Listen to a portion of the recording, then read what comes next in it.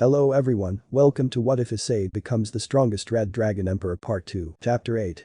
Issei vs Cows Brigade. Issei's POV. It's currently the next morning, I still remember everything that happened yesterday. Wow. So I really did win all that money. I remembered. What I didn't want to remember how much of a headache those people gave me. What I do remember is how much fun I had with the girls. The way they ask for anything and I just buy it for them. Makes me feel like I'm spoiling them. I woke up trying to get out of bed only to be pulled back into the bed by two pairs of arms wrapped around me. What the heck? I looked at both of my sides to see that it was both Issei and Cherry holding me down. Oh yeah. I forgot we all fell asleep together. I remembered. Cherry began to hug me unconsciously. My head now in between her breasts, while Issei began to hug other arm. My other arm was now in between her breasts. How did this happen? Cherry. Issei. Please wake up. I said, trying to get them to wake up. Crap. They're strong. I see our training's been paying off. Which is good. Us becoming stronger will help me defeat Denzel. Wait, that's not what this is about. If someone were to walk in right now, it would look very bad on me. I tried to get myself out of the bed, struggling with them holding me down. Hey Issei. We need you to drive us to the airport. My dad walked in at the worst possible time. And how does he have his luggage already? Issei. Goro sternly walked up to me. Why are you doing so early in the morning? He asked me. Listen, Dad. It's not what it looks like. Trust me. I started. Well then, Issei.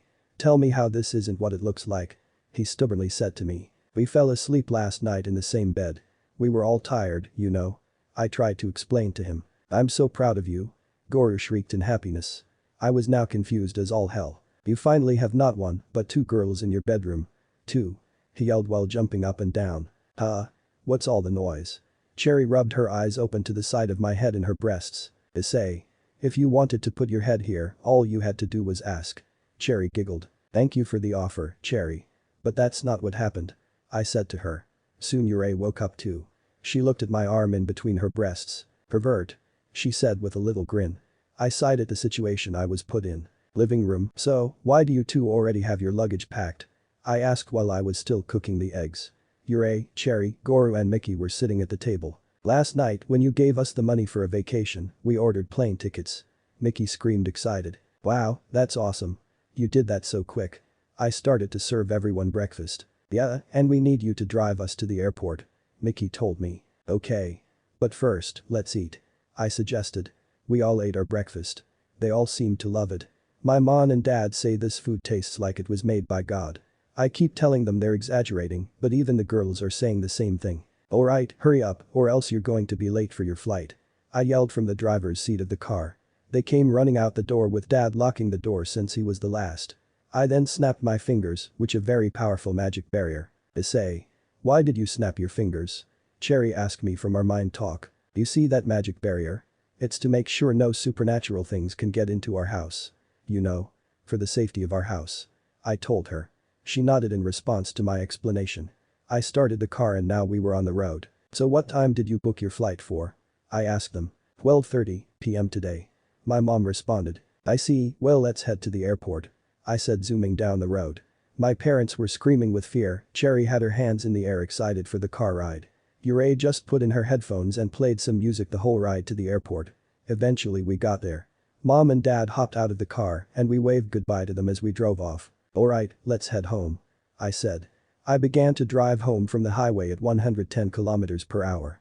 Cherry opened the window and started screaming from the thrill of driving so fast. Issei looked at her thrilled twin. Then looked out her own window keeping her headphones on. We eventually arrived at the house. We all got out of the car and ran into the house with me locking the door behind us. Alright. Mom and Dad are out on a vacation that they very much deserve. What should we do? I wandered myself over to the couch and sat down. I looked up at the roof thinking about what I should do. Issei wandered herself over to me and sat next to me. Cherry did the same. Hey Issei. What should we do now? Cherry asked me. That I do not know, Cherry. I do not can huh? Wait, right here. I was interrupted by a knock on the door. I walked over to door and leaned down to look through the little hole. Oh, come on. I saw all the people that were at the gym and a lot more. It looks like they brought their wives too. They all look upset. Wonder why. I went upstairs to get a new mini camera that I bought at the store yesterday. I strapped it to my head and started recording. I opened the door and tried to greet the angry gym people. One thing I noticed that was odd was that all the men were wearing casts somewhere on their body. ranging from their arms, legs, ankles, chest. Pretty much everywhere. But all they did was yell at me when I tried to speak. It got to a point where I actually was beginning to get pissed off. But I tried to keep it cool. "So why the fuck are all of you here this afternoon? Tell me before I break your knees." I threatened. "Why did you do that to my hubby?" The woman in the front spoke up. "What the hell are you talking about?" I asked. What did she mean by "what did you do to my hubby"? I didn't do anything. But I really wanted to see where this goes. "My hubby came home last night with a broken arm. He told me that you did it." One woman said to me. "What the fuck is the bitch going on about?" "I didn't do that." I thought. Sorry to be the bearer of bad news, but your husband's a liar. Have a good day and don't fucking come back." I slammed the door, but the woman at the front put her foot in front of the door, trying to stop it from closing. The door ended up colliding with her foot. She screamed as I facepalmed my hand against forehead. I sighed as I watched the woman who just broken her foot against my door jump up and down screaming in pain. "See, look what you did to my wife, you bastard." The woman's husband tried to get up in my face. "Look, short stuff. That was her fault. Not mine. I didn't tell her to do what she just did." I argued. What is wrong with these people? They want something. But what do they want? I decided to take a look inside their minds. "Just give us our money." Huh? What the hell was that? This plan our husbands came up with is perfect. I can see why this bastard was able to do the daredevil. He looks crazy strong. Oh. I see. I plan to sue this guy for everything he's got. Alright. Got it. I have a plan. "So how did all of you find where I live?" No one answered as expected. All of them had blank expressions on their faces. "Hey Cherry. Can fetch me my bat." I yelled at Cherry to get me my bat. One of these morons are going to talk. She was very fast, so it didn't take that long for the bat to get here. "How did you find where I live?" I asked again. Only this time, some of them started to sweat. It was mostly the women that were sweating. This is perfect. They're falling for it. "Well, you see. The woman with the broken foot stuttered. "All of you realize that stalking is a crime, right?" I asked, taking a step forward. Some of the men started to sweat too. They all began to back away. "So if I report this to the police, some of you will face jail time. And some of you will be going back." I looked at some of the men. Some of the men went witty at what I said. "But first I'm gonna teach every one of you lessons that you'll never forget." I grinned as I took a few more steps forward. I began to playfully smack my bat in my hand. I was about to take my first swing at the lady in front of me. But I was stopped by someone. "Appa." I looked to my right to see a cute little girl with long black hair that went below her hips. Her eyes were black and her pupils were kind of like a reptile's, they were slitted. Another thing that was hard to notice about her was that her ears were a bit more pointy than the average human. She was trying fairly hard to hide any magic potency from her. But it was so obvious. "You promised not only us, but Mom too that you weren't going to kill any more people. You said you were done with that life," she said. I didn't know what she was trying to do or say. But if it was going to get these annoying hicks out of here, I knew I was going to have to play along. "But honey, it's been so long since I've killed someone. Papa went to the gym and won lots of money. And it seems like these annoying freaks followed me home because they were jealous. And tried to scam me for my money that I won fair and square. So I'm sorry in advance, but I have to kill them." I tried to play along as the role as the father with a criminal record. It was working cause now they were starting to back away even more. "Fine. How about I call Mom and tell her what you're doing right now? How do you think she's gonna feel?" she asked with a phone in her hand ready to hit the dial button. I sighed like I was annoyed. I walked up to them with the bat in my hand, holding it like I was about to swing. "Be grateful my daughter was here to stop me. But if I catch you around here trying to scam me or any other of these people, not even she will save you." "Got it," I spoke in a deep tone and yelled that last part. They all nodded their heads in fear and ran like their lives were in danger. Which their lives will be if I catch them around here again. Phew. "Thank you lovely daughter of mine for stopping me. I almost killed them. Come inside, I'm sure you've had a long day at school." I signaled her to get inside the house. I slammed the door behind me out of anger and shut off the camera. Ray and Cherry walked in to see what was going to happen. "Alright. Who the hell are you?" I started questioning. "Hello Ophis." Drake greeted her. "Oh. So you're Ophis. Sorry. I just didn't expect something a child. I mean, what are you? At least 11, right?" Partner?" Drake questioned with a little bit of fear in his voice. "What is it, Drake?" I looked at Ophis seeing that she not by the least happy with what I said. She was fumed. "Who are you calling a child?" Ophis said rather calmly. You. You have the body of a child, so it's only right to assume that you're a child, right?" I said trying to piss her off more. "Okay. Would a child be able to have a group of people like this?" There was another knock at the door. I was starting to get annoyed. Why were there so many people knocking on the door today? I went to open it. And boy was I annoyed. Hi, rival. It was Valerie and the rest of them who I met when I went to get all the Excalibur fragments. Don't you women know it's considered disrespectful to knock on someone else's door with no clothes on? Valerie and Kuroka looked at themselves to find their clothes had been snatched again. Only this time, Issei wasn't remorseful and didn't leave them their panties at the least. Oh my. Naughty boy. You took our panties as well.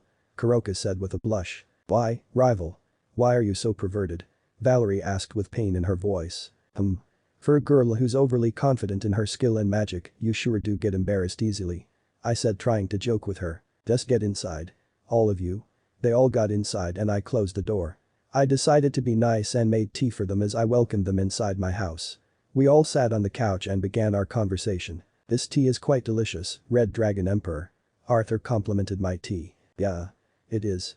Luffy agreed with her brother. Well, thanks I guess. And Arthur. You can have this back.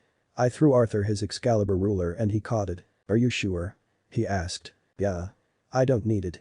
I've already done what I've wanted. Hooray. Cherry. They both nodded and transformed into the two Excaliburs that I managed to create. Since the Excalibur was one of the strongest holy swords, the fact that I had two of them was quite terrifying to most eyes. Kuroka and Valerie both had their guard up. Since they were both devils, one swing from me will probably annihilate them. Biku, Arthur and Luffy put their guard up too. What's wrong? Scared. I taunted as I began to walk forward. They got into their battle stances. The Excaliburs were now engulfed completely in flames. Everyone except Ophis began to back up even more. I started to exert a little bit of my aura to make them even more terrified.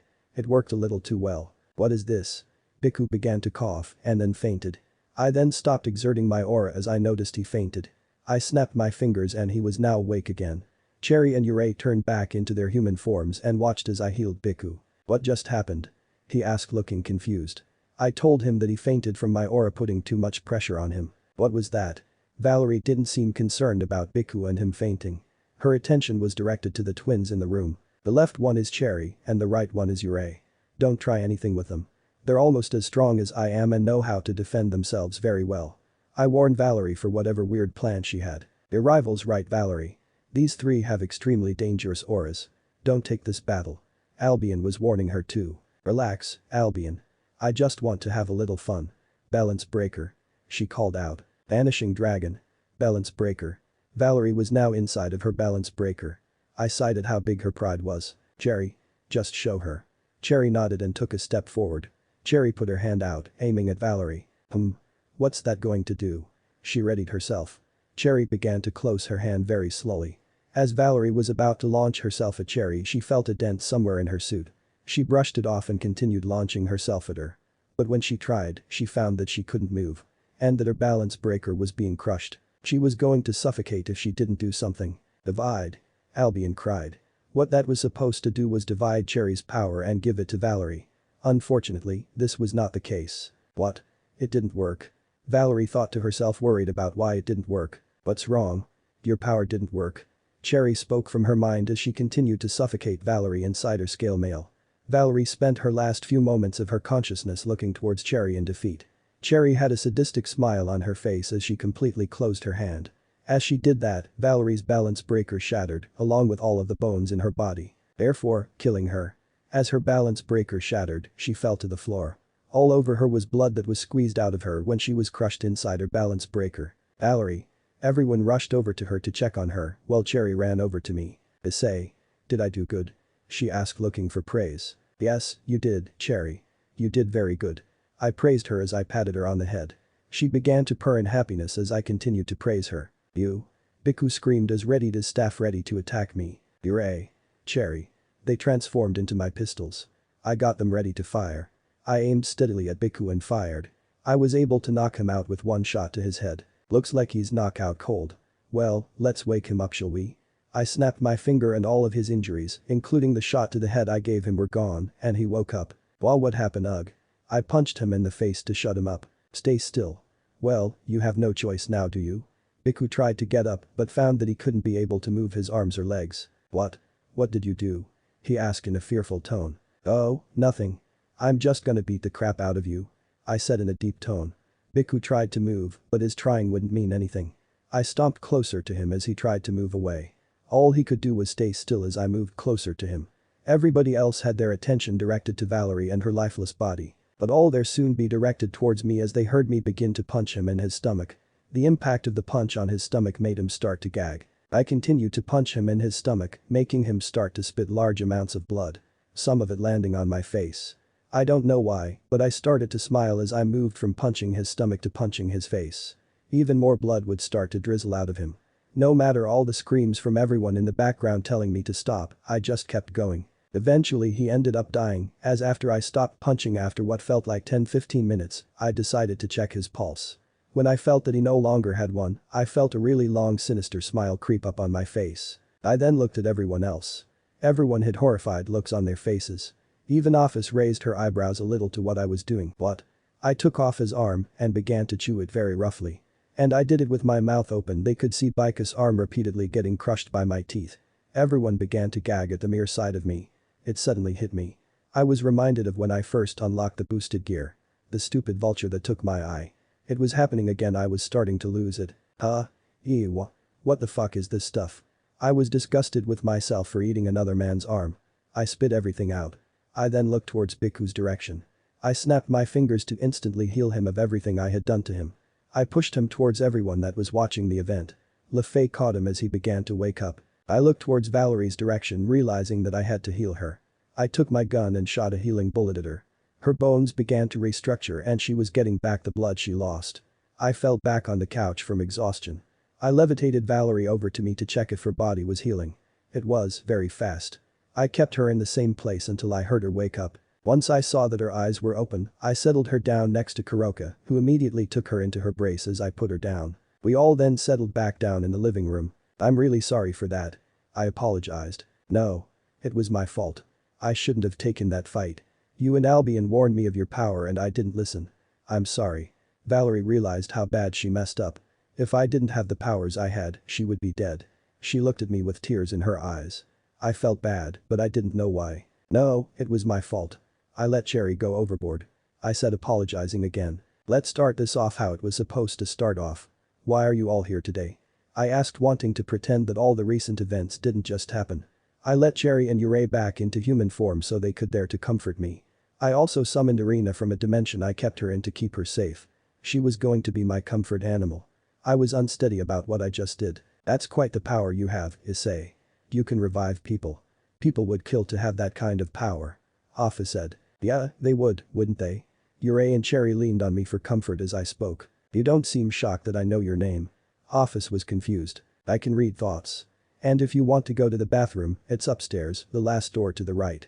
I said, looking at Luffy. Thanks. She speeded off to the bathroom while trying to hide her embarrassment on her face. I can also tell when someone's hexually aroused. Why? I looked at Kuroka. I can't help it. She said, staring at my pants. You look so strong, Issei. You and these sidekicks you have are on another level of powerful. Ophis praised me and them for how strong we were. They're not my sidekicks, they're my mates. And we do train a whole lot. I told her. Yurei and Cherry were kind of surprised with statement about them being my mates. We could probably be able to beat you. A weird idea then popped into my head. How about this? Let's have an aura battle. If your aura can beat mine, I will abide by one and only one request that you have. Ophis looked intrigued by my bet. Deal. I have a field that we can use. She said. I told her to lead the way and she did. There was now a huge open field where we were. I put Irina back in her little dimension so she didn't get hurt. And then I told Yurei and Cherry to go with the others to watch. I knew nothing could happen to them so I let them watch. You remember our deal, Issei. You have to listen to what I want. Ophis reminded me. Okay, I remember. I let you go first. I offered. Ophis closed her eyes. And began to release her aura. The aura started to surround the entire field. I couldn't tell whether she was trying or not. But this didn't feel like anything. I looked at her and smiled. I began to slowly walk forward towards her, showing her that her aura couldn't stop my movement. What? She put even more force into her aura. It wasn't even doing a thing. I was still able to move forward functionally. She kept on putting more force into her aura. She was astonished by how I was still moving forward. Eventually, I began to move closer to her. Until I was right in front of her. Ophis's group were also amazed at how the pressure of her aura had no effect on me. Valerie looked down disappointed in herself. He's so far ahead of me. How? He's not even fazed by Ophis' power. There's no way I would even last in a battle with him. Let alone his mates. Valerie looked towards Cherry and Issei and where they were sitting. Her attention was brought back to me and Ophis. There's no way. He has to have cheated. He has to have an anti-magic barrier. Ophis scanned me for any magic use. She was shocked to find out I wasn't using any magic. I was only using my base strength. Are you done? I sat down like I was bored, being unfazed by her aura. Ophis tried again. This time she used even more of her aura. I could definitely tell she was using more of her strength.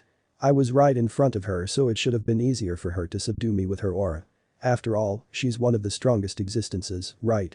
To no luck was she able to even make me flinch. Eventually, she gave up on trying. Are you done?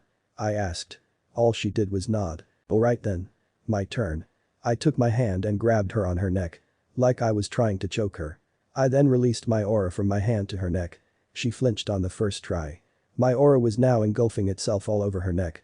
She clenched her teeth from the pain on her neck. Come on, Ophis. You're already giving in. This isn't even 1% of my power. I told her. No way. Impossible. He's holding back. I'm so weak against him.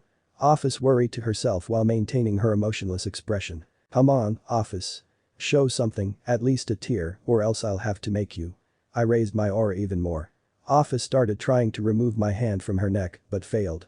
She began to clench her teeth in pain as my aura completely enveloped both of us. The field was also taken over by the aura. The field was now being destroyed to little pieces. Everybody just sat back and watched as I destroyed what to Ophis, her piece of art. Okay. 2, give up. Please stop. She begged. I got rid of my aura and the field became leveled again.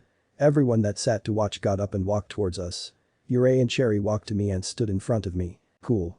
Issei smiled. I patted both her and Cherry on their heads. I turned towards Ophis and her group. The group had expressions that were beyond shocked. I began to approach them, but they backed away. I sighed. I took them back to my house. And we all sat back in the living room.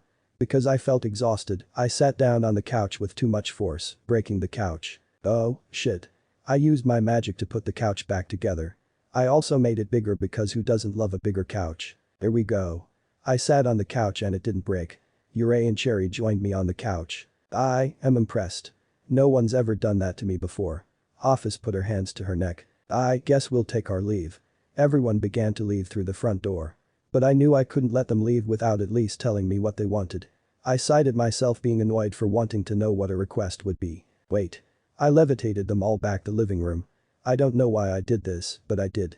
I facepumped my hand over my eyes. What's your request? Everyone turned to Ophis as she began to glow with happiness a little. No. It's fine. I lost. I'll own up to my part of our deal. I sighed as she tried to act like she was fine with the result of our battle. Please just tell me what you want. I said, starting to get annoyed. I want you to join me. I didn't know what she meant by that. Join her? What do you mean? I asked. I want you a part of my team.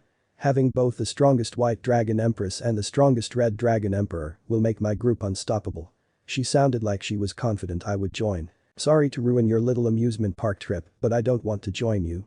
And you're the strongest white dragon empress. Drake, please tell me she's joking. I said. She is indeed strong.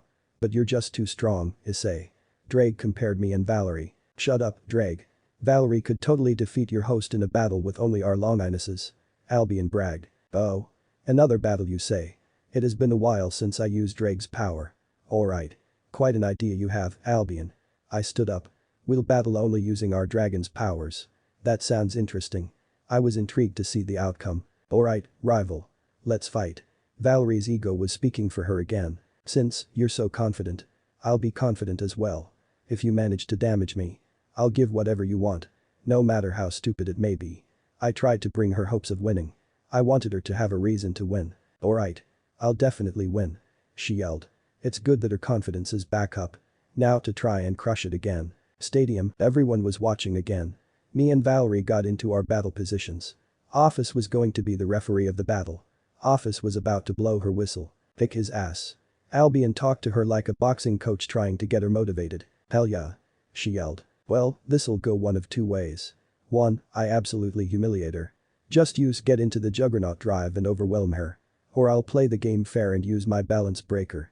I'll go with that second option for now.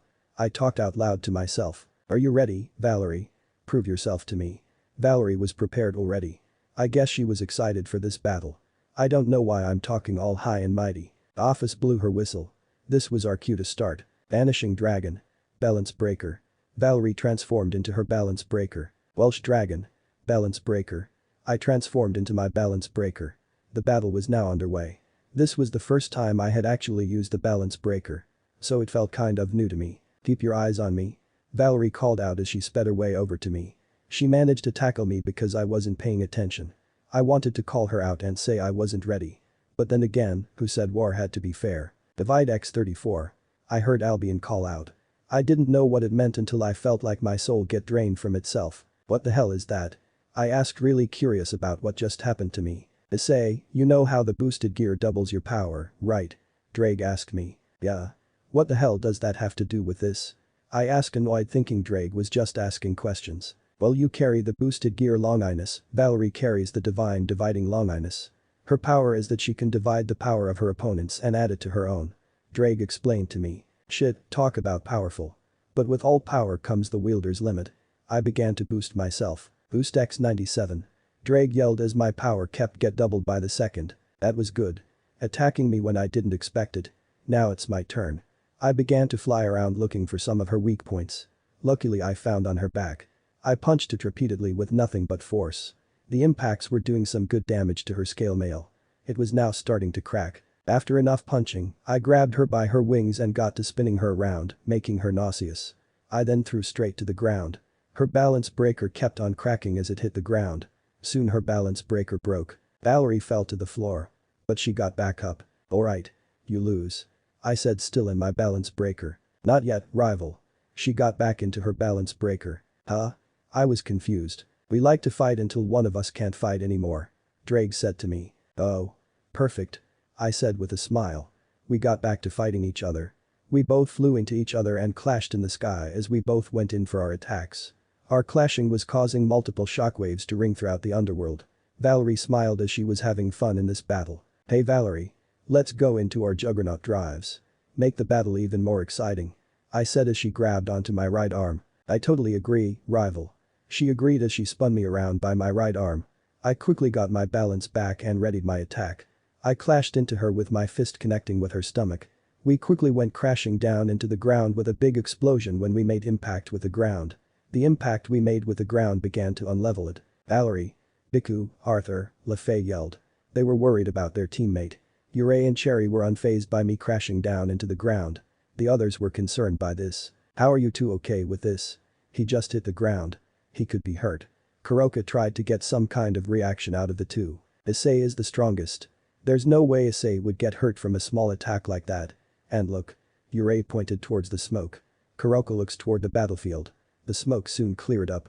What the smoke revealed were a couple of craters that were left from our mid-air clashing. Me and Valerie were fine. But the field around us wasn't. I knew I needed to end this battle quickly. Alright, Valerie. I'll give you the honor of transforming into your juggernaut drive first. I offered her to go first. She nodded and accepted my offer. She began take flight as she started her juggernaut drive chant. I, who am about to awaken, am the heavenly dragon who has taken the principles of supremacy from God. I envy the infinite and I pursue the dream. I shall become the white dragon of supremacy and I shall take you to the limits of the white paradise. Valerie finished her juggernaut drive chant. Her aura began to skyrocket and she began to transform. The juggernaut drive similar to the scale mail from the balance breaker. Only the juggernaut drive had a lot more dragon-like parts on it. One example being it had a lot more claws on its hands and feet. Upon her transformation completing, her aura then erupted from within her. Winds began to pick up, the sky started to go gray, and the field started to unlevel itself even more. Be careful, Valerie. You can only stay in the juggernaut drive for about an hour. Albion warned her. Got it? I'll use that time to kick his ass. She backed away from me, allowing me time transform into my juggernaut drive. You're not going to just attack me off the start again? That's interesting. What's your plan? I teased her. Just hurry up, rival. She tried to rush me. Alright. I'll make you wait no longer, Valerie. I stood up and began my chant. I, who am about to awaken, am the heavenly dragon who has stolen the principles of domination from God. I laugh at the infinite and I grieve at the dream. I shall become the red dragon of domination and I shall sink you to the depths of the crimson purgatory. I finished my chant and began to transform into my juggernaut drive. We were both lucky that the field was so big. Because if we were on Earth, everything would have been destroyed by now. We decided to take our fight to the sky. "Here I go, rival." She yelled as she started to speed up towards me ready to punch me. I had the same idea. So I did the same. I rushed towards her with my fist in front of me. When our fists eventually collided, they made a big clash sound. Everybody that was watching, including Ophis, had to cover their ears because of it. I took flight once again. I then decided to fire my laser breath blast at her. I was able to get a direct hit on her. The blast had knocked her back a little. She tried to block it by putting her arms in an X form in front of her chest. It worked for a while, but then I boosted over 30 times making the blast even more powerful. Divide x 50. It took 50 divides to turn my once powerful blast into nothing. Half dimension. Albion cried out. Everything then began to shrink in half. I had no clue what she was trying to do. But I wanted this battle to end quickly. So I did the thing. I, who have already awakened, am the heavenly dragon about who has reached powers none others have ever reached. I continue to laugh at the infinite and no longer believe in the dream. I shall become the red dragon who has transcended into madness. As I sink you to where no one returns once entered, I completed my chant for the apocalyptic overbeast drive. Apocalyptic overbeast drive is a form that I've been making with Drake that's 10 times more powerful than the Juggernaut drive. It really did take a while master this one. I would train with Drake in this thing for nights and nights until I finally got the hang of it. Every time I went into this form, like the Juggernaut drive, it tries to make you lose your sanity when you're inside it. In the Juggernaut drive, it was easy to suppress the past hosts of the boosted gear. But getting in the apocalyptic overbeast drive, that was much harder to do. I would feel headaches every time I exited the form. But now, there are no more drawbacks. This form is supposedly bigger than the Juggernaut drive. When I finish saying the chant, it transforms you into a robot-like dragon similar to the Juggernaut drive and the Balance Breaker. Only differences being that it's a lot more bigger, the aura it releases alone can destroy thousands of mountains. It also has a lot more sharp dragon-like features on its tail, arms, legs and even on its neck. What is that? It's so powerful and huge. I see now. I never stood a chance to begin with. He's just toying with me. Valerie's clearly sounded defeated. She now understood how huge of a gap there was between her and me. "What's wrong, Valerie?" I taunted her from up above. "At least give one last try. You might even do something." I then took flight once again. Me taking steps in this thing would cause earthquakes on earthquakes. This thing's so powerful, it can stop global warming with global warming.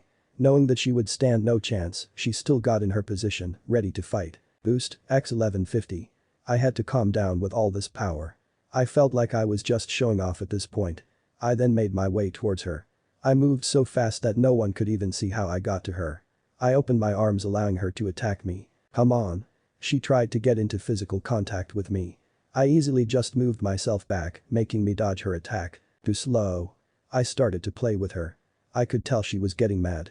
And I was gonna enjoy this to the max. She tried again swinging her tail. This time, I moved so fast, it looked like I had teleported behind her. "Come on. You have to do better than that." I whispered in her ear taunting her. She turned around looking around trying to find where I whispered into her ear from. She couldn't find me behind her. I was now back to where I was before. I should keep playing with her like this. I thought. So I did. I would continue to just poke at her with as little power as I could use, which was still a lot. It took a while, but she finally got into contact with me physically. "Divide." Albion called out. Valerie was trying to divide some of my power in half. And you can't divide what you can handle. When she tried to divide my power, her scale mail exploded, sending her flying across the field. I then managed to get behind her and kick her to the sky. "Valerie." Kuroka almost ran out onto the field for her, but was stopped by Arthur. "Are you crazy? Look at their battle. You'll disintegrate yourself if you enter." Would she want that? Arthur warned Kuroka of what she was trying to do. She would never want to watch her friend go through so much pain. Especially what I was doing to her. Once I saw that she was just about playing cruising level, 35,000 feet, I then kicked her, sending her diving into the ground at what looked like about 650 kilometers per hour. She didn't stick the landing when she made to the ground. Speaking of the ground looked everything but okay. Valerie turned around laying on her back to see that I was coming down. My plan was that I was going to body slam into her. Because of how fast I was coming down, she didn't have any time to react. Meaning she didn't have any time to try and protect herself. Everybody else not on the field saw it coming though. I body slammed into her from about 35,000 feet above the ground going about 700 kilometers per hour. It's safe to say that I broke every single bone in her body.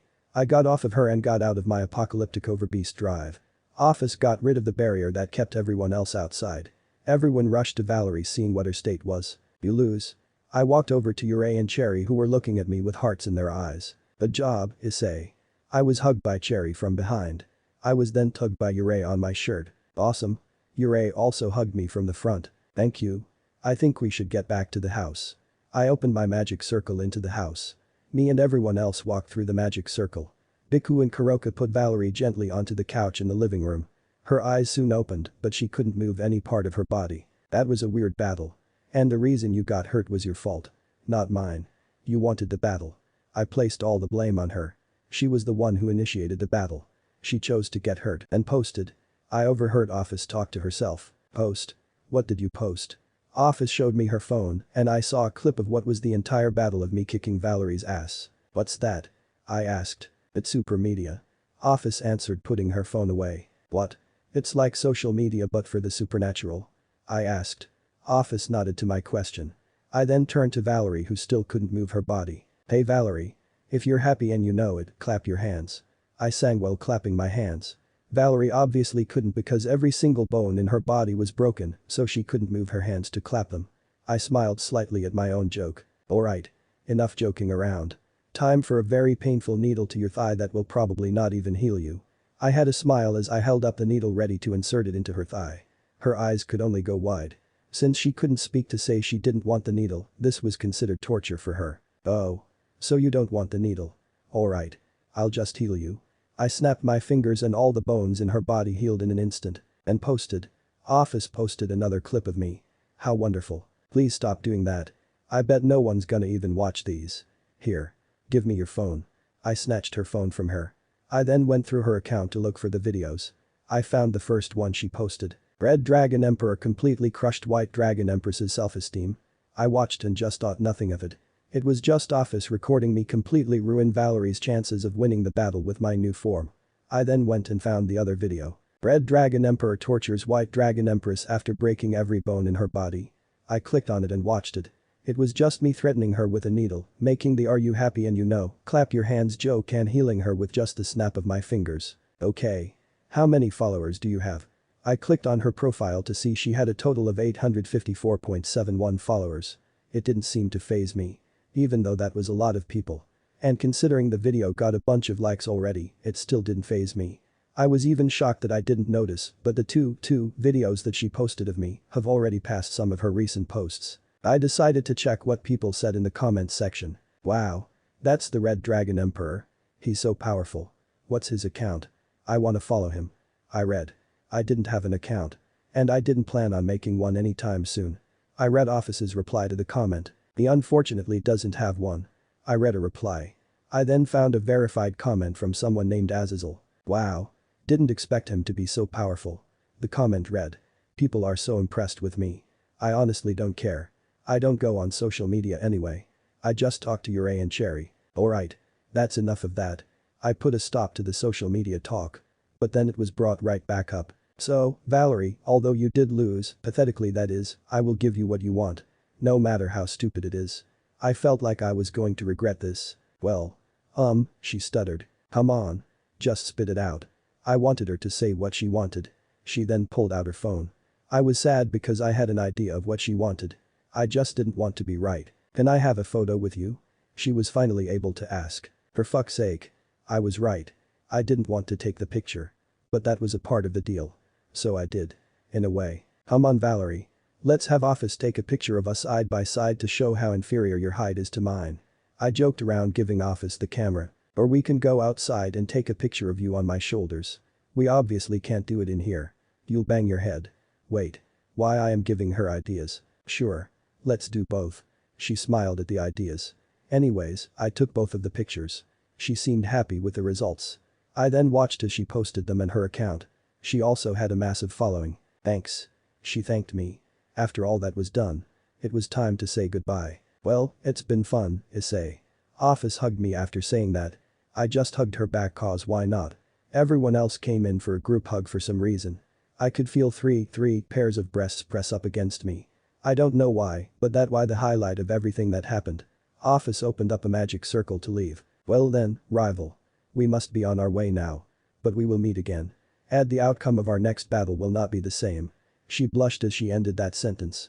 She was the first to walk through the circle. It was a pleasure meeting you, Red Dragon Emperor. Arthur was next to enter the circle. He was followed by his sister Luffy saying, bye-bye. She followed her brother through the circle. Thank you for not killing me. Biku was next.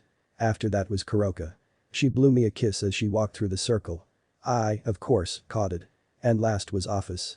She waved at us as the circle finally closed. Me, Cherry and Issei just waved back as she left. We all then went back in the house, sat on the couch and went back to doing our own thing. Cherry decided to move herself closer to me. Which was fine. I liked having her close to me. Issei started to do the same.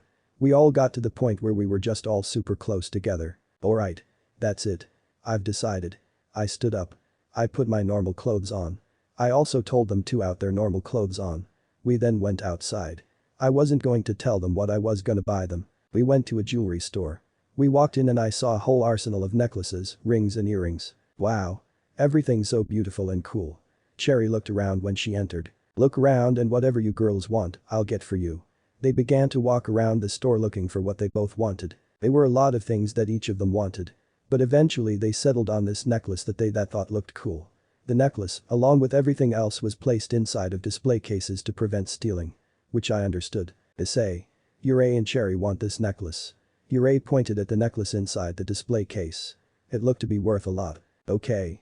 I took note of this necklace and where it was in the store to come back to it later. They both then walked to the ring section.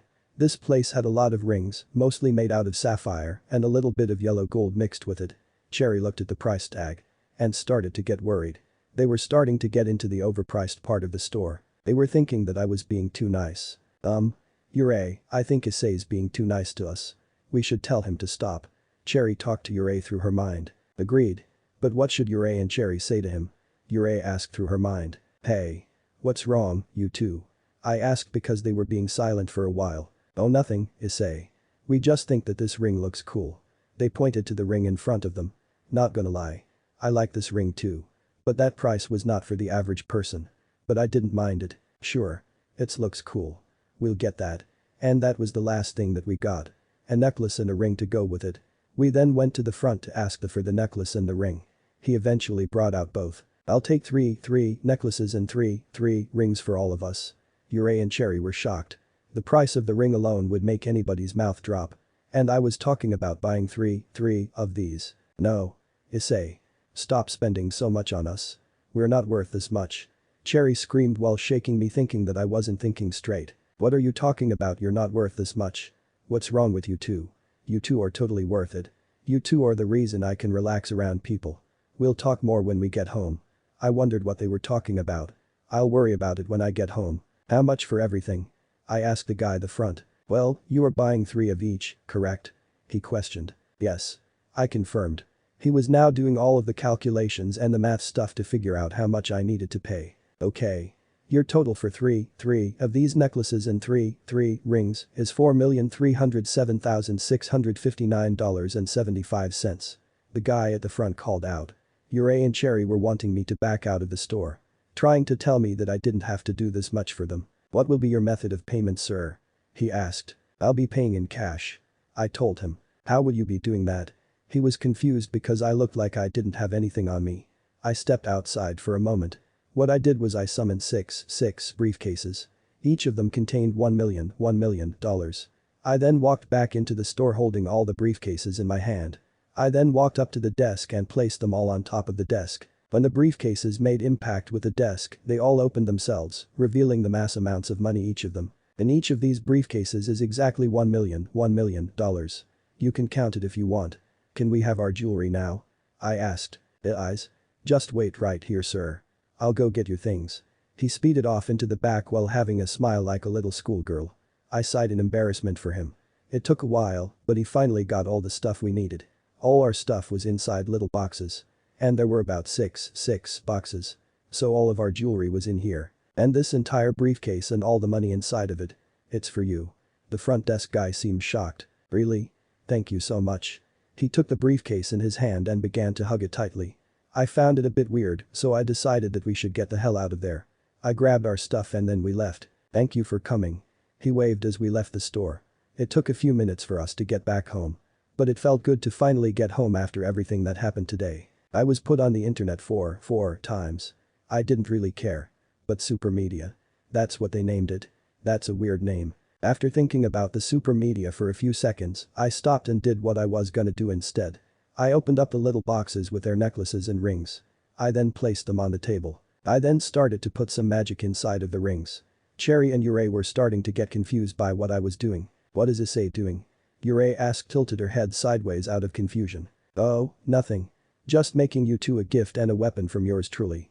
Merge. I continued to put magic into the jewelry. After I was done, I walked over to them. Cherry, lower your head. I asked her to do. Okay. She lowered her head. I then placed the necklace on her neck. Yurei, lower your head. I then placed her necklace on her neck. Alright. Now for the part I'm kind of nervous to do. I took a deep breath and just let my words and actions do the speaking. Cherry, Yurei. Will you be my mates, now and forever? I said, holding out the boxes for the rings. Both of them were open and showed the enchanted rings in all their glory. Both of the girls started to grow tears in their eyes. Which I didn't notice because I was looking at the ground because I was nervous about this proposal. They both started to sniffle and rub their eyes. I couldn't tell whether they were happy or sad. I never knew how a girl's feeling. Are you too, Oka? They both ran into my arms, giving me the biggest and probably the tightest hug they've ever given me. Yes. Of course. We'll be your mates. We promise to protect you. Cherry cried into my arms. Yurei too. Yurei promises too. She cried into my other arm. And I promise to protect you too. It was a pretty wholesome moment between the three of us. And I felt like I'm not the only one that enjoyed it. After the wholesome hug that I didn't want to end, I let them out of my arms. I cupped one of their cheeks in each of my hands. I wiped the tears on their cheeks. It was kind of a battle that wasn't supposed to be a battle. It was them against me to see who could cry the most. Issei. You're crying too. Cherry pointed out. How could I not? You both said yes. I thought you would have said no. I began to cry even harder than I already was. I felt lots of tears start to run down my face. Don't worry. We would never say no to you. Cherry wiped away my tears like I did to her. You were so nice to us ever since our creation. You've treated us like you loved us. Not to mention you loved to spoil us so much. We couldn't have asked for a better person to take care of us. We love you, Issei. Cherry kissed me straight on the lips. I was in shock. I hadn't been kissed on the lips before. And her lips just felt so soft. I began to kiss her back. I didn't know what to do in this situation. After a few seconds, we stopped kissing. She then smiled. Yurei pulled me in for a kiss too. I, of course, kissed her back too. Both of their lips just felt too soft. I love you too. I said back to them. I then wiped the rest of my tears off of my face. Put your hands out. They did as I asked them to. I then slowly put the rings onto both of their ring fingers. After I did, they both began to float in the air and start to glow while they were floating. They held onto each other as they slowly fell back to the ground. Well. How are they? I asked. Yurei loves Issei's gift. They're so beautiful. She put the ring to her eye to get a better look at it. They're both my gifts to you and your new weapons. Try them out. I opened a magic circle to the void. They followed me through the magic circle. Then they tried out their weapons. Yurei's ring transformed from a ring to a katana. Wow. Amazing. Yurei looked at the katana as her face shined in its reflection. I started summoning fruit, then launching it at her. She was slicing every bit of fruit that came her way. Cherry was jealous and also wanted to get in on the fun. Hey. Don't forget about me. Cherry's ring also transformed into katana. She too was now slicing fruit like crazy. We were slicing fruit like crazy for so long that we lost track of time. Alright. That was fun, but that's enough for now. I magnetized all of the fruit to my right hand. Then I opened a magic circle with my other hand. We all walked through it back home. Then I remembered the time goes faster, slower. I've stopped caring at this point. All I know is that it was almost midnight. Issei. What are you going to do with all that fruit? Cherry asked cluelessly. I went and grabbed my blender and put all the fruit inside it. I then grabbed some milk and yogurt from the refrigerator and put a little bit of each inside the blender. Cover your ears. I yelled as I turned on the blender. They immediately started to cover their ears. After a few minutes, I turned it off. Yurei. Go get us some cups. Using her speed, she was back with cups in her hand faster than the blink of an eye. Perfect. I began to pour us all some fruit smoothies. All the cups filled up perfectly. Cheers. We all smacked our cups against each other, then we began to drink our smoothies. When I say they loved them, I mean they loved them. They started to moaning as they were drinking the smoothie. Delicious. Cherry moaned as she gulped down the last bit of her smoothie. And it really didn't help that out of all colors, all the fruits ended up making a white smoothie. Like that white. And you know what kind of white I'm talking about. Cherry. Why are you making these noises? I asked concerned with one eyebrow raised. Because, Issei. The smoothie tastes so good. She finished her smoothie and put her cup down. There was still some smoothie left on her cheeks. Oh my. There's so much. She licked up the rest that didn't go in her mouth. She then winked at me.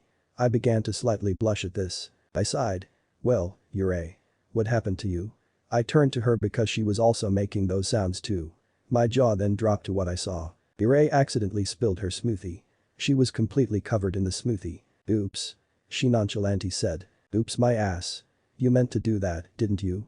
I patted her on the head for her trying. Well, it's late. Let's all shower and head to bed.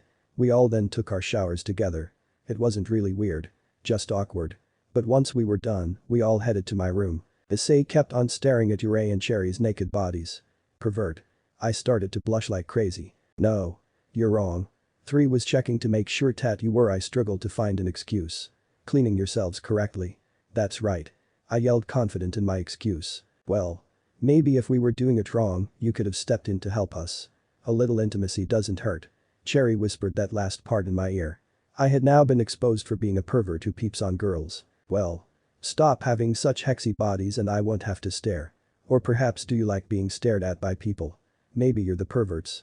I whispered back to them in their own ears. No. There's no way we'd enjoy that. Unless it's you.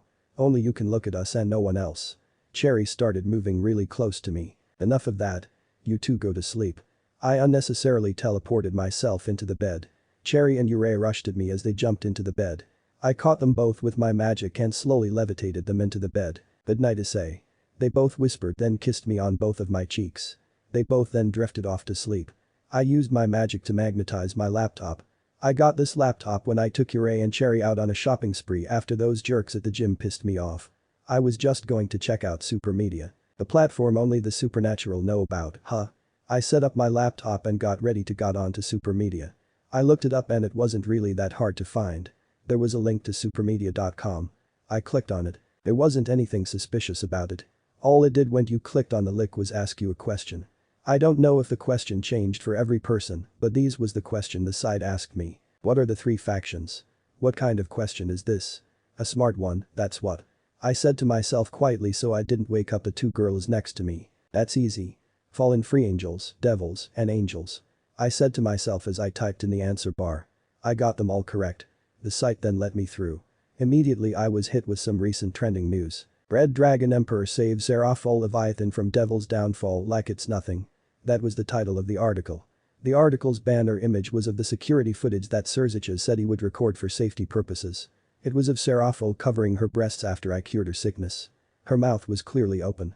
Indicating that she was screaming as she realized this. I slightly chuckled at the sight of the banner image. I then ignored the article and went to go look for Ophis' page. Upon clicking the homepage button I was hit with a hashtag. Red1x white1. It was one of the pictures that I took with Valerie as promised even though she lost the battle. How interesting. I wonder how the white one feels about this. Drake commented. Interesting, isn't it? Hey Drake. Should I make us all accounts on this dumb platform? I asked Drake wondering what he thought I should do. Well, everybody of some supernatural race has an account so you should make one too. I think the outcome will be interesting. Drake told me to make all of us accounts. I decided to start with me. Name? Red Dragon Emperor. Age? 17. Why does all this stuff matter? I entered all of my information necessary to make an account. I decided to make my ad at red1 since Valerie's ad was at white1. Alright. All done. My profile picture was of me just staring at the camera with my cloak holding Arena, my pet rabbit. All my bio says is I'm the Red Dragon Emperor. No pronouns or anything. Just my ad and my name. But before I went to sleep, I remembered that some people that went to my school were a part of the supernatural. Rias Gremory. Her account came up along with everyone in her peerage. Devil. 18. She her. Pretty average biography for an account. Heiress of the Gremory clan. I forgot about that. After a bunch of fooling around and checking her and everybody else's profile, I finally decided to do what I went there for. Alright. Enough of that. Office. I typed in her account. Her account was the first result that came up. Okay. Awesome. Top 5 in most followed accounts in the supernatural with Valerie not far but very far behind. Most of the clans are taking a lot of the follows with Great Red. Who's that? Whatever. I'll do research on that later. But that was cool. I decided to end my little ride with super media by posting how I met Ophis as my first post. All I left in the description of that post was Ophis's account @official. Appa? Why did she say that? I closed my laptop and put it aside. Then I headed for the sheets. Or at least I was. And then no stop. Cherry was constantly turning to her sides trying to find comfort. Yurei was doing the same. I didn't know what to do. I had never dealt with anything close to this.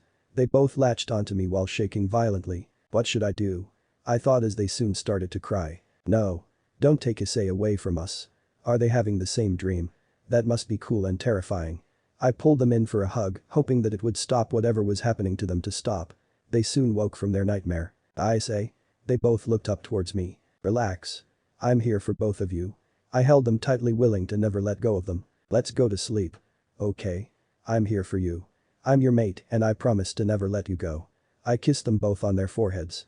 We all slowly went down into the bed as we held onto each other. Good night, my beautiful mates. Chapter 9. Hero or villain Denzel, lemon warning. Issei's POV. Time really does fly, doesn't it? It's been 2 months since then. We were mostly training in the void, but I do still have some interesting stories leading up to today. Let me tell you about some of them. So first, that night Yurei and Cherry started to shake like crazy without. I didn't know what was going on.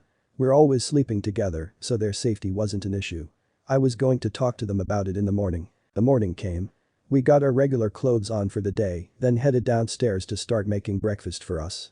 What happened last night was still on my mind. So, Cherry. Yurei.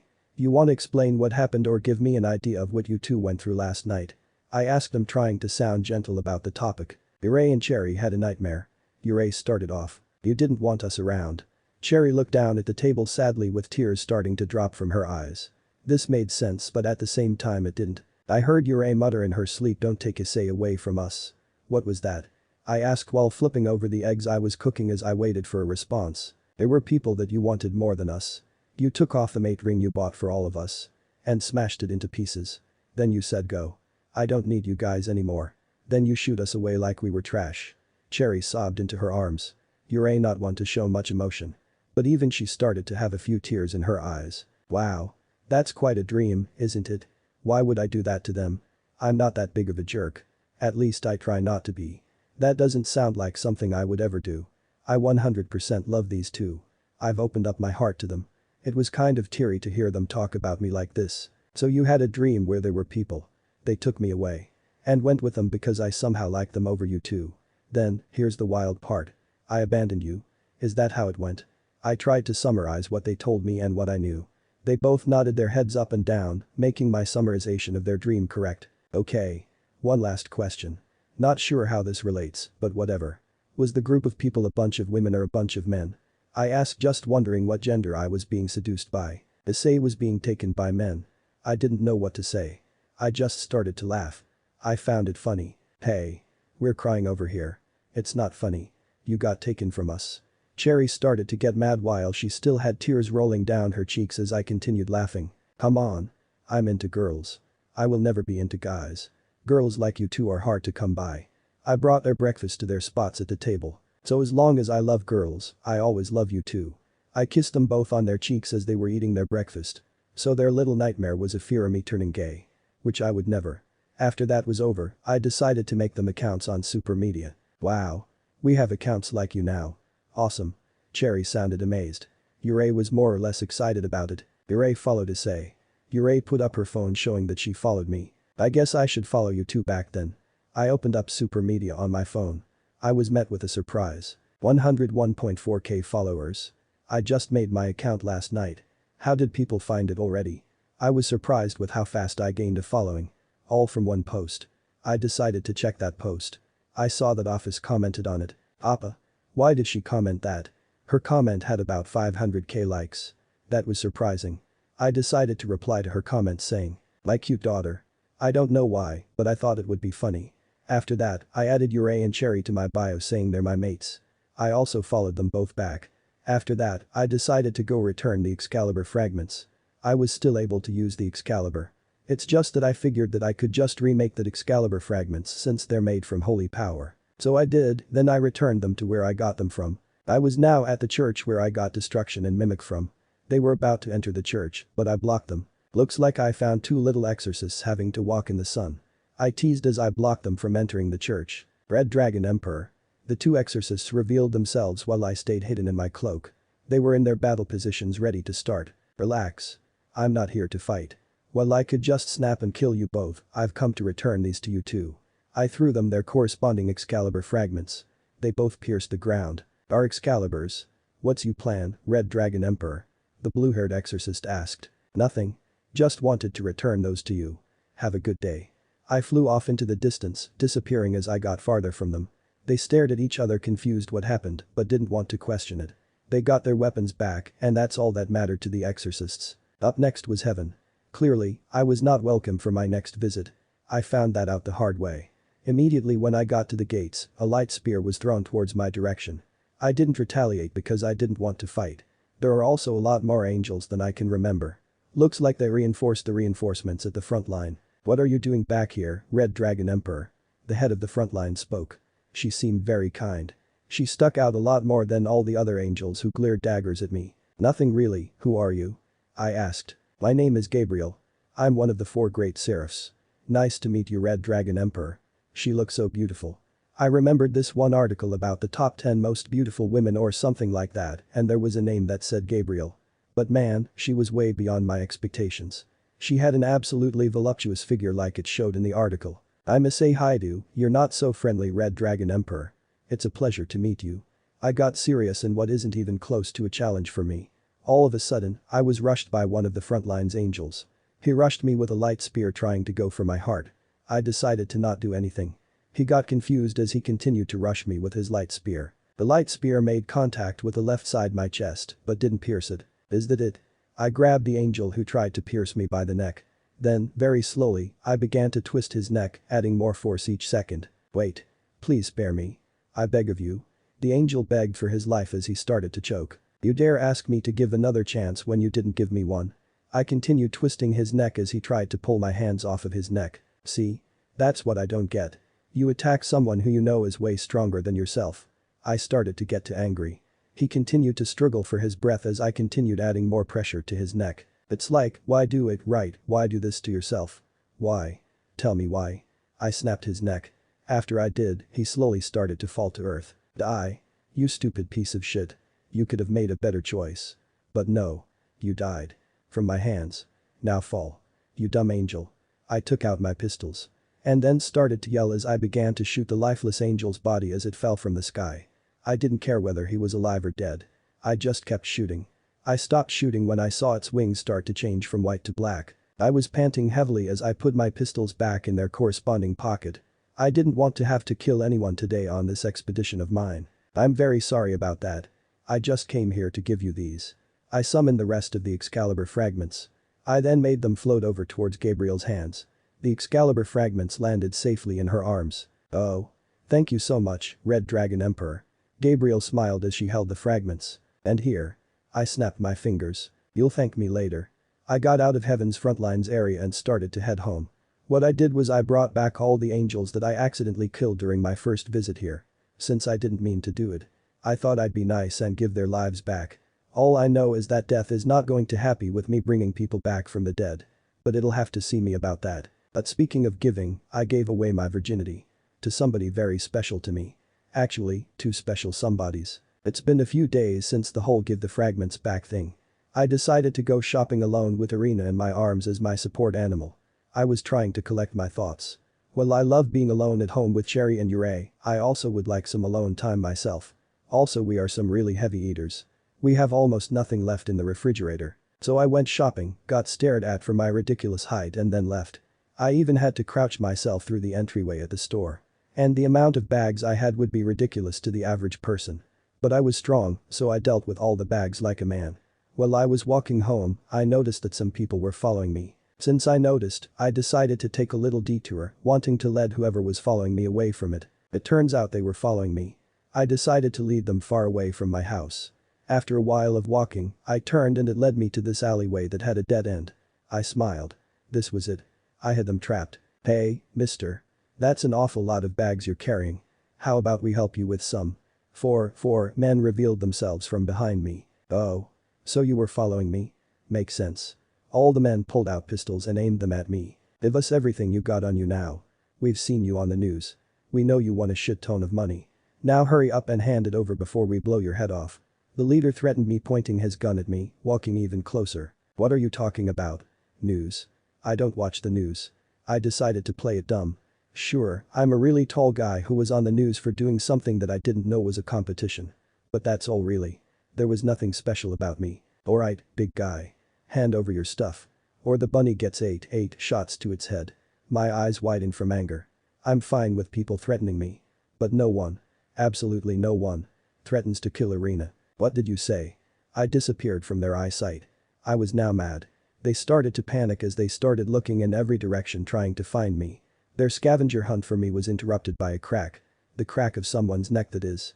The leader fell to the ground with his face being first to hit the ground. This made them start to panic even more. I picked up a gun and begun shooting everybody. Everybody fell to the ground once I put three gunshot wounds in each of their heads. All except one. Hey. I'm sorry. Please forgive me. I had absolutely no sympathy for these people. What they tried to do to me they could have done to someone else. I ended the last guy's life with a quick breaking of his neck. All that could be seen in that alleyway was four people's corpses on the ground. There was also a pool full of blood surrounding each of the corpses. Man. Why? I guess it can't be helped. I picked Irina and got back on the sidewalk to my house. It was a very long walk to the house. But after an hour, I finally got home. Finally, what time is it? It has to be past 7, right? I opened up the door to the house with all my groceries in my hand. I'm home. Sorry for being out so long. My yell rang throughout the entire house. Yet I got no answer. Wonder what happened to them. I decided to sort all the groceries because I couldn't leave that for later. I called for Cherry and Issei to come and help me, but I still didn't get an answer from either of them. I had to sort every single one of them by myself. It took a while, but I was able to do it. And last but not least, milk goes into the refrigerator. Where are those two? I was genuinely starting to get worried about them. What could have happened to them? I decided to search downstairs first. I had no luck finding them anywhere. I then searched upstairs. Cherry? Issei? This isn't funny. Come out please. I started to get really worried that they maybe went to sleep and had a similar nightmare to the last one they told me about. I decided that there was one last room I didn't check. My room. I rushed to the door to open it. Cherry? Issei? Are you in here? I cut myself off by seeing something that I didn't expect to see. Cherry and Issei were wearing some very revealing lingerie that I bought for them at the store. Cherry was wearing a red bra that exposed most of her cleavage. She also had some red underwear to complete her outfit. Along with the underwear, she was wearing knee socks that were almost see-through. Issei was wearing something similar to Cherry, only it was in the purple variant. She too was wearing almost see-through knee socks. They looked almost exactly alike. The only way to tell them apart is their hair. Issei has long purple hair from Cherry has long pink hair. They were both swaying their hips in an erotic manner. Wow. Lucky you, partner. Drake teased and praised me. My dumbest didn't forget. Here's your lemon warning. Yeah. Lucky me. I said in the most unenthusiastic way ever. What are you two doing?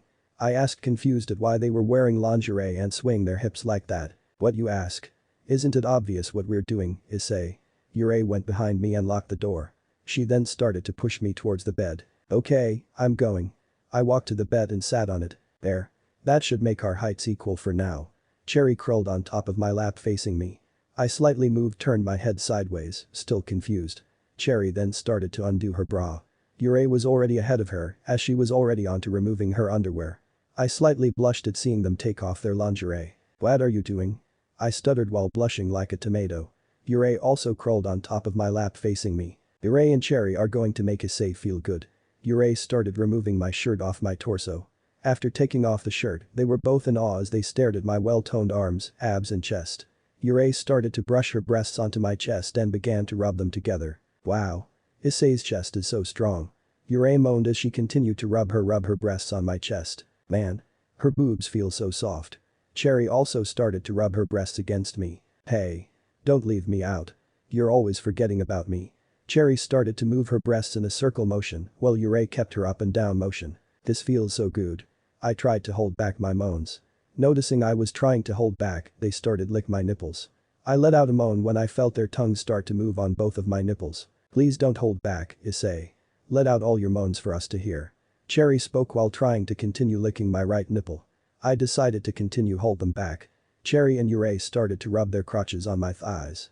They both started to moan from the rubbing. Oh no. We're starting to feel good. We're supposed to be making you feel good. Cherry and Issei realized that their goal was to make me feel good. But instead, they accidentally started making themselves feel good. Don't worry. You two look so sexy with the way you're rubbing your pussies on me. I told them that they could make themselves feel good. Hey, don't say that. It sounds embarrassing. They continued to rub themselves on me while also continuing to rub their breasts on me. They soon stopped after a few minutes. Huh? I was confused now. I was enjoying it. They were enjoying it too. So would they stop? That's enough of that, Issei. Now we're gonna make you feel even better than before. They got off me and started to take off my underwear, revealing my rock-hard hock. Wow. Are all hicks this big? Cherry was taken back by how big my hick was. Issei took out a measuring tape to measure it. Don't ask me where she got a measuring tape because I have no clue. 12.8 inches. Issei confirmed. I didn't even know I grew down there. Late bloomer for everything I guess. Are you ready, Issei? Cherry started to move her hand up and down my hock very slowly, teasing me. She was still surprised by how big it was. I'm gonna gulp down your huge hick now. Cherry started to lick the tip. I let out little moans every time she licked it. She did this for a few seconds before finally putting the tip in her mouth, gradually trying to take in more little by little. Whoa. That feels amazing. This was my first time having my hick get put inside someone's mouth. Her mouth feels so wet. Like my hick's being enclosed in some wet goodness. She then started to swirl her tongue around the tip and tried moving to the shaft of my hick to pleasure it there as well. She started to move her head up and down. How does it feel, Issei? Does it feel good? Cherry looked up at me asking if I felt good. Yes. It feels amazing. This is the best. I moaned as I spoke about how good it felt. How were they this good at it? Move, Cherry. Issei wants to try too. Issei wanted to suck me off too. So Cherry removed her mouth from my hick and Issei took her place. Issei began to bob her head up and down, trying to go faster than Cherry and taking more of my hick in her mouth. Both of your mouths feel great. I feel like I'm gonna. Issei removed my hick from her mouth. Not yet. Issei smiled. Cherry got on one side and Issei got on the other. Both of them then put their breasts around my hick, surrounding it in softness. I sighed in satisfaction. We're gonna make you feel good with our boobs. Please tell us if it hurts. They started to rub my hick with their breasts. My hick was now covered in softness. They took turns licking my hick while continuing to rub it with their breasts. Even more salty stuff is coming out. Issei commented on the pre-hum leaking out of my hick and onto her tongue. Your hick is twitching. What does that mean? Cherry asked as she switched places with Issei to lick my hock. I was living the dream. I got to have two beautiful girls lick my hick. Not only that, but right now they're sandwiching my hick with their boobs. I knew that I couldn't hold back for much longer. Plus, I didn't want to hold back anymore. Holy. I'm coming. I shot out a huge amount of semen that went everywhere. The fluid covered my hick, their boobs and some even got in their mouth. My first ejaculation happened because of two sexy and voluptuous girls. I stared at them in complete ecstasy as they looked at their breasts completely covered in semen. What is this stuff? It smells weird. But I like it. Cherry gulped down the semen that was shot into her mouth. So thick. Cherry grabbed her breasts and started licking all the hum off of her breasts. Issei loves Issei's hock. Issei started to lick off all the semen off of my hick. I was caught off guard by it. So of course, I moaned from it. She continued to lick my hock clean of any semen. Once she was done, she removed my hock from her mouth. Delicious. She moaned as she gulped down some more of my semen. I fell from my sitting position. I was panting like crazy. That felt so good. But my hock was still hard. I was nowhere near done with these two. Alright. Now it's your turn. I stood up from the bed with my hock still raging. As expected of Issei. There's no way Issei would be satisfied with just one time. Issei said, still licking the remainder of my semen off her breasts. That's right. I walked over to them and crouched down when I got in between them. How can I be satisfied when you two aren't? I grabbed their boobs and started rub them with my hands. No. We wanted to be the ones to make you feel good. Not you make you. Some Cherry moaned as I began to pinch her and Issei's nipples. I know. And I'm thankful for that. But now it's time you two reach the climax I just reached. Plus I began to traverse my hand from their breasts all the way down to their thighs. I massages both of their thighs. There was something trickling down both of their thighs. Don't you two just to be pleasured? I started moving my fingers up to the source of the liquid. They moaned as soon as my fingers made contact with their pussies. Wow. You two are very wet. I started to rub their pussies. You two want to be pleasured, don't you? They both nodded their heads while still moaning from my fingers. Yes, Issei. We want to be pleasured too. Please. Cherry begged. Then get on the bed and get on all fours. I commanded. Yes, Issei. Yurei and Cherry climbed onto the bed and got on their arms and legs. Their asses were now facing me. It was quite a sight to see if you ask me. Wow. How wet can you two get? I stared at the pussies closely. Hey. Watch it. You breath tickles. Cherry moaned as I breathed on her. First, show me how much you wanted. They didn't know what to do. And I could tell that they didn't know what to do. Oh. So you don't? Guess we'll just end it here. I started to put on my clothes, but I was stopped by Cherry. Wait. Please don't. Please. We beg you, Issei. Don't be cruel and give us some pleasure. She begged as she and Yurei were shaking their asses, not wanting it to end there. I walked back to the bed where they were in their positions. Okay. I'm convinced. I put my thumb on their openings and the rest of my fingers above their clitorises. I then started to rub my thumb on their openings, causing them to start to moan a lot. A lot of discharge was starting to come out of their pussies. Their pussies are so tight, wet and warm. I don't want this to end. I thought to myself. Yes. Please. Rub them more. Cherry moaned loudly as I continued rubbing her and Yurei. They were so into it that when I stopped, they got angry. Hey. Why did Yurei's complaint was stopped by me thrusting my index and middle finger into their pussies. They both moaned a lot once I stuck in my fingers. I thrusted my fingers in and out of their pussies. I can't hold it anymore. I'm coming. Cherry moaned one last time before she started to squirt all over the bed. I continued to thrust my fingers in her hussy to get her to squirt even more. Her legs started to shake from orgasm. Once her orgasm calmed down, I pulled out my fingers and started to lick them. Ah. Delicious, Cherry. I continued to suck on my squirt-filled hand while still thrusting my other fingers into Yurei. Not very long after, Yurei started to orgasm as well. Yurei's coming, she moaned as she reacted to orgasm. Her legs also started to shake from it. After a while, her orgasm calmed down and her legs stopped shaking. I took out fingers from Yurei's hussy and then started to lick those fingers too. You both taste absolutely fantastic. They couldn't pay attention to what I said because they were panting so much. I was just licking their juices off my fingers and before I knew it, they were now apologizing to me. We're so sorry. I didn't understand why Cherry apologized. Yurei and Cherry messed up Issei's bed. They were both bowing to me as if I was royalty. They were worried that I would be mad about this. What are you apologizing for? We're mates. We're doing something mates do. Of course it's gonna get a little bit messy. But relax. It's not something to freak out about. So don't worry. I lectured them. Really, you're not mad? Cherry looked at me with puppy dog eyes. Of course. Now come on. I laid myself down onto the bed with my hick standing tall. We haven't even got to the main event. I told them. Oh. And before I forget. I summoned some pills. Take these. I handed them the bottle of pills. What are these? Yurei looked at the bottle of pills in her hand. Just because you're made from magic doesn't mean that you can't get pregnant. So take those. Those are birth control pills that I made myself at work 100% of the time. I said, prideful in my invention. Oh. Cherry looked down at the floor in sadness. Wait. Cherry. Why are you upset? I asked her. You don't want to have a baby with us. Cherry now had tears streaming down her cheeks. Oh, come on. I thought to myself. Come on, Cherry. You know I love you both. And I do want to have a baby with you. It's just I don't want to have one right now. That's it. I told her in the most basic way I could tell her in. So she wiped her tears off her face. You promise to have one with us in the future? Cherry asked me. Yes. I promise. I kissed her, assuring her that I was going to keep my promise. She kissed me back in return. Yurei then nodded and took one pill from the bottle. Cherry followed and also took one pill. They swallowed the pill at the same time. Once they swallowed the pill, I got back into my bottom position. Now, who's first? They looked at each other. Thinking to each other who'll go first. Yurei will go first. Yurei got on top of me, ready to put my hick inside of her. It was obvious to tell that she was nervous. Which is normal. Most people feel nervous when thinking about their first time. Are you nervous? I asked her. She nodded in response. Do you want me to do it? I asked her. She nodded again silently. She then began to blush while looking away. I chuckled at her looking embarrassed. We then switched positions because she wanted to. I was now on top. I aligned my hick with the entrance of her hussy. I then started to rub it against her entrance trying to tease her.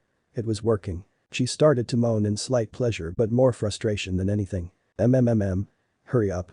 Please put it in already. She blushed even more. Heh. So cute. I lined up my hick with her hussy. I then slowly pushed it into her hussy. She started to clench the pillow as I continued to push my hick inside of her. It's in. Issei's hick is inside me. Yurei moaned as I stopped pushing my hick. Yurei. My hick's not even completely in yet. I said to her. She seemed surprised at my hick not being inside her completely yet. Yet Yurei's feeling so good. I chuckled at her comment and then continued to push my hick inside her. I was starting to reach the deep parts of her hussy. I could tell because the more I put in, the more tighter it got. I was breaking her hymen fast. But soon, I hit her womb. I could tell that it hurt for her because tears were rolling down her face. I cupped both of her cheeks and got her to look in my direction. Does it hurt? We can stop if you want to. I told her in a soft voice while wiping her tears off her face. No. Please keep going, Issei. I want Issei to feel good from Yurei's hussy. She got back into her position. Please make yourself feel good. What is wrong with them? Why are they so focused on making me feel good? I get that they love me, but I want to make them feel good too. I'm gonna start moving. She nodded in response. I started thrust my hick inside her hussy watching her moan. It was one of the best things to ever watch. She kept on making these erotic faces. Issei's hick is so big. It's gonna break Yurei open. Yurei monologued as I started to move even faster. Her moaning started to get louder. I could tell that she was close. Yurei. Your hussy feels so tight and warm. It feels so good. I started thrust into her even faster. It felt like I was being electrocuted every time my tip and her womb kissed. Ah. It feels so good. Yurei's hussy feels good. Issei. Issei. Yurei moaned my name as I continued to thrust my hock into her. Another thing that turned me on was the fact that every time I thrusted my hick into Yurei, her boobs would bounce. Every time her boobs bounced, it would give me the drive to keep pushing into her. Her moans were easy on the ears too. Issei. Yurei's sorry. Issei's hock feels too good. Yurei's about to reach her limit. She told me. Good. Make sure you hum lots. Focus on making yourself feel good instead of me, okay? I wanted to get them to make themselves feel good instead of me, okay? Issei, please thrust Issei's hot hard-throbbing hock into Yurei's hussy. She yelled. I spread her legs wide open. You don't have to tell me twice. I thrusted my hick into her hard. She screamed at the pleasure she felt once I put it back in. She continued to moan as I continued to shove my hick down her tight hussy. Issei. Yurei's at her limit. Yurei's about to hum. She warned me. I'm almost at my limit too. I told her. Hey.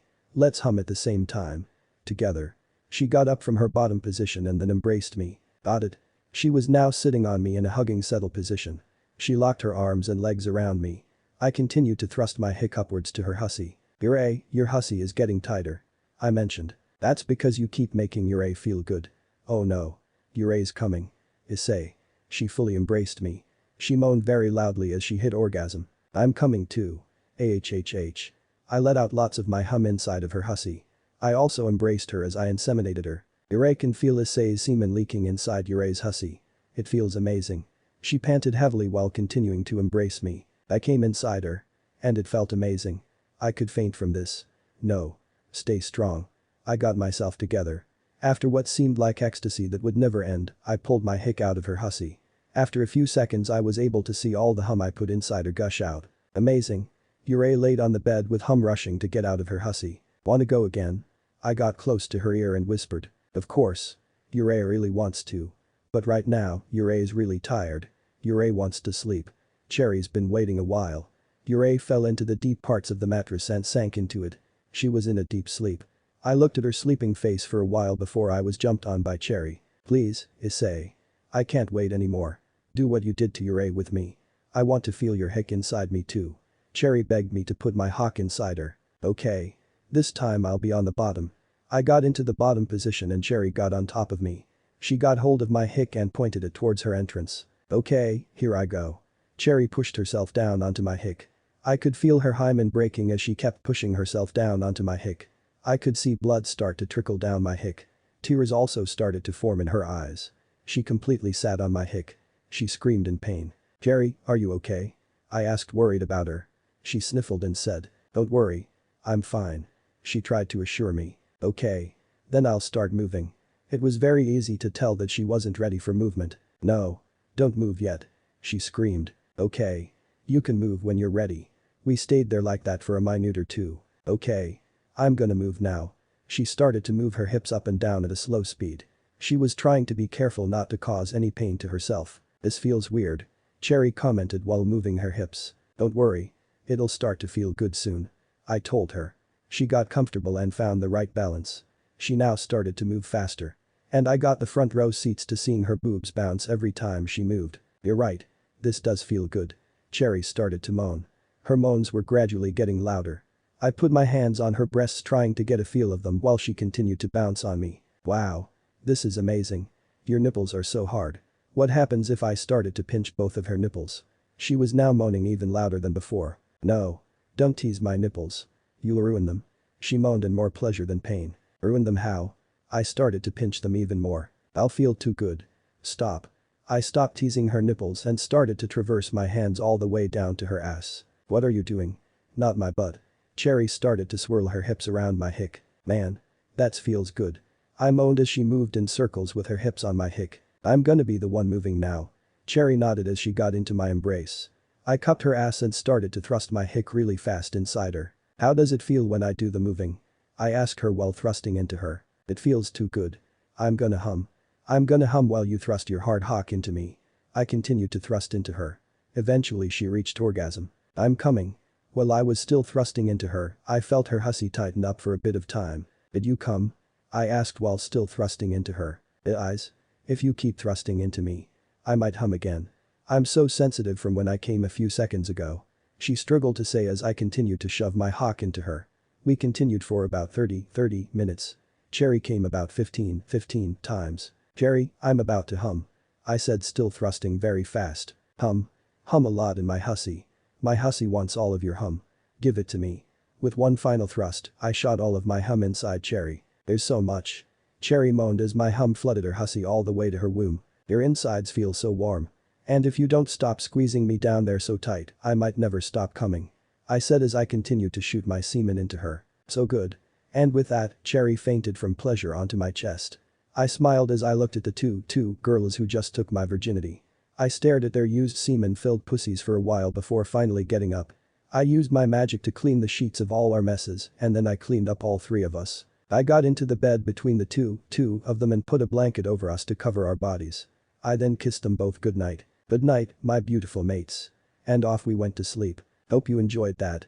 Lemon over. And that's how Issei and Cherry took my virginity. Our relationship was starting to grow very fast. More often than not they would always want to be close to me. This is when another thing that I accomplished happened. A few days after this, I was in my bed, just on my laptop looking at super media. Nothing really special. I was just looking at some profiles. Mostly of the people I knew. Rias as the heiress to her clan had a large following. A good portion of the girls on super media get a more large following than the men do. I was really just thinking about that when before I knew it, Issei walked into the room. Oh. Hey Issei. I greeted her. Hello Issei. She greeted back. She walked up to the bed and leaned next to me. Where's Cherry? I asked curiously. Cherry's in the void training. That's a response I didn't expect. It's fine if they want to get stronger, it just caught me off guard. Oh okay. Good to know. I continued to scroll on super media with Issei next to me. The next time I looked at her, she was blushing. Issei. Are you okay? I asked looking at her tomato red face. Yes. Issei's okay. She responded tilting her head sideways. She cupped my cheeks and turned my head to her direction. I love you. She said. She only ever talks normal whenever she's saying she loves me. I put my laptop aside and paid her some attention. She then crawled on top of me. I looked at her as she was on top of me. Issei. She said. Yes. I responded with a question. I was confused on what she was doing. She ended up kissing me. I didn't know what to do so I just kissed her back. This eventually turned into us making out for about 5 minutes. We eventually stopped making out to take a breath. We were both panting at the same pace. Once our panting slowed down, we JU9ST stared into each other's eyes. Issei, I whispered her name. She smiled and giggled so silently, I couldn't hear it. She then put herself back to her place next to me. She then interlocked her hand with mine. I'm never letting you go. I promise. I said as I tightened our interlocked hands. I continued to just search on the super media for something interesting because I had no clue what to do that day. And with Issei there to witness it, I found a very disturbing link. 10,000 more people taken to Hex slave prison. What the fuck?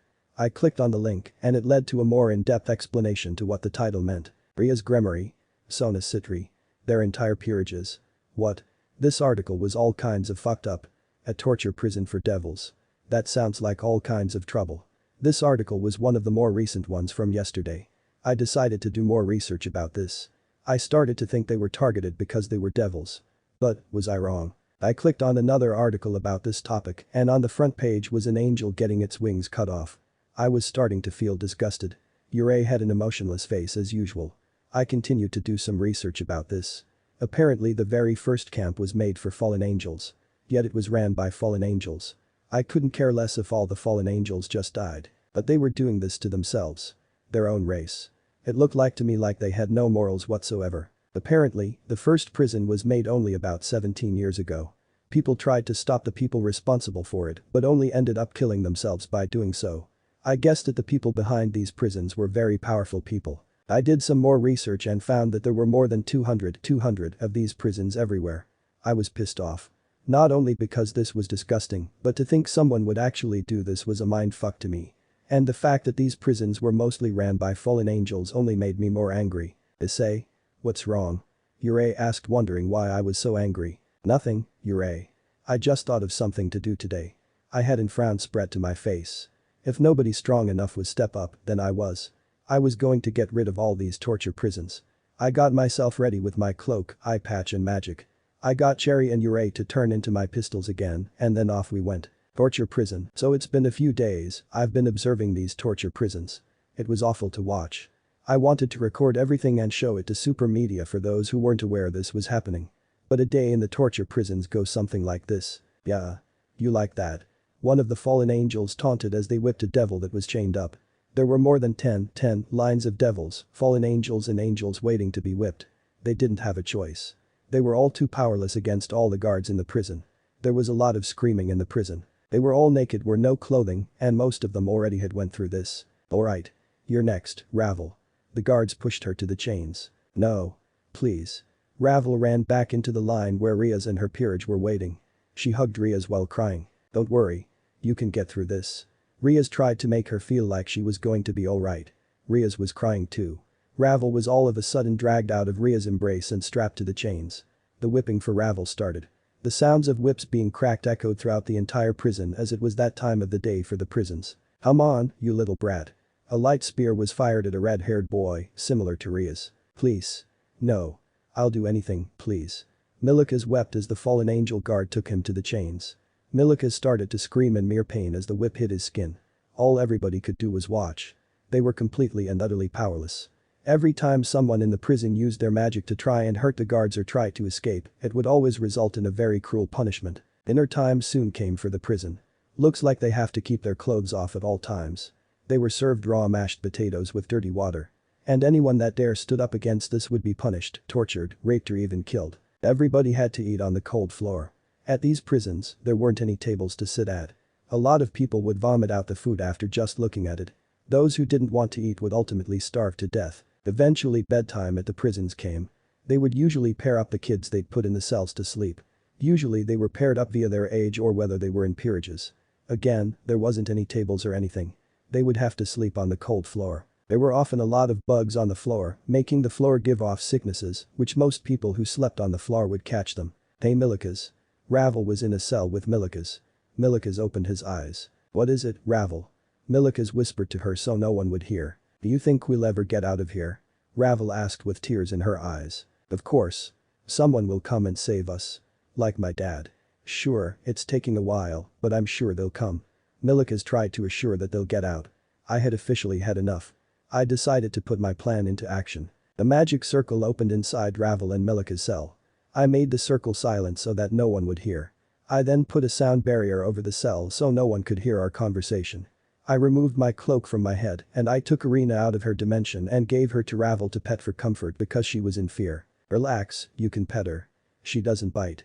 Ravel took Arena into her brace and started to pet her. It calmed her down a lot, but not enough to completely stop being scared of my absolutely terrifying height. Milikas ran in front of Ravel to protect her from any attack I might do to them. Who are you? Milikas readied his magic for a fight. Calm down. I'm not here to fight. I'm here to help get you and everybody else out of here. I threw them some towels to cover themselves. I also threw them some fruit for them to snack on. They gracefully took the towels and put them on. Ravel was very fast when putting on her towel. You were looking at me, weren't you? Ravel hissed at me as she tightened her towel above her waist. I wasn't. I should probably introduce myself. I'm the Red Dragon Emperor. I introduced myself to them. Red Dragon Emperor Ravel immediately covered her mouth, realizing she yelled really loud. Relax. I've put up a sound barrier. Be as loud as you want. I let them explain how horrible it was there. All the tasks that they had been put up to and all the torture that they had to endure. They were starting to sadden themselves about the topic, so I stopped the conversation. Okay. This is clearly making you uncomfortable. So let's stop. I threw them some fruit for them to eat. You should introduce yourselves. And eat that fruit. It'll heal you. They started to eat the fruit very fast. Whoa. Relax. Eat slowly. I get that you haven't had anything to eat here, but you're going to choke if you eat too fast. I warned them. They started to glow and their injuries that they sustained here were starting to heal. After they ate all the fruit and healed themselves fully, they introduced themselves. I'm Ravel Phoenix, the only daughter of Lord and Lady Phoenix. Ravel introduced herself. I guess she's part of the family that can make Phoenix tears. I heard that those tears are powerful. I am Milica's Gremory. I am the son of Lord Serzich's and Lady Graphia. Milica's introduced himself. I guess this is Serzich's kid. I guess I can get him to owe me a favor. I looked down at Milica's. I can't do it. I thought to myself. I gave thee a bottle full of water. That's teleportation water. Since your magic's blocked in this place, I made this. Drink this and then it'll teleport you to your house. I told them what was going to happen when they drank the water. As for me, I'm going to destroy all the other torture prisons, set everyone free and make the people behind this pay. I promised. Ravel ran up to me and started to give me a really tight hug around my neck. Thank you so much. Really. She started to cry happy tears. I felt bad for everybody had to go through this. I hugged her back. Well. It's best you be on your way. Drink and stay safe. And there's something inside those towels for you both. I grabbed Arena and then I used my magic circle to get outside of the prisons. Ravel and Milica's checked inside their towels to find $400,000. What? Ravel screamed. It was clear that she didn't expect to find money inside of a towel. Milica's had the same pen with shock face as Ravel. After being shocked for a while, they looked at the water suspiciously, even though they still didn't want to trust me. But having no other choice, they drank the water and they teleported to their respective residence. Ravel was sent to the meeting room in the Phoenix Castle. Huh? Mom? Ravel was confused for a second. She had to walk around her castle for a while to remember the layout of it. The water I gave her did work. After looking around for a while, she found her mother in her kitchen discussing something with the maids. She looked to her right and saw Ravel walking into the kitchen. Ravel. Her mother was happy to see her. Mother. Ravel hugged her mother super tightly, not wanting to ever let go. Where were you? You left us for 5 weeks. Lady Phoenix was worried a lot about where Ravel was and why she disappeared. Ravel explained how she was kidnapped by fallen angels and how she was taken to a prison. She tried to fight back, but there were too many of them.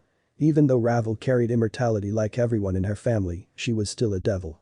And devils are weak to light magic. She also explained the horrible things that go on there. She also mentioned that Milica's, Rias were also among the many devils that were put inside the prison. Oh my. Does Serzich's know about this? Ravel didn't answer because she didn't know the answer to that herself. I have to inform High Lady Phoenix was getting a call from Serzich's himself. She immediately picked up. Hello? She answered the call worried about why he called. Good day to you, Lady Phoenix. Is Ravel with you? Serzich's asked. Yes. She is. Would you like to speak with her? Lady Phoenix offered. Please. Lady Phoenix handed the phone to Ravel. Hi. This is Ravel Phoenix. What's wrong? Ravel asked. Ravel, this may be a bit hard for you to do, but please tell your side of the story. Serzich's requested. Got it. So Ravel went over the stuff the prison put her and many other people through. She went over how Rias, Sona and their peerages were captured some time after she was taken. The last thing she mentioned was that I said I was going to save everyone. What? Serzich's seemed calm but surprised at the same time. The Red Dragon Emperor again? What's he doing this time? Serzich's asked. He just appeared in our cell. He was so tall. He gave us fruit to heal ourselves and towels to cover ourselves. He said that we were just the start and that he was going to destroy the prisons. Ravel explained to Serzich's with a smile. Okay. Thank you, Ravel. Lady Phoenix took the phone back. Is that all? Lady Phoenix asked Serzich's. Yes. I believe that will be all, thank you for your time, Lady Phoenix. Serzich's hung up the phone. I don't know who you are, Red Dragon Emperor. But thank you for saving Ravel. And good luck saving everyone. Lady Phoenix thought to herself. Outside, I decided to pull out my map that I used to mark down all the prisons. There were about 200 dots on the map. Each dot marked the placement of a prison. Here's my plan. I've went around to every prison and marked each and every guard and leader of each prison. When the signal goes, all the guards and leaders that I've marked will be teleported to facility where they will be taped to a chair. After that happens, towels with money, $400,000, healing fruit and teleportation water should drop into all of the cells for all the prisoners. Once they drink the water, they will all be teleported to their residences. I made a device that will tell me when every single person is out of the prisons. Once this light glows red, it'll mean that my plan worked. After the light glows red, I then set off the bombs I've put inside of each of the prisons to explode, therefore getting rid of all the torture prisons. The map was also a map that would update. Each dot on the map represents a prison. This means that when the bombs explode, all of the dots should disappear from the map, making that part of my plan successful. Meaning there would only be one part left. And that part involves some torture. I decided to go live with this operation on super media to expose these horrible prisons. Upon going live, I had already reached 4,000 people watching, with the count still going up. Hey, people I don't know. We're going to be getting rid of torture prisons for good. And if you stick around, there'll be something good at the end. I promise. I greeted the people who were joining in to see the destruction.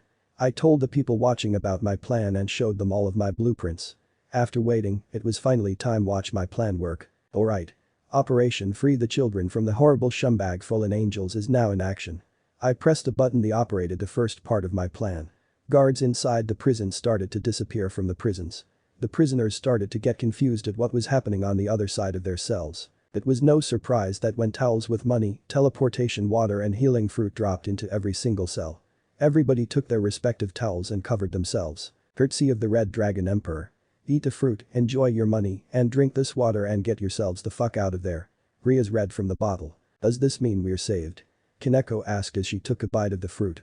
This started to heal her injuries from getting whipped. I think it does, Kaneko. Kiba told her as he covered himself with a towel. He too was enjoying the fruit. Well, let's get out of here, everyone. Rias gave everyone their water. They all drank it and were now inside of the Gremory mansion. Brother.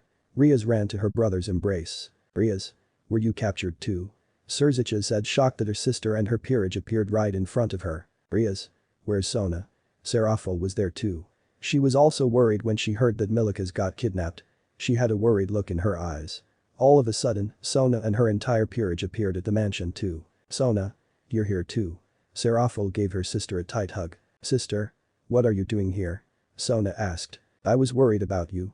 Sona embraced her sister back as she began to cry. What happened? Rias asked.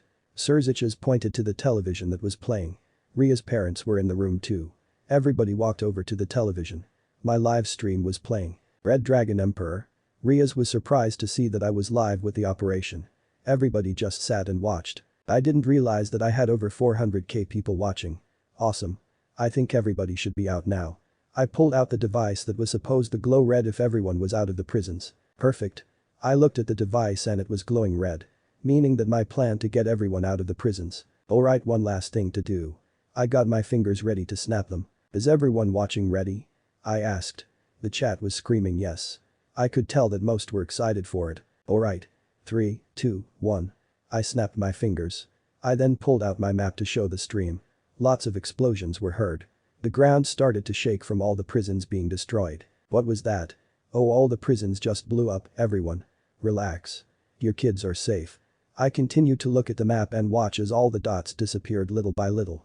The people watching were hyped up by watching the dots disappear. I was too. Eventually, all the dots were gone. Meaning that my plan had worked successfully. Did he do it? Sona asked, confused about all the explosions that just took place. Alright. All the dots are gone. That means all the prisons are destroyed. I told the people watching. Now just one last thing to take care of. I opened a magic circle to teleport to where I kept the guards. Where's he going? Zeodicus, Rias and Surzich's father, asked. I don't know. I've never seen this place before. Surzichas added as he tried to make an assumption of where I was. Alright. I'm here. In front of me were Issei and Cherry tying up all the fallen angels in their chairs. Oh. You're finally here. Cherry ran up to me. Hi Issei. Cherry greeted me. Issei? Surzichas got confused when Cherry said my name. But those who weren't confused had faces beyond shocked. Issei Rias was shocked to hear that name come up. Along with her and Sona's peerage. They kept their eyes wide in shock. What's wrong, everyone? Zeodicus asked, worried why everyone was so shocked. Issei?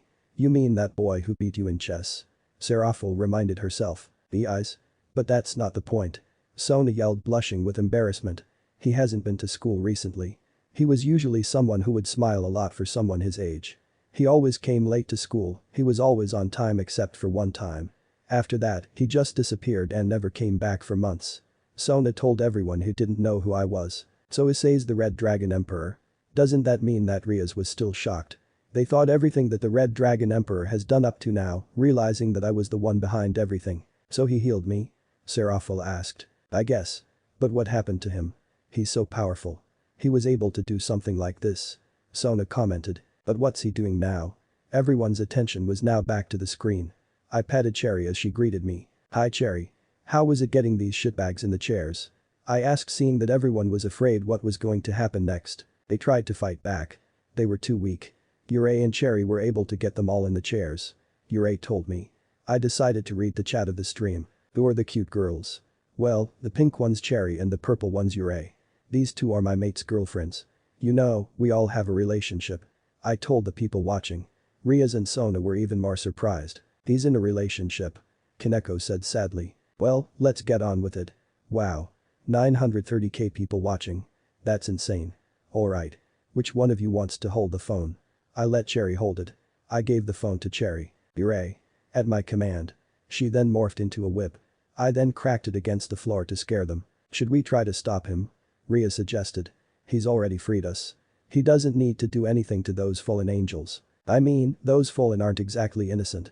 They did kidnap many devils and fallen angels. So saying they don't deserve it would be an understatement.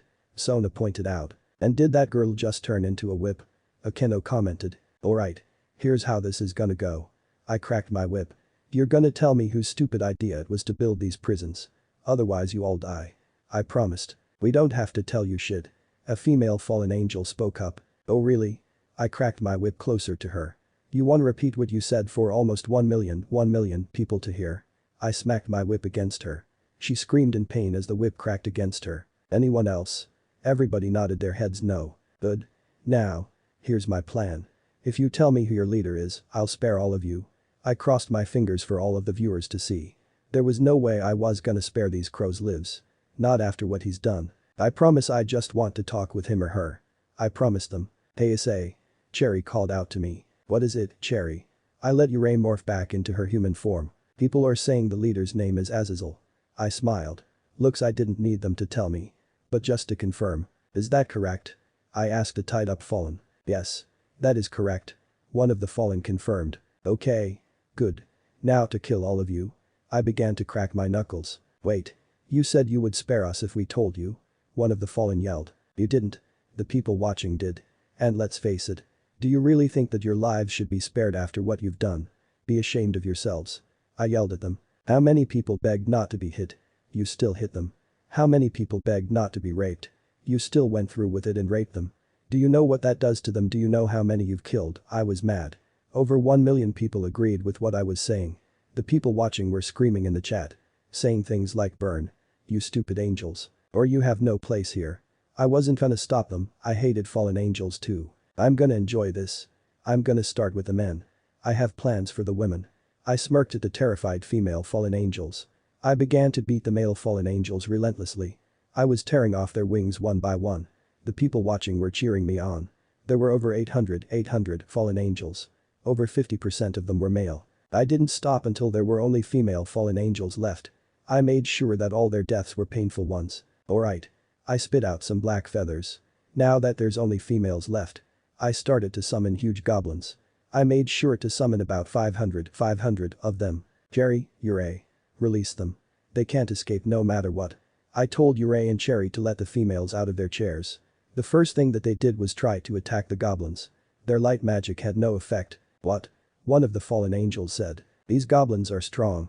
They're immune to magic. Plus, all of you together would still be too weak to fight even one of these things. I said. I decided to put on a little show for the great people watching this. With you freaks as the stars. I signaled for the goblins to start. I snapped my fingers and got rid of their clothes and their wings. They screamed in pain as their wings slowly started to disintegrate. No. Cherry gave back the phone to me to continue streaming. Issei and Cherry then morphed into my pistols. Goblins get them. I then put up a timer and a counter. This is a creepy counter. If you can make these goblins creepy you over 100 times, I'll spare you. You have 10 minutes to do so. The timer's number read 10 o'clock, counting down. Alright. Go. The goblins started to march their way to the beaten fallen angels. No, please. Spare us. We'll take you to our leader. The fallen angel backed away from the goblins that were approaching. Time is ticking, you little bitches. I kicked the fallen angel towards the goblins. The goblin picked her up and began to thrust into the not-so-poor fallen angel. She, of course, was a virgin. So it was going to hurt. No. Please. It hurts. And the timer started to go down. Eventually, the timer got to 0, 0. They had only reached 20 out of the 100 they were supposed to get. Aw. That's too bad. Goblins. Kill him. I commanded. The goblins then kept on giving the fallen angels a slow death via stomach explosion. How that worked was that the goblins would creepy the angels. The more semen they had in their stomach, the more inflated their stomachs got. And eventually, it leads to a very bloody and creamy explosion. Their guts would pour out nothing but blood and their intestines. All of the fallen angels met the same fate as each other. And there we go. Wow. We still have a lot of people watching. That's surprising to me. Alright. Thank you for watching this. Hope I was able to get everyone home safely. Love me or hate me. I really don't care. What I did was right. Right. I was reading the chat and they were saying it was right and those fallen deserved it and a lot more. Well, that's it. Bye. I ended the stream. Everybody in the Gremory mansion was shocked to say the least. After that, nothing much really happened. I posted a video about the whole thing and had to age restrict it because of some things that are said and done in the video. I also said at the end of the video that all the prisoners that were freed got compensated with $400,000. After that, I did a little renovations on my house. I decided that it was too small and wanted to make it bigger, have bigger rooms, and just make it better. So I did that. Creation. Issei and Cherry were right beside me as I did the process. My old house came crumbling down without my parents inside it this time. And up came a new better house. I started to feel like I made it too big. I didn't let it bother me. I decided to explore it. Alright. This is it. I opened the door and immediately I loved it. Everything was spaced out and it felt like the air was cleaner. Wow. It's so big. I let Issei and Cherry explore for a while before I made dinner. We all ate dinner in silence. After we all finished, I washed the dishes, brushed my teeth and headed to my room to go to bed. I opened the door and was met with my room. Or what it was supposed to be. How fucking big is this room? I know all the other rooms were big, but were they all this big? I questioned why the room size looked much more massive compared to the others. Issei and Cherry were following right behind me. They too were surprised by the size of the room. Alright. Let's go to sleep. Even though Issei and Cherry had their own rooms, they still wanted to sleep with me. We all felt safe with each other, so sleeping with each other would just assure all of us extra safety. These two were happily asleep, but I was still awake. That time was coming, and I needed to think of some plans to be able to maybe outsmart Denzel. Issei? Someone called out to me.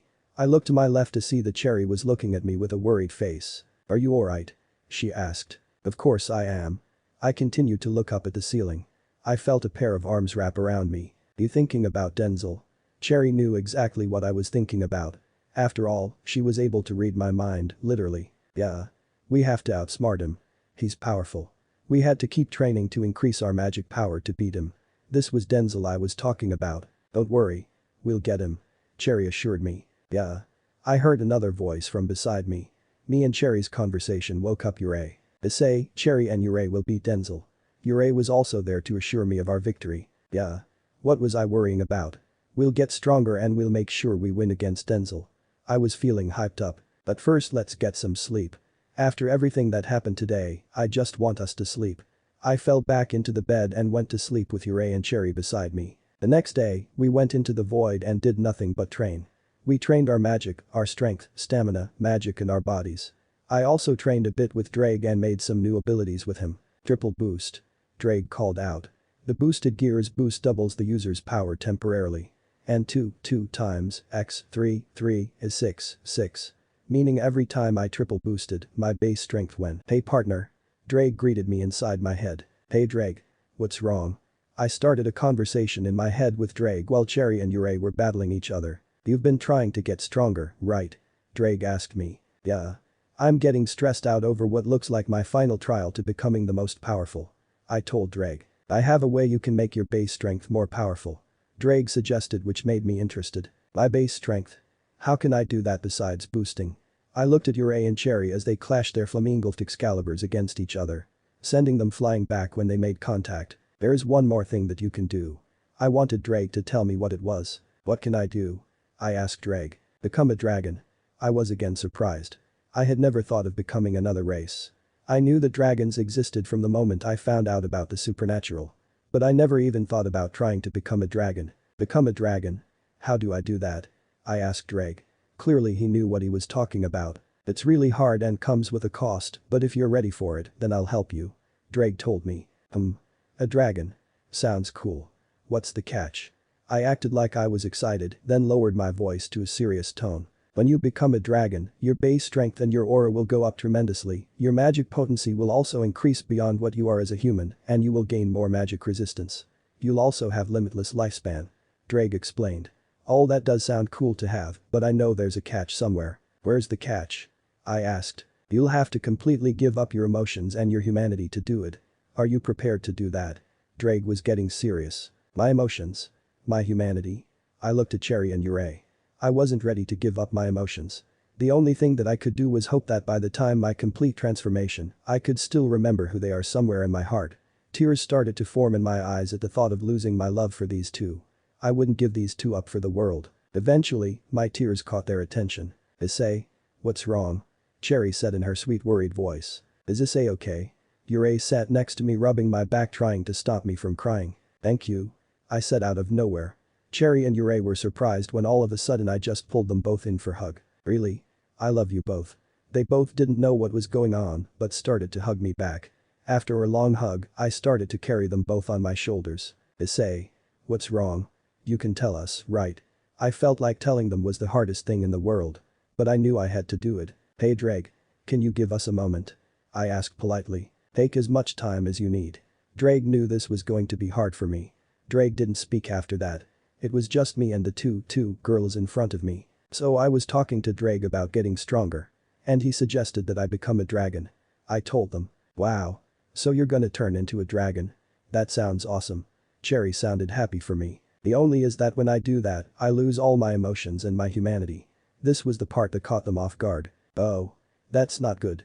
What will happen to us? Cherry asked. What I hope will happen is nothing. I do not want to lose either of you. Especially before our fight. I was worried about how this was going to go. Do it. Yurei demanded. I was confused. What? I can't. Losing my emotion. Doesn't that mean losing me feelings for you too? They each took one of my hands and placed them of where their heart was on both of their bodies. Don't worry. We'll never forget about you. As we hope that you never forget about us. You'll always have your place in our hearts. Cherry drew a heart with my fingers on her chest. We love you, Issei. Don't forget about us. Become the world's most powerful dragon. Yurei kissed me on my cheek after she said that. Alright. I've decided. I will become the supernatural's most powerful dragon. I felt determined. I had Yurei and Cherry supporting me. I was ready. Hey Drake. I called for him. You ready to do it? Drake asked me. Hell yeah. Let's do it. I yelled. Faraway mountains. Alright, so what do I do? I asked Drake. Right now, we were at some mountains. I wanted to do it in an open spot. Well, the void is very open, it's always the same. And while I can make the void anything I want, I just wanted to destroy some mountains with my new power when I got it. Yurei, Cherry. Stand back. And here. I opened Arena's dimension and got her out. I then gave her to Yurei and Cherry to hold. Protect Arena if anything happens. Arena ran towards them and Cherry picked her up. Be careful. Cherry said. First, I need you to get close your eyes. Drake instructed me to do. I did just that. Now, I'm gonna turn your body into a dragon. What is he talking about? I'm inside of the boosted gear. You were born with the boosted gear in your blood. So technically, you were always a dragon. Drake stated. So I've always been a dragon technically. But I don't have any attributes of a dragon. I said. Well, that's about to change. Just sit still. After all, I'll be the one turning you into a dragon. Your body might also go under transformation. Drake stated. Alright. Well, I'm in your care. Do it. I sat there in a standing position staring at Yurei and Cherry waiting for the transformation to happen. They smiled at me. I smiled back at them. It was now a large waiting process. About 20 minutes passed. I didn't feel anything. I continued to stare at Cherry and Yurei for comfort. Well, looks like it didn't work. I started to choke very hard. We were all caught off guard by this. I was coughing very hard. I didn't know what was happening. Greg. What's going on? I started to cough out blood as a result of the non-stop choking. Yurei and Cherry got worried and wanted to check on me. So they started dashing towards me, but they were both stopped by Drag. "Stop. Whatever you do, don't touch him." Drag yelled at them. "But he's hurting. We can't just sit here and watch him hurt himself." Cherry yelled back. "He'll be fine. Just trust me." Yurei and Cherry started to back away. "Issei. How are your muscles?" Drag asked. "I feel like I can't move anything. My muscles feel weak." I weakly said. "Whenever I tried to move any part of body, my entire body would get shocked. The worst part is it's not over yet." I looked at my body. My body was now engulfed in a red aura. I still couldn't move, so I had to look at my arms without turning my head. My body started to get hotter. I felt like I was about to explode. And now there was this pain that kept growing and growing. The pain didn't slow down. It hurts. My arms and legs started to bleed out, and so did my head. I was now completely covered in blood. I screamed as my body engulfed in blood and aura started to grow. Yurei, Cherry and Arena were protected by the barrier I put around them. The aura soon started expanding beyond the mountains. It then kept on expanding for a while. This pain was nothing like any other. After aura that was engulfing my body stopped expanding, there was a huge explosion. I screamed in nothing but pain as everything erupted. My pain skyrocketed. "Issei." I heard Cherry and Yurei scream my name. My hearing was starting to get blocked and my vision was starting to get blurry. My legs started to feel like they were paralyzed. The last thing I remember was Cherry and Yurei running over to me. I then passed out from all the pain. Present time, I woke up with a headache. Not really the best way that you want to wake up. Did it work? I wondered. I took off my eye patch because I felt like I didn't need it. "Congratulations, partner. The process is complete. How do you feel?" Drake asked me. "I feel weird. I don't feel happy or sad. I don't feel angry or upset. I really gave up my humanity for this, huh?" I coldly said. I didn't express any emotions anymore. I remembered something. "Yurei. Cherry." I felt something in my hand. I looked down to see both Yurei and Cherry both sleeping. My hand was on both of their hearts. "Oh. What happened to them?" I asked. "When your aura explosion finally calmed down, these two ran to your body. Your body was bleeding all over, you had a lot of wounds, and your heart was beating very fast. These two had to use their magic to stop your bleeding, fix your wounds and calm your heart. But they had to do that every 30 minutes. Otherwise those conditions would return." Drake explained to me. "Every 30 minutes. How long was I out for?" I asked Drake. "About 12 hours." Drake said. I didn't have a shocked expression on my face. The way I was now didn't allow me to. "Half a day, huh?" was all I said. I felt a lot more calm. What I didn't notice was that I was at the house. I wanted to blow up some mountains, but whatever. I'll do it when I wake up. It's the next day. I woke up to go do my morning routine. I looked in the mirror to see that it was mostly my head that went under some renovations. First off, my hair was no longer brown. It was now pure void black. The second thing I noticed was that my eye color changed too. My eye color used to be brown with my pupil being black. Now, my eye color is red. My pupil is still black. Another thing that changed was that when I blinked, my pupils turned into vertical pupils like a dragon. I could flip them back and forth at my will. "Issei?" I heard someone say my name. I looked to the entrance of the bathroom. Both Yurei and Cherry were awake. "Are you okay?" Cherry asked me. She's worried about what happened a few hours. "Yes. I'm fine. Thank you for helping me." I thanked them, which was hard to do with an ice-cold expression. "Are you sure?" Yurei asked. "Yes. I'm fine. I'm now emotionless. I'm stuck with this expression," I said coldly as I washed my hands. I then left the bathroom to go put on my cloak. "Issei? Do you?" I look up to see Yurei stuttering. "Still remember Yurei and Cherry?" she asked. I looked up at them to test that. When I did, something very deep inside me ignited. I remembered who they were in their fullest. I promised them before my transformation that I would remember them. "Yes. I still remember you. You two are my mates." I confirmed. They lit up when I said that. They were happy that I kept my promise to remember them. "Come on. We still have 5 hours until our battle." I cooked everyone breakfast after that. We all gulped it down and immediately got back to training. Our magic is powerful. We're like an unbeatable trio. Becoming a dragon was a good thing is what I'm trying to convince myself. My speed, strength, stamina and magic far surpass what it was when I was still human. Do you think it was worth having no emotions and having to keep this cold expression? Our battle will be one that'll shake the entire universe. And any other universes if they exist. Yurei. Cherry. I called for them. They both morphed into my Excaliburs. I caught them both and then started to swing them around, practicing some of my sword techniques. I feel like I'm able to swing my swords a lot faster. This is good. With the stamina I have, I should be able to keep this up for as long as I want. Cherry and Issei have also good stamina. And the weapons I gave them as a gift will very much help us win the battle. Time is up, Issei. Oh. Hey Denzel. I greeted Denzel. I let Issei and Cherry morph back into their human forms. A lot has changed from the time I met you. Your voice, your hair, your eye color, your height especially. You even have two beautiful girls to fight alongside you. I see nothing changed about you. I complimented. I detect something missing from you. You're keeping that expression when you speak. I also detect that your aura is different from the last time we met. I became a dragon. I traded all my emotions and my humanity for it. I deadpanned. Was it worth it? We're about to find out. It was time. We've been training for this moment. We need to defeat him. The void. The city started to simulate in the void. Our battle was gonna be a good one. Are you ready, Issei? Denzel asked. Only if you are, Denzel. I was in my position ready to begin. Alright. Denzel also got into his position. Come at me, Issei. Denzel was surprised when he saw that I was no longer in front of him. What? He looked around looking for me. He paid close attention to the sounds around him. Behind. He called out. Denzel summoned his own sword to block me from hitting him in the back. I was coming down with a lot of force, so when Denzel blocked my attack, it sent him flying into the sky.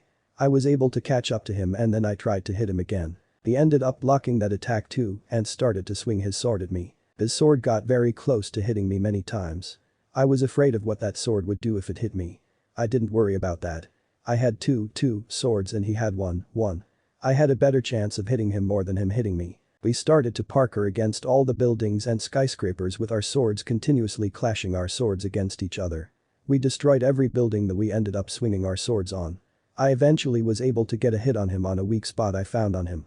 I managed to hit him there with both of my swords and I sent him crashing down into the ground. When he hit the ground, he made a huge crater. I see you found my weak spot. I see you found it too. I crashed down and landed on my feet. I walked over to him. Good sword battle. But I'm better with magic. Denzel started to shoot huge fireballs at me. I was able to easily dodge them with speed. Cherry. Issei. I called out to them with my emotionless expression. Issei and Cherry returned to their human forms. I started to fire huge icicles at Denzel. He was dodging them with ease. What he didn't realize was that these icicles were special. They would follow him around everywhere he sped off to. And they got faster the more time they traveled in the air. Meaning each time he would dodge them, their speed would increase and it would harder for him to dodge the icicles after that. What the hell are these? You like them? I made just for you. I continued to fire more icicles at him. They started to get faster and after running away from the icicles for so long, they eventually got fast enough to catch up to him. They all began to start hitting him in the back. Ow. These hurt. Denzel tried to shoot more huge fireballs at me. What? Denzel was shocked. Also, those icicles divide your magic by half each time they hit you. I said casually with my emotionless expression. What? So that means I have to use my trump card already. What does that mean? I thought out loud. All of a sudden, he started to get engulfed in a blue aura. I could feel it. His power's increasing a lot. Be prepared, Issei Hyoudou. I will no longer be holding back. Good. Neither will I. I started taking steps forward towards the aura engulfed skeleton. Triple boost. My power was multiplied by 6. I continued to activate the triple boost. Triple boost x 35. I was now over 200 times more powerful. I got my fists ready. Come at me. I started to dash at him with my fist in front of me. He was able to block my fists. I quickly backed away after he blocked my attack. I kept on trying to hook him with my fists alternating with my left and right fists. Me and Denzel were both moving at crazy speeds. Come on. Why can't I hit you? Denzel whined as we both started to exchange hits with each other. It was hard to tell who was doing more damage between me and him. I eventually stopped backing away and made my swords morph into my pistols. I then started to fire shots at him, hoping to slow him down a little. He was trying to tank all of the bullets. But that ended up going bad for him. These aren't bullets that you want to tank. I gave him a little advice. He decided to go for close quarters combat. He tried to put his hands around my neck to try and choke me. That only ended in him getting electrocuted. What? How much protection do you have? Denzel said as he started to back off. Don't worry about that. Issei. Cherry. You take over. I commanded. Out came Issei and Cherry in their human forms. I was hoping I would get to fight you too. Now, show me what Issei's mates are capable of. Issei and Cherry started to run at him from the opposite directions. They were both starting with the magic approach. They both readied their pistols. They were both in sync as they began to fire at the same time. Denzel was dodging for a good while. That was until they started to make the speed of which the pistols fired. Some shots ended up hitting him. Interesting. Well then, let's switch from magic to close combat, shall we? Denzel stared to go for Cherry because she was closer. Denzel threw a kick at her. She ducked, making Denzel miss his kick, and she retaliated with a roundhouse kick of her own. The roundhouse kick sent Denzel far up into the air. His motion was stopped by Issei, who caught him in midair. But it wasn't to save him. Issei sent herself flying into Denzel's direction. Denzel barely managed to cover himself with a barrier. But that wouldn't stop the force of Issei's punch from sending him to the ground. Upon impact, Denzel was smacked at faster than lightning speed into the ground, making another huge crater. Weak. Issei taunted as she flew over him. I think it's about time we end you, Denzel. I started take a few steps towards his crater. Triple boost. X500. I was now over 3,000 times more powerful than how I am at my base strength. What is this power? Denzel started to shudder at how much power I had in me right now. I will not go down without using my final attack. Denzel started to transform. His magic was increasing dramatically. His strength was also increasing. Issei. Cherry. I'll be taking this one alone. I don't want to risk any of you being hurt. Issei and Cherry understood and turned back into my weapons. I had no chance of defeating Denzel. Is what I would have thought if I didn't have a last resort. Since Denzel was going to use his last resort, I was going to use mine too. Overlord. Overlord is a last resort that I've been working on specifically for this fight only. I knew that Denzel was going to be a challenge. He was my final challenge. Overlord is a balance breaker scale mail that far surpasses the Juggernaut drive. It's pretty simple to use, but it comes with one fallback. I began to transform. The only drawback was one I should have removed when working on it. I will lose complete control if I stay in it for too long. Once my transformation was complete, I walked over to Denzel. Let's begin. I was in my position wanting to start. Let our final battle commence. We both looked at each other from our standpoints. I didn't want to move yet. The moves that I make now will be the determination of who wins this battle. Here I go. He was the first to attack. He brought his sword back out and started to swing at me. I then brought out my two Excaliburs. I blocked his attempts to hit me in my back. Every time I looked behind me, he wasn't there. Meaning he would switch between attacking me from the front and the back every time he finished his previous attack. Triple boost. X500. I triple boosted 500 times again. It was my turn to attack. I started by pretending to fake him out by attacking him from the front. Denzel could read minds. And I had no doubt that he was going to do during this battle. And to my expectations, he did. He noticed that I was trying to fake him out and that I was actually going to attack him from behind. He, of course, read my mind and my body language like I expected him to.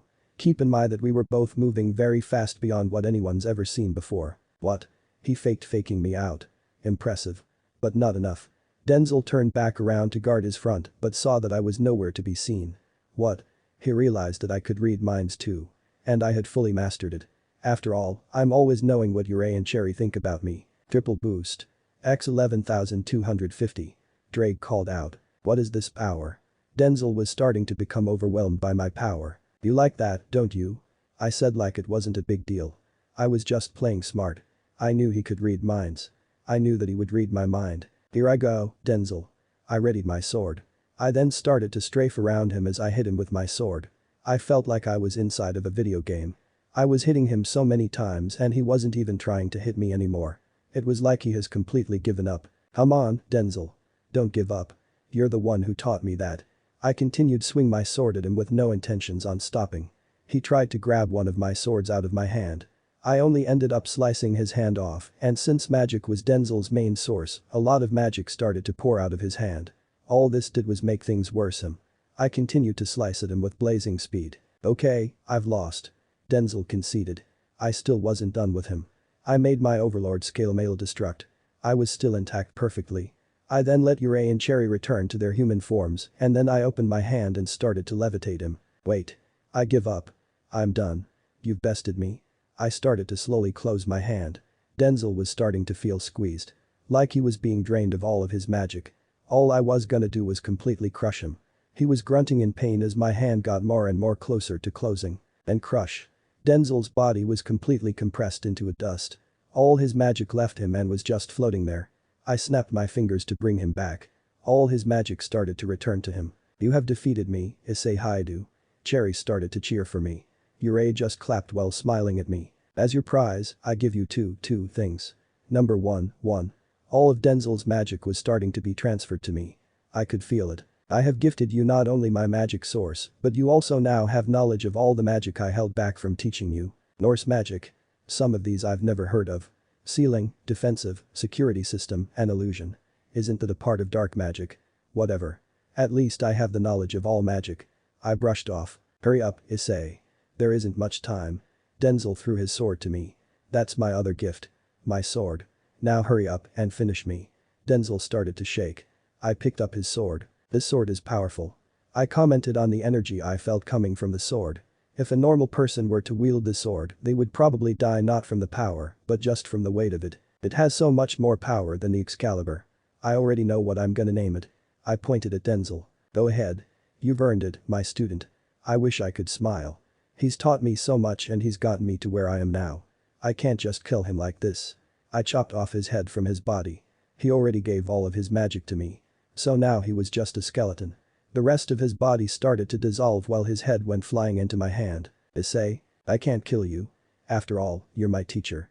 I'll put enough magic in you so you can still talk to me. I had an idea. Denzel was a skeleton. And having his head to keep as a souvenir sounds like a good idea to me. You're kind, aren't you? Only to those I want. I opened up a magic circle to my house. The battle was over and I had won. Hyoudou residence. I went up to my room and placed Denzel's head on top of the drawer next to my bed. So this is where you choose to place me. I'm just a souvenir to you, aren't you? I took my cloak off and put in the closet. That part of me was over now that I've defeated Denzel. I felt free. I put back on some normal clothes. I mean, you kind of are. I was interrupted when I got a text from my parents saying they were back from their vacation. Oh. Mom and Dad are back. Perfect timing. Guess we better go pick them up. Hey Cherry. Hooray. We're going to pick up Mom and Dad from the airport. I said as I got my phone and went to the car. We drove to the airport, picked up Mom and Dad, and then slowly drove back home. Issei, what's with you? You changed again. Didn't your hair color used to be brown? And your eye color? It's red now. And your expression. Now you just look super depressed. Which is something I just don't understand. You have two beautiful girlfriends right here all to yourself. Plus your other eye's all healed up now. Goro interrogated. He was on to me. I thought this hair color looked good on me. So I perma-sprayed some black dye onto it. As for my eye color, I don't know. Yurei and Cherry are my girlfriends, so they're always going to be cute and beautiful. As for my expression and why I sound depressed, don't worry about it. Just trust me when I say I'm fine. And as for my eye. I took some prescriptions to help get it healed. I gave them explanations for everything they interrogated me on. But enough about me, let's talk about you. How was your trip? I would later regret asking that question. Well, let's see. I learned that your mother here is a squirter. Mickey blushed in embarrassment and anger while my dad just smirked at her. Even though I told you to stop, you didn't. She started to playfully hit him while my dad just put his hands in front of him to protect himself. Well, you look like you were enjoying it so much, I just couldn't stop myself from seeing your face blush fully from pleasure. My dad continued to tease my mom. So my mom started to do the same. Well, Issei. I learned that your father likes to have his ears nibbled on. She started to tease him back. It can be helped. My ears are sensitive.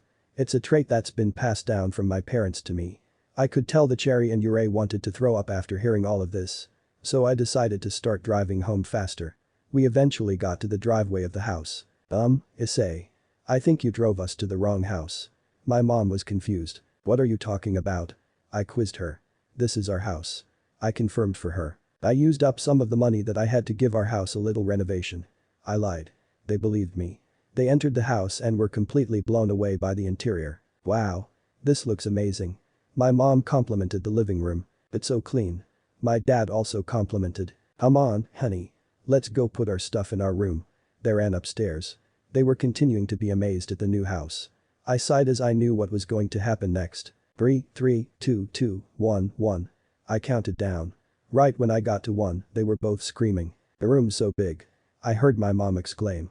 It wasn't long after that when I felt something warm and slimy enter my ears. I started to moan in a bit of annoyance and a little pleasure. What? Cherry, Yurei. They both came down from their respective spots beside me. So it's true. One of your weak spots is your ears, Issei. Cherry licked her lips seductively after finishing her sentence. Yurei and Cherry will make good use out of this information. Yurei smiled. I sighed. You two, what am I going to do with you? I wondered. The day then went on like normal. I let mom and dad cook in their new kitchen. Their food was excellent as always.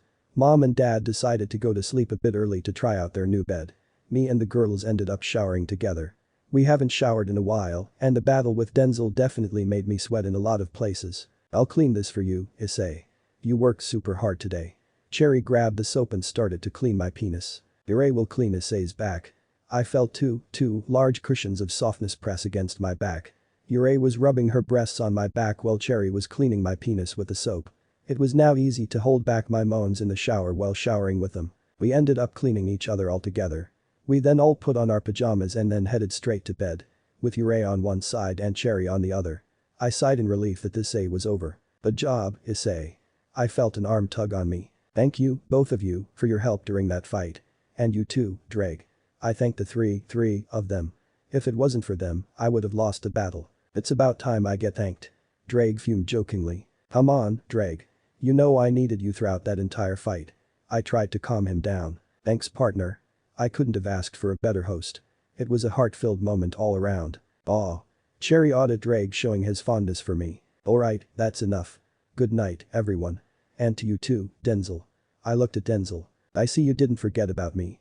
Good night, Issei. I'm ready for any challenge. Bring it on. But attack or threaten any of the people close to me and I swear I'll kill you. No questions asked.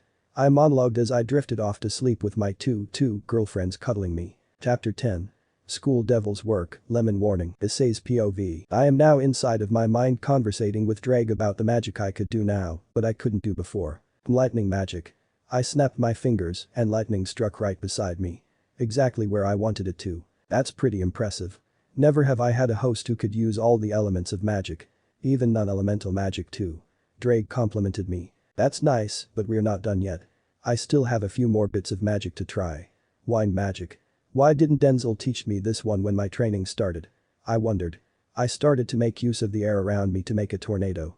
I wanted to start off with a weak tornado. About 60 to 70 miles per hour winds. It actually looked pretty good. Alright. Time to turn it up. I pointed my hand towards the tornado and the tornado started to get bigger. The tornado was now moving at about 750 miles per hour. Partner. Be careful. The tornado started to grab Drake and pull him into the tornado. I snapped my fingers and got rid of the tornado. After I did, Drake slowly flew himself back to the ground. Well, I think that was successful. Any others I haven't tried? I inquired. I think all that's left is light magic. Drake answered. Light magic. I concentrated and closed my eyes for a brief moment. A huge ball of light started to form in my hand. Whoa. Nice. I then thrusted my legs forward as I shot the huge ball of light. The ball of huge turned into a beam of light when I shot it. It did something similar to the darkness magic. I concluded. Well, it's about time you wake up. You quite the surprise waiting for you, you emotionless dragon bastard. Drake teased me about the way I looked as I disappeared from my mindscape. I woke up from my mindscape magic testing. Alright. Time to get up. I tried to get up out of the bed but was held down by two powerful grips on my arms. What? Oh. It's these two again. I sighed at the predicament I was put in again. Issei and Cherry were both naked and they each had both of my arms being held down by both of them. Both of my arms were placed in between their breasts with my arms reaching what was below. How do I get here? I looked up wondering how I always get in these situations. Well, their breasts do feel soft. I guess I should try to get out of this mess. I started trying to move my body left or right, hoping to loosen their grip on my arms. Wow, these two have a strong grip. If I couldn't loosen the grip myself, I was going to make them do it. I started to rub their love boxes. It took them a few moments, but they soon started to react. They started to squirm and moan a little. My plan was working. I could feel their grip loosening. The Issei moaned as she continued to loosen her grip on my arm. At least Cherry's grip was loosening too. This was going exactly how I wanted it. Hey Issei. Time to get up. You're gonna be my dad's words were paused as he got a good look at the activity that I was doing with them. All my dad did was stare. What's doing on, darling? My mom's words were paused too. All I could do was make this emotionless stare into their eyes. I promise you this isn't what it looks like. I said calmly with my cold deep voice. My mom then took a deep breath. Issei. What are you doing so early in the morning? My mom yelled at me. Her yelling woke up Cherry and Issei from their sleeping. Huh? What's all the noise? Cherry queried as she rubbed her eyes awake. Issei also rubbed her eyes awake too. They both saw that my hand was in their nether regions. They then started to blush. Issei. If you really wanted to do it, you could have just asked. Cherry winked at me seductively. I just sighed. Yurei just started to purr as she rubbed her head with mine. I get that you all love each other. But please hold yourselves back in the morning, for God's sake. Well, the joke's on you, Mom. Because God's dead. You probably should have knocked first. I argued. Okay, we should have knocked. You shouldn't be doing this so early in the morning. There we go. Now hurry up and get ready. You don't want to be late for your first day back to school. Yurei and Cherry were surprised. School? They said in unison. Kitchen. Hey Issei. What is school? Yurei asked me as she took a bite of her eggs. Well, Yurei. School's a place people go when they've decided that they want to die. I exaggerated. Issei. My mom yelled. What's wrong, Mom? I asked like nothing was wrong. What happened? You used to be such a happy boy.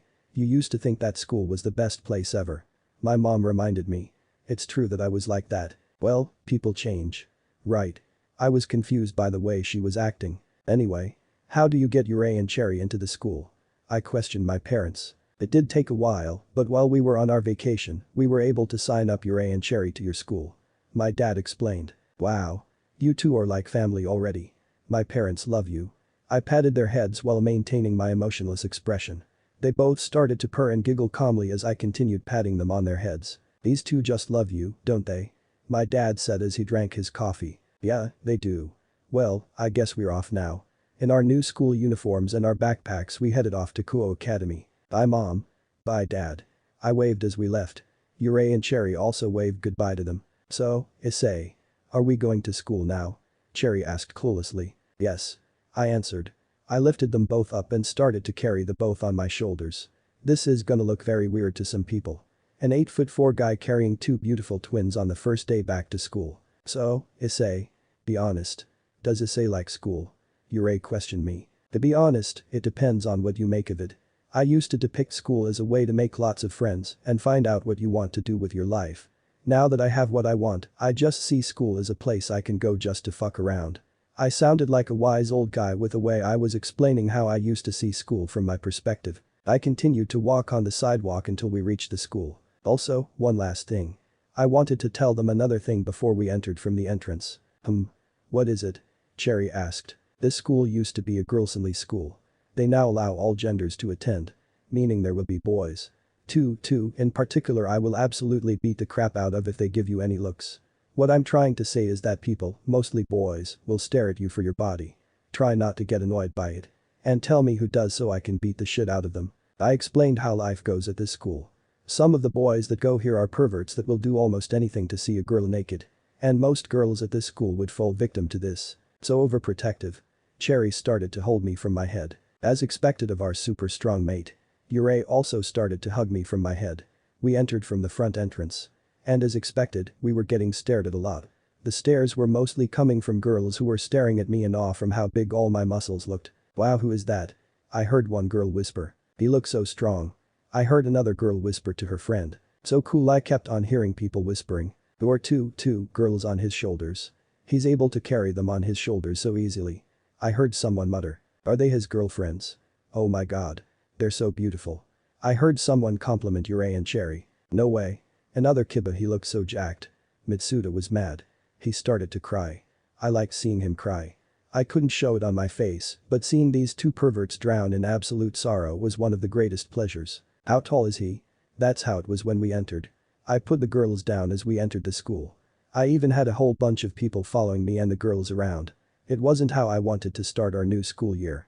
It was the exact opposite of what I wanted it to be. People thought I was a new student. Some people were friendly and greeted me and the girls with no problem. I wish all people could be like this. Unfortunately, the student council was also eyeing me and the girls too. If I have to, I'll kill all of them, no hesitation. With the way they're all staring at me. I made sure to stay with the girls. I don't know what the chances were, but we all shared the same classes. That was a good thing. We went to our lockers to stash all of our school things. School's weird. Yurei didn't hide what she had to say to me. That, I agree with. I agreed. Some people kept staring at my breasts. It makes me feel weird. Cherry put her hands on her breasts to cover them. People are like that. All of a sudden, the bell for first classes rang. Well, we should probably head to our first class. We started to march to our first class.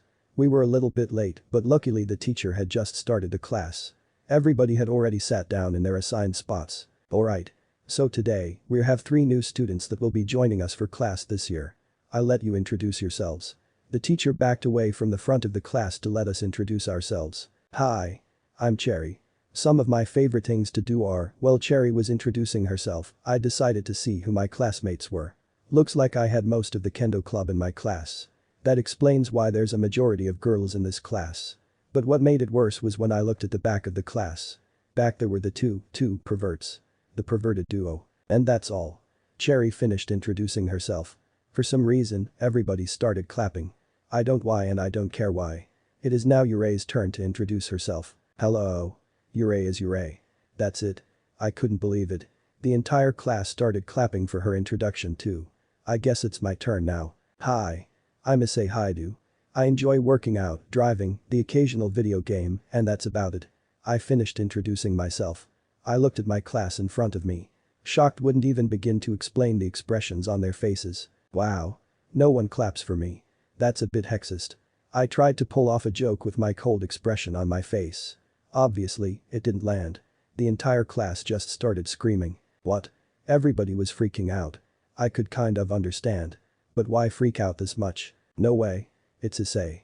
One classmate said. Yes. That's me. I confirmed. Does anyone have any questions for these 3? The teacher asked the freaked out class. Everybody in the class was putting their hand up. Alright, you first.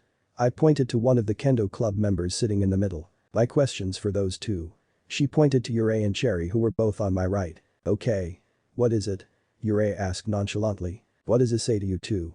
The kendo club member asked. Well, we both share a relationship with him. We're his girlfriends. Cherry answered her question. I nodded when she answered to confirm that it was true.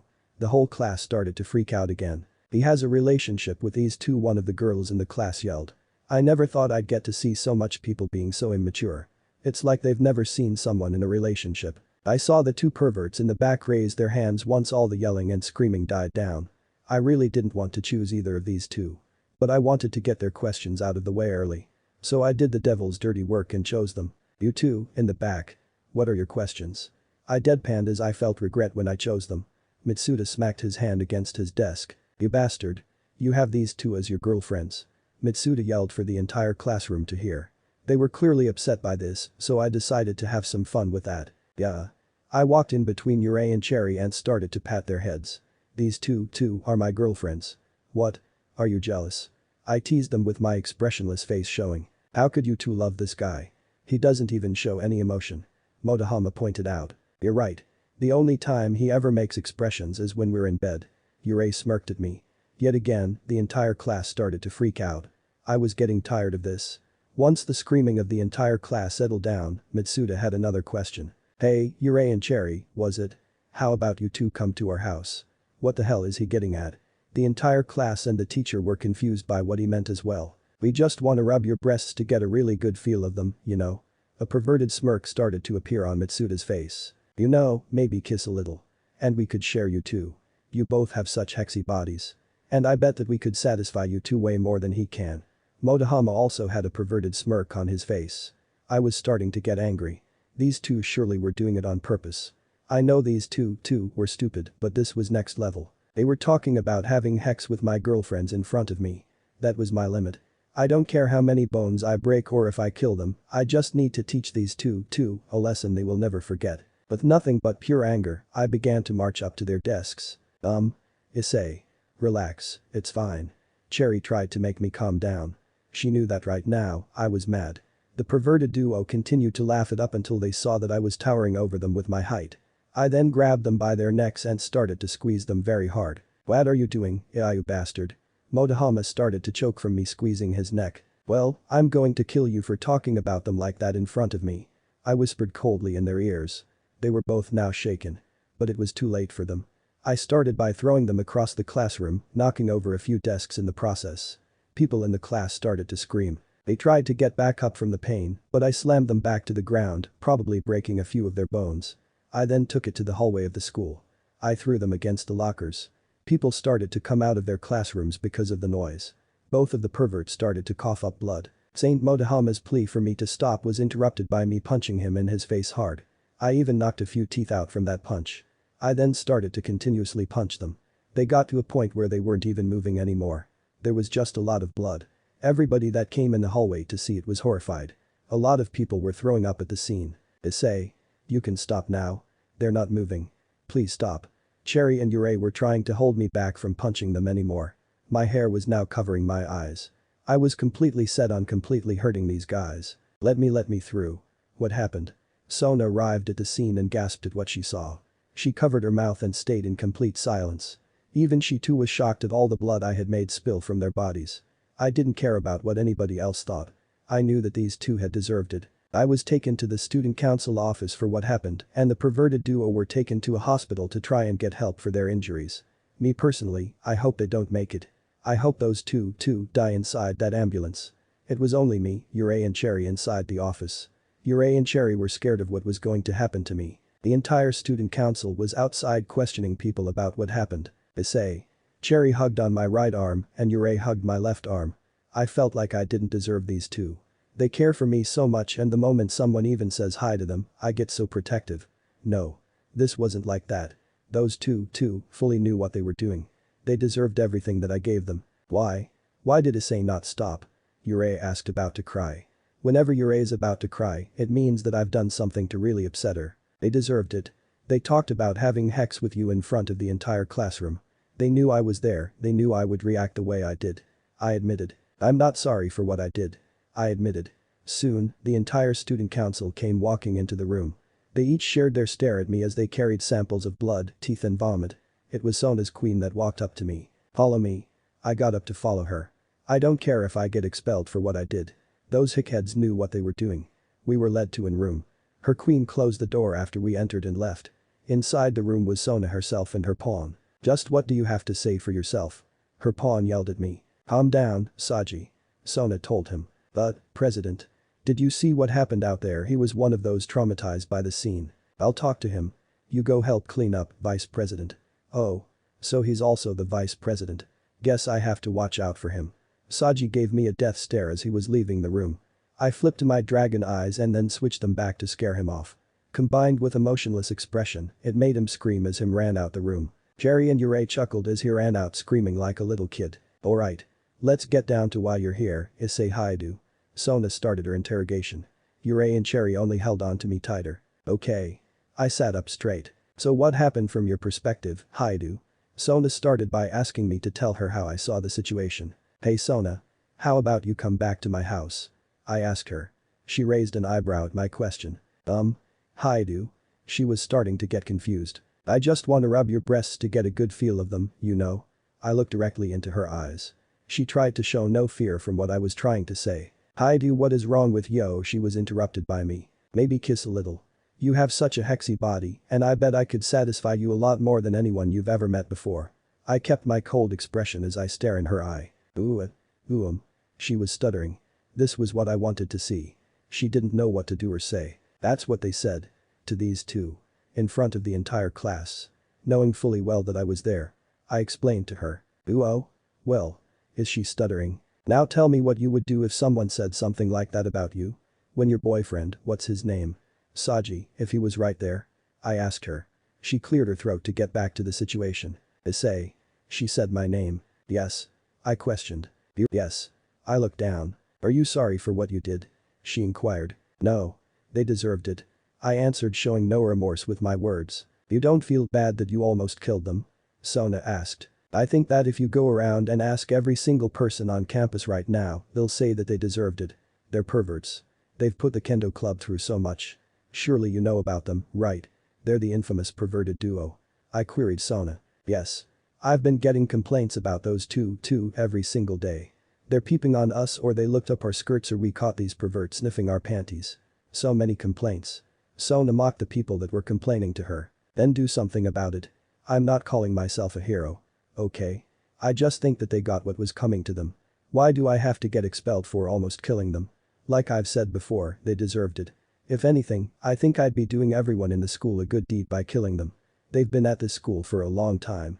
They've been doing this for such a long time. Surely they've been suspended at least once for this behavior. Right. I hinted at her. I know the answer to this question, but I just want to see what she has to say. Of course. They've been suspended for this multiple times. She lied. So she's taking that route. Fine. I'll chase you all the way to the dead end of this route, Sona. Really? I inquired. Yes. She's lying. Show me the reports. I demanded. She obviously knew that they had never been suspended despite them being reported to the student council multiple times. She started to reach into her drawer pretending pull out the suspension reports. As I thought, she was bluffing. She lets this behavior happen. She knows that it goes on and doesn't even do anything to try and stop it. I scoffed at her bluff. As I thought. They never been suspended. I looked directly at Sona. You're the worst student council president ever. You know that. You see a problem that happens every day. It gets reported to you. To this place. Every day. The kendo club's been dealing with those two for so long. Every day. And you don't even have the audacity to at least suspend them. Talking to her was like talking to a brick. Nothing would get through to her. We can't do anything. Abu, she was lying again. Don't bullshit me, Sona. I raised my voice a little bit to scare her. She didn't get it. She was expelling just because of the fight. But she couldn't even suspend those two for their inappropriate behavior against the kendo club. You have all the power you need to suspend them. You have all the evidence you need. So why? I was confused now. She was absolute shum. She could totally suspend them. You're disgusting. You know that. You're reason that this happened so much. Come on. Issei. Cherry. Let's get the fuck out of this place. We're in a school where the student council is a bunch of lazy shitbags. I threw the chair at the door. The door broke down and we left her office through it. We left the student council office with the entire council staring at me as I left. President. Sanji ran to her office. She was just sitting on the chair. Sanji? Sona called him. Yes. Sanji answered to her. Am I a bad president? Sona asked him. No. Absolutely not. You are the best president. You're the reason that those perverts stay away from the kendo club. Sanji was completely head over heels for her. It didn't matter what his answer was. Sona started to sob. She covered her face with her hands to hide the tears streaming down her face. President. Are you okay? Sanji ran over to her to help her get her balance. She sniffled and said, yes. I'm fine. Get back to work. She commanded. Oh yes, President. Sanji ran out of the room. So mean, Hyoudou. She sniffled. Issei. You were so mean to her. Cherry scolded me. She deserved it too. She's useless. She's nothing but useless. Can't rely on the school for anything. She deserved that. I hope that she gets what's coming to her. I'm gonna make her life hell. I balled up my fists. I kept them balled up as we walked back to our next classes. For most of those classes, nothing really happened. The desks were all too small for me to sit in. So for the rest of our classes, I just stood up at the back of the class and listened to the teachers. It mostly just boring shit, but I still paid attention. Most of the people had their eyes on me, either full of disgust or just admiring how big my muscles were. Even Cherry and Issei were stealing looks at me every so often. That's just how it was. It was annoying, but I tried to accept that this was my life now. Eventually, it was time for the PE class. We all went to our separate changing rooms. What the hell are you guys looking at? I said to the other guys in the changing room. They were looking at me as I put on my shirt. The moment I put the shirt over my torso, the whole thing just ripped. My abs and chest were the main parts of me that were showing. Well, at least these shorts somehow fit. I moved my shorts a little to stop them from getting into the crack of my butt. It was time to get started. I didn't have a shirt. This day just keeps getting worse. The moment I took a step outside, I was met with girls in their PE outfits staring at me. And only me. Is something wrong? They started to blush and swoon from looking at me. Issei and Cherry had seen me like this a lot of times, so this was basically nothing to them. Why is Issei not wearing a PE shirt? Issei asked me. There are no shirts that fit me. I said disappointed. Alright. So today's game is dodgeball. Good luck. The PE teacher blew the whistle and the match started. It was mixed teams. But Issei and Cherry got put on the opposite team from me. I guess that makes it fair. Once the whistle blew, everybody ran to the middle to grab a ball. Everybody on my team ran to me once they got a ball and started to hand me all the balls. Man. You all really want to win, don't you? I grabbed a ball that was thrown to me. I started to aim for someone on the opposite side. As I was about to throw the ball, there was a yell coming from the front of the gym. Stoop. Someone yelled at the top of their lungs. Everybody dropped their balls onto the ground as the person who was yelling made themselves known. What are you doing? Sanji and the most of the student council followed behind him. Nobody answered the yelling pawn and started to question why he sounded like he was mad. I'm talking to you, Issei Hyoudou. He pointed at me as he yelled again. Me? I pointed at myself, still confused why he was screaming at me. Yes, you. Who said you could participate in PE? Sanji inquired. Who said I couldn't? I'm just trying to enjoy my first day back to school. Is that a problem? This seemed to piss him off. He walked up to me.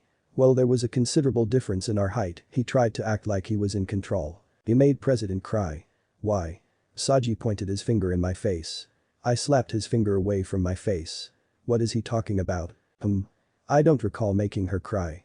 I tried to remember her starting to cry during our conversation. This only made Sanji even more agitated. But if I did, then good. She deserves it. I picked up my ball and was about to throw it. But I was interrupted by Sanji blocking my way. Everybody could tell that another problem was going to start. What's your problem? I asked, dropping my ball on the floor. You need to apologize to her. Now. He tried to push me toward that door. I was too heavy for him to move, but yet he continued to try to move me. Why? She's so bad at doing the one thing that she had to do. I mentioned. What are you talking about? You're just a huge jerk. He doesn't seem willing to talk. Guess there's no way around it. Hey, girls of the Kendo Club. How annoying are those perverts? I yelled to all the girls of the Kendo Club that were in the gym. They're so annoying.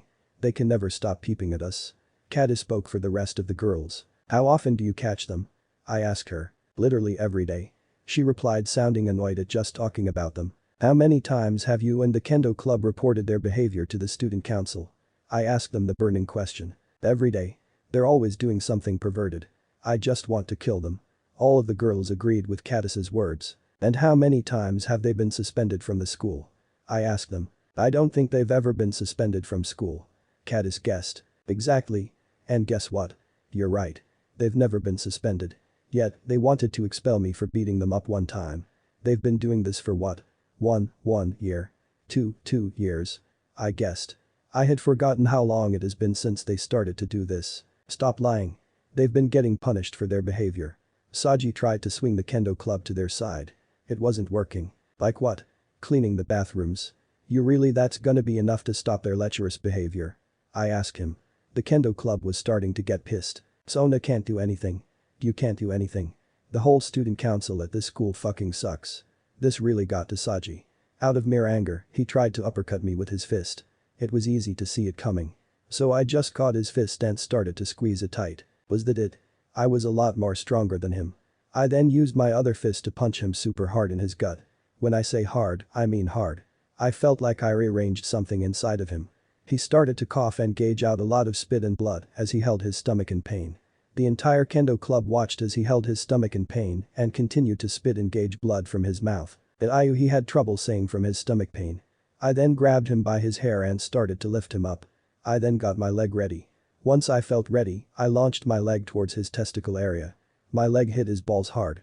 So hard that he ended up screaming the loudest I've ever heard him scream when my leg made impact with his balls. H. He screamed as he squirmed on the ground after I dropped him to the ground to hold his nutsack in pain. As a fellow guy, I feel for you. But let's face it. You deserve it. I kicked him in the stomach one last time before he fell over. He was starting to cry really hard because of all the injuries I had given him. I then headed for change room since PE class was done.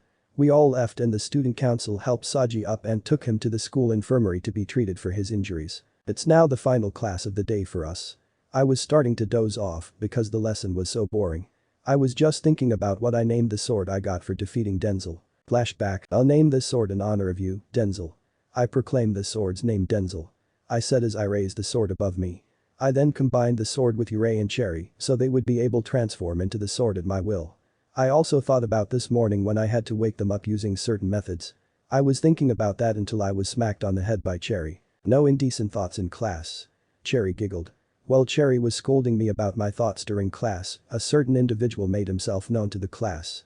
And I knew who it was because all the girls started to go crazy the moment he walked in. Oh my. Kiba. The girls started to scream his name. Oh. The Prince of Kuo. Never expected to see him here. But what does he want? I thought out loud. Please excuse me for a moment. The crowd of girls he was surrounded by let him through. Please stay as much as you want. Murayama welcomed him into the class. He started to make his way to where me and my mates were sitting. Issei and Cherry weren't interested in having a relationship with him as I was the person they loved. So they didn't eye him like the way the rest of the girls were. Instead, they latched their arms onto me, holding me. I responded by putting my arms around them from behind. Hey Prince. I greeted Kiba. Hello. Are you three, Cherry, Issei and Issei? Kiba inquired. Yes. We are. Is there something that you would like? I asked him. I'm here on behalf on Rias Gremory. She would like to meet you three. Rias. Oh yeah. I remembered that she went to this school too. I had just somehow forgotten about her. Rias? Cherry wondered. Would you three please follow me? Kiba requested. I had no reason not to.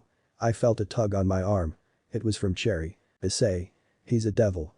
She was talking to me through our minds. I know. Don't worry. I'll keep you two at my sides. I told them. I then got out of the chair carrying Cherry and Yurei on my shoulders. Kiba wasn't intimidated.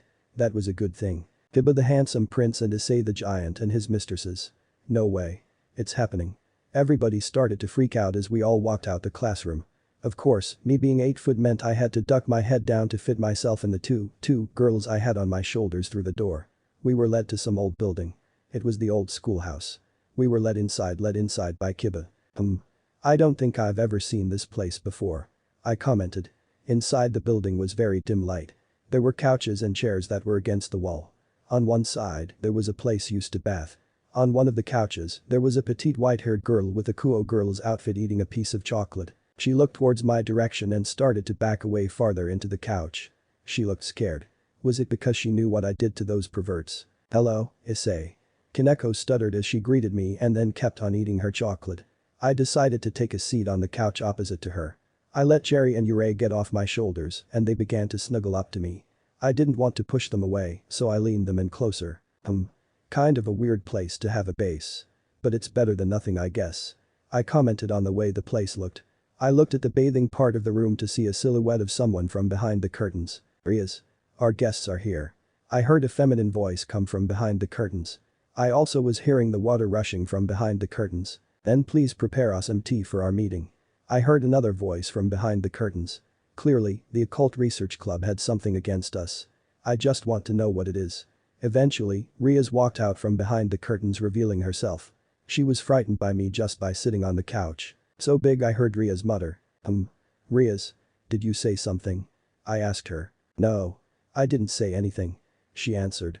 Akeno eventually brought her tea for us to drink while we began our conversation. I hope you enjoy the tea. Akeno handed me and the girls some cups of the tea she made. We all took sips of it. Whoa. This is good. Cherry and Yurei started to chug down their tea. I didn't want to drink mine. But these two were going crazy over it. So I decided to take a sip. This is good. I agreed with Yurei and Cherry's statements about the tea. I looked at Akeno who made the tea. I'm glad you like it. Akeno laughed. Okay. You obviously didn't call us from our class just to have tea. So what do you want? I asked with a more colder tone to my voice. They were already starting to get shaken by my presence. Well, you're right. I would like to start off by saying good afternoon to you three. Rias began. I'd say good afternoon, but it hasn't really been a good afternoon. I disclosed. Why's that? Rias asked. Well, where should I start? The moment I walked into the school, I had people staring at us everywhere we went. People were making comments about me everywhere I went. That's just the start. When we got to class everybody started freaking out just because I said these two are my girlfriends. I never knew people could be so immature. And then those perverts talked about having sex with these two right in front of me. So I killed them. Or at least I hope. Everybody got chills when I talked about killing the perverted duo like it was nothing. Please continue. Rias was afraid of where I was going with my story. I was then brought to speak with the student council president. I then found out that her and the entire student council are a bunch of lazy shitbags, so I ended our conversation there. It was time for my PE class. There wasn't a single shirt that fit me. So that was great. The game we were playing was dodgeball.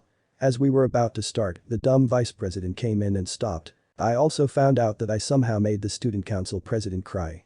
He then tried to attack me. I retaliated by punching him in his stomach and making him not be able to have children for the rest of his shitty life. Any questions? I explained all the bad parts of today have happened. The entire occult research club was shaken by my story. I didn't tell it that gruesomely. I guess my deep voice can make anything I say sound scary. Well, I'm sorry that your day went as it did. Rias apologized. I know for a fact you don't mean that, but it's nice of you to say. I told her. Alright. Enough of that. You made Prince call us here. What do you want to talk about? I decided to let her talk about what she wanted. Issei, do you believe in the supernatural? Rias questioned me. I had a feeling you would ask that. I sighed. I got up to introduce myself. I am Issei Hyoudou. I am this generation's Red Dragon Emperor. I revealed to them. These two are my mates and my helpers. I patted them both on their heads. They put up their hands to show their rings that I gave them. So honest. Rias said to me. I have nothing to hide. And neither should you. This was supposed to be her cue to introduce herself. I am Rias Gremory. Everyone inside of this building is in my peerage. I looked to get a look at who was in the building. We are also all devils. All of a sudden, bat-like wings started to sprout out of everyone's back. That's good to know. I guess I should reveal what I am, should I? I sighed as I stood up from the couch. 2 giant black and red dragon wings started to sprout from my back. I'm also no longer human. I'm now a dragon thanks to Drag. Rias and her peerage seemed to catch interest when I said his name. Drag. Well, you are the Red Dragon Emperor. It made sense why I would bring up Drag's name. Greetings, heiress of the House of Gremory. Drag made himself known and greeted Rias. The entire research club was really impressed with how strong I was. Greetings, Drag. She greeted him back. Wow, Issei. You've gotten really powerful in your time away from school. Kiba mentioned. Yeah, Issei. What happened to you? You used to be so short and friendly. Akeno added to the conversation. I'm still friendly. I have all sorts of powers now, I guess. I said. Here, let's play a game. Try to see if you can sense me. If you can, you win. I then went invisible. My presence was gone. Everybody tried to look for where I was. Where did he go? Rias thought. She used all the magic she could to try and get at least a hint of where I was. Oh my. What happened to our clothes? Akeno laughed as Rias just noticed that her clothes were now gone. How weird did it? She made a noise as she noticed that something was touching her. Well, looks like you failed. Looks like I get my prize. I revealed my presence to everybody. I was now standing tall behind Rias kneading her breasts. 2 great ladies, huh? I started to pinch her nipples and she let out a moan from me pinching them. Stop, please. Rias begged me. You know if you hate this, you can push me away. As I was thinking, she was enjoying this. Therefore she didn't want to push me away. As I thought. You're enjoying this. I whispered in her ear and then started nibble on it. No. That's not true. Why would I enjoy this? She kept trying to say that she wasn't enjoying this. Even though her moans were saying she did. I switched from Rias to Akeno. I didn't forget about you. I started to pinch her nipples as well. Oh yes. Akeno moaned. See, Rias. Akeno enjoyed it, so why can't you? And why didn't you push me away? I asked her as I continued to fondle Akeno's breasts. After a while I had enough fun and gave them their clothes back. And there you go, you have an example of what I can do. Though it was awkward to do when you're 8 feet tall. I said as they put back on their clothes. Did you have to take it that far? Rias fumed. I just nodded. Alright. I have one last thing I can show you. Hey Kaneko. Kaneko's attention was now on me. You want more sweets and chocolate? I asked her. She immediately nodded her head yes. Well, here. Have this. I threw her a chocolate bar. She had a sour look on her face like she was disappointed. As disappointed as she was, she took a bite of the chocolate. She noticed that there wasn't a bite mark on where she took a bite of the chocolate. She took another bite trying to figure out what was wrong. What did you do? She asked. It's chocolate. It can taste like anything you want it to taste like. You can eat it basically forever. And it grows back. I explained how the chocolate worked. Everyone was amazed. It was such a simple invention, yet it was so cool. Kaneko was in bliss as she kept on taking bites of the chocolate. That's quite cool, Issei. Kiba praised me. Alright, one last thing before I go. You. I pointed at Akeno. Everybody looked at Akeno. Me? She asked. Yeah. You. I began to walk over to her. She was terrified but tried not to show it. She kept her signature smile on her face, but she started to shake from fear. That tea was amazing. You're one of the first fallen angels I like. Everybody was shocked to hear me say that. He knows. Rias thought worried about Akeno. I made Urei and Cherry morph into my pistols and pointed one against her head. Everybody was surprised, but that didn't stop them from getting ready to attack me. I won't lie. Your kind's presence makes me sick. But there's something different about you. And it's not that you're also a devil. I hate your kind. I despise them and I plan to kill every single one of them. I said with absolute malice in my voice. Rias was readying her magic. Maybe you can convince me otherwise. I let Cherry and Urei turn back into their human forms. What are you looking at, tits? Cherry raged at Rias. Nothing. She looked away as we saw ourselves out. When we got to the door, the entire student council was there. Sona in the front, her peerage in the back with 2 of the members holding Saji. He wasn't recovered fully from his injuries. They were surprised to see me. They stood still and didn't move.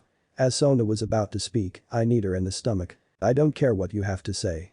You couldn't do anything about it then and you still can't do anything. You and the rest of them are pure shum and lazy. You all piss me off. I made Yurei morph into a pistol and then shot Sona several times in her shoulder and her chest with bullets of light magic.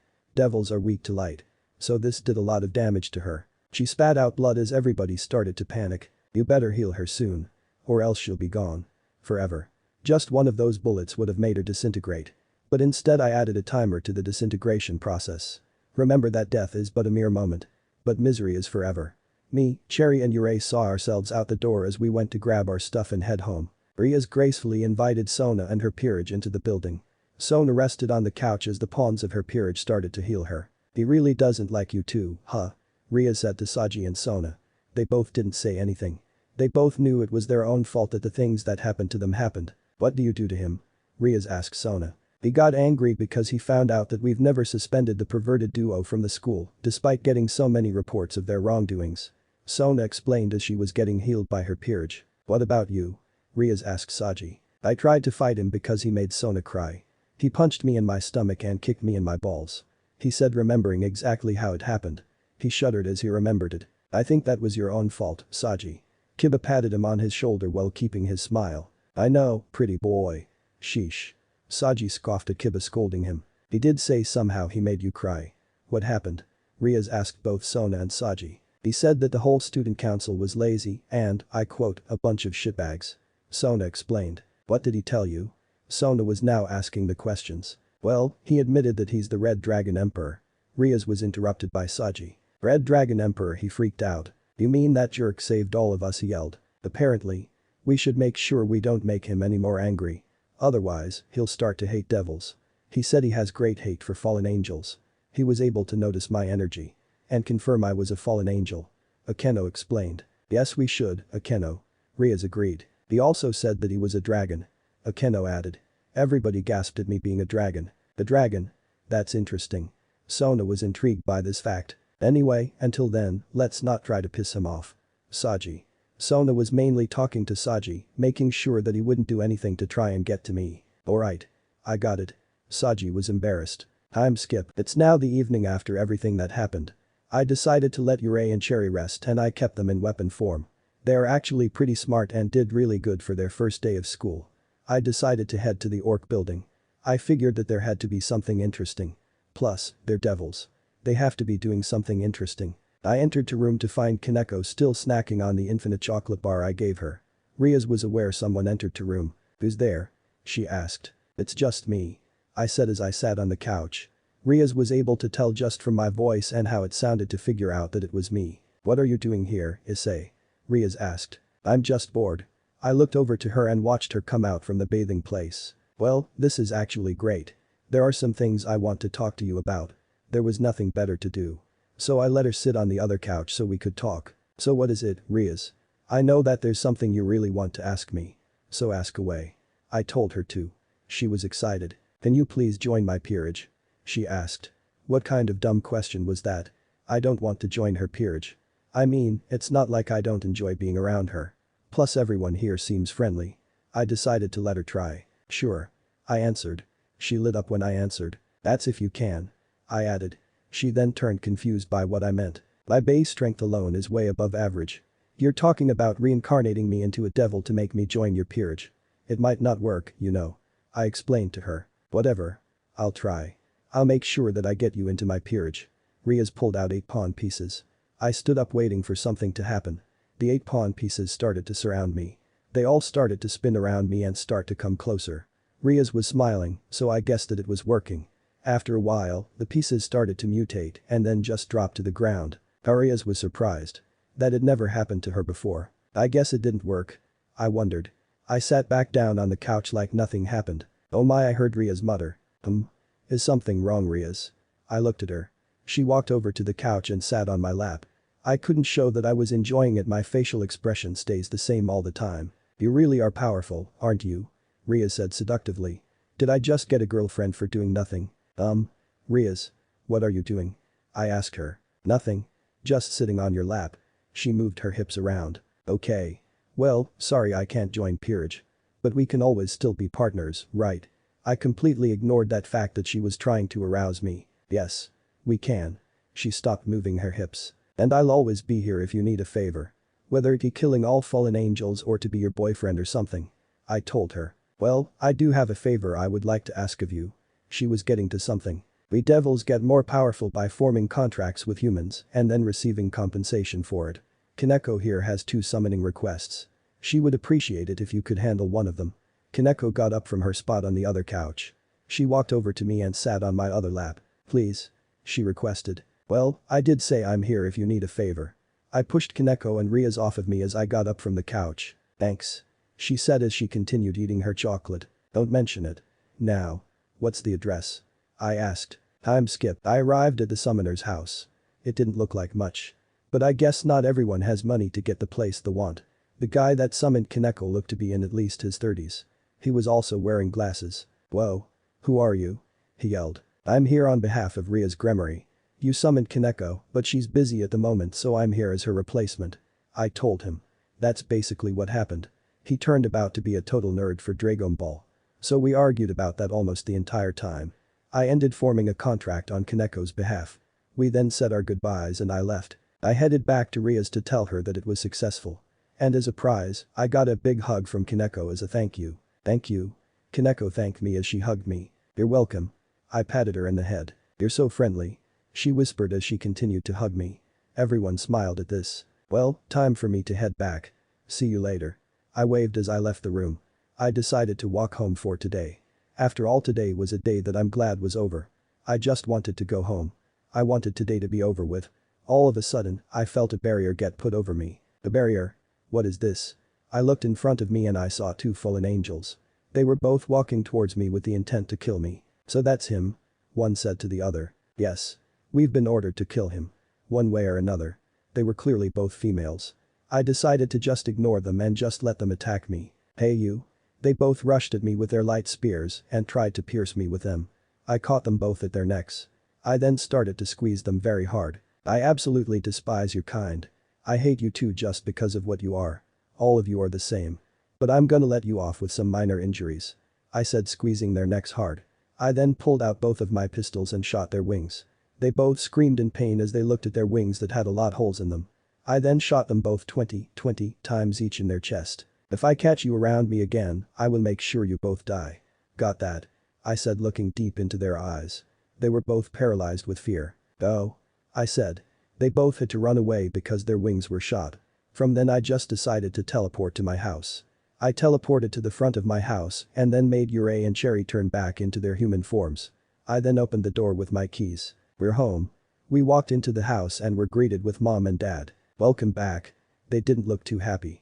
What were they angry about? Issei and Cherry looked at me in confusion and I looked right back at them. Though my expression couldn't say how confused I was confused too. Issei, Cherry. Can you two please take your dinner and go upstairs? We need to talk with Issei. My mom asked them politely. I wondered what was going on. Issei. My mom started. What's wrong? I asked. We got a call from the school saying that you beat up 2 kids in your class. Oh. It's about that. Oh that. Those 2, they deserved it. I grabbed my dinner and started heading upstairs, but I was stopped by my mom. Hold it, Issei. Get back here.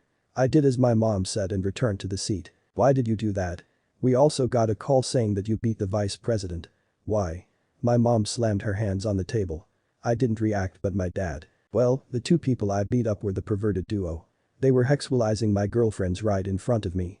Those 2 deserved it. And the vice president attacked me first, so that was self-defense. I then got up and tried to leave again.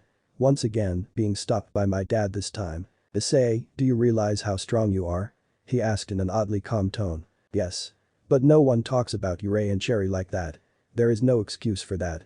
And the vice president tried to punch me. Shouldn't I get to defend myself? I argued. I was about to get expelled for defending myself. They didn't understand that. Okay. What? So they understand. We see where you're coming from, Issei. Issei and Cherry are lucky to have such a protective boyfriend. My mom said calmly. But please try to not kill anybody at the school. My dad added. I'll try. Anyway, I should probably go to my room. I grabbed my dinner and then headed upstairs to my room. Issei. What happened? Issei asked. Nothing much. My parents were told that I got in trouble. Don't worry. We're fine. I told them. They seemed to calm down when I told them this. Anyways. Let's eat. We all ate our dinner, bathed together, then put on our pajamas and then went to sleep. After that's when I heard a knock on the door. I got it, I said as I marched downstairs. I opened the door and saw no one. Down here. I looked down and saw a girl in a magical girl outfit. She had twin tails and looked to be in her teens. She was holding a wand in her hand. It would be hard to say she isn't attractive. I feel like I should know you. But I don't. Who are you? I asked the girl. I'm Cheerful, she said energetically. Please keep it down. There are people sleeping. Just come in. And be quiet, I said quietly as I invited her in. She started to walk around the house following me. Wow. This house is so big, she screamed quietly. I led her to the living room where we sat down next to each other. Wow. The difference in our heights is amazing, Red Dragon Emperor. How does she know me? I took a better look at her. And then I remembered. You're Sona's sister. The one that I helped cure, right? I asked, wondering if I was correct. Correct, she confirmed. I see you're doing well. I told her. Yeah, I have. I've been using those pills you gave me and the industrial building you gave me. She told me. Well, that's good to hear. Now why are you here? I asked her. I'm here because you made my little sister cry. Oh. She's here for Sona.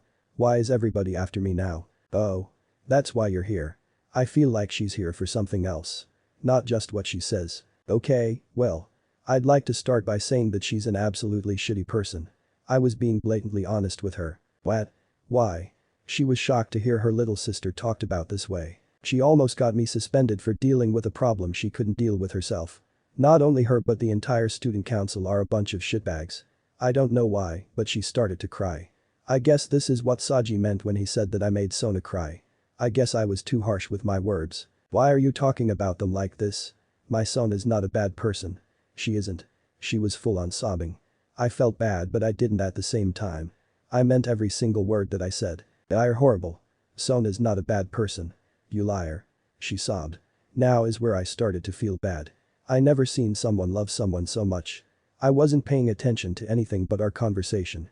My dad got up from his sleep because he heard crying. What's all the noise? He asked. He looked to the living room and saw me and Cheerful on the couch with Cheerful sobbing. I don't care what's happening, Issei. I just want you to fix whatever you've done. He walked back upstairs, not even trying to acknowledge what's happening. Okay. Look. I got her attention. I promised to nicer to your sister. Just please stop crying. I brought her into my brace to hopefully stop her from crying. I promise. Cheerful looked up while being in my arms. Yeah, I promise. I patted her on the head to calm her down. It seems to work to almost all the people I do it to for some reason. She sniffled and immediately got back to her spot on the couch. There's something else I'd like to talk to you about, she mentioned. Okay. What is it? I asked. I wanted to talk to you about your video on super media. I didn't know what she was talking about. This was kind of random. What are you talking about? I asked her. I'm the owner of super media. I think she expected me to be shocked when she said that. If you were expecting a reaction out of me, you'll have to try a lot harder than that. I said to her. Well. She tried to recover from that. We had to get rid of your video from super media. She told me. Why?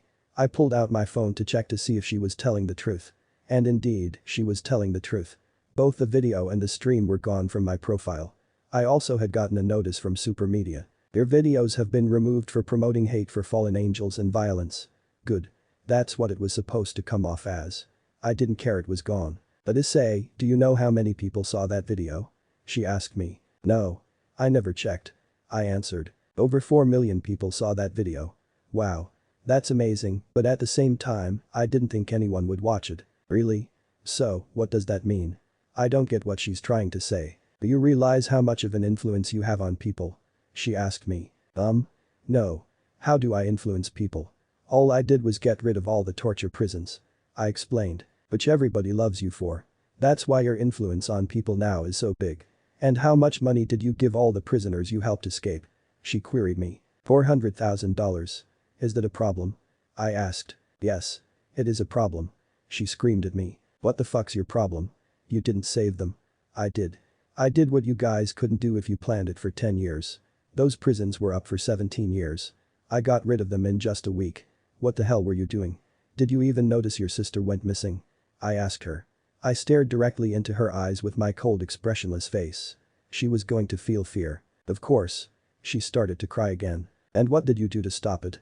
What did you do to save her? Nothing. You guys are useless. I sighed. Whatever. That was then. This is now. Let's forget about it. Is that it? I got up from the couch. Well. There is one last thing. I sat myself back onto the couch waiting for Seraphile's response. Okay. Let me hear it. She climbed on top of my lap and started to rub her crotch and my thighs. Here's your lemon warning. What are you doing? I asked her. I'm trying to arouse you. Is it working? She continued to rub herself on me and started to take off the top part of her outfit, revealing her bra. Why are you doing this? I questioned her. Isn't it obvious? I like you. She confessed. You like me? Why? I didn't care if she liked me or not. That's not an excuse to take off your clothes. It all started when I was in the hospital. A very powerful person cured my sickness. I was going to be forever grateful. She started to take off her skirt. She's in heat right now. It's kind of hot. I'm here to repay my debt for you saving me and my sister. She started to remove her panties first. If this is how you want to repay your debt, here. Take these. I handed her some pills. What are these? She asked with curiosity. These are absolute birth control pills. They make sure you don't get pregnant. And they work 100% of the time. Made them myself. I explained to her. Us devils don't get pregnant so easily. But these are a good invention. She complimented. Even so, I'm not ready to have a devil child with you yet. I told her. Okay. Got it. She took one of the pills and then swallowed them. We then continued with our sexual activity. You're so wet. I knew that you were aroused, but come on. How wet can someone get? I guess there is no other way. I don't want to kick her out. And I did always think she was somewhat cute. How did we go from fighting to almost having sex with each other? I undid her bra for her and started to fondle her breasts. She was trying to hold back her moans. You want this? Don't you? I teased her as I continued to fondle her breasts. She would continue to hold back. It's always the devils that are the hot ones. I started to move my hands to her nipples and then started to pinch her nipples. No. Please. Anywhere but there. My nipples are sensitive. She moaned. Anywhere but there, you said. I started to traverse my hand down to her hussy. I then stuck my fingers inside of her hussy. No. She squealed. I'm gonna have all sorts of fun with you, Seraphil. I got her off of me for a second. I pressed a button on the couch to turn it into a bed. This was a feature I added to the couch myself. I grabbed her by the arms and threw onto the bed. Very wet you are, Seraphil. I started thrusting my fingers into her hussy. No. Don't. Your fingers feel good. She's still trying to hold back. I guess she doesn't want to make any noise to wake up someone. I guess that's thoughtful. Relax. I put up a sound barrier.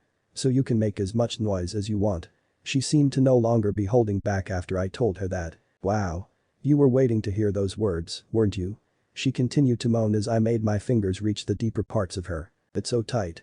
You're a virgin, aren't you? I teased her. She only blushed and nodded at this comment. Oh no, I'm gonna. Her legs started to shake from orgasm. It was like she had never experienced this before. She started to grip the bed really hard as I continued moving my fingers inside of her, making her orgasm even more. Your fingers are so big. They feel too good. I can't stop coming because of them. She screamed in pleasure. I took my fingers out of her and let her catch her breath.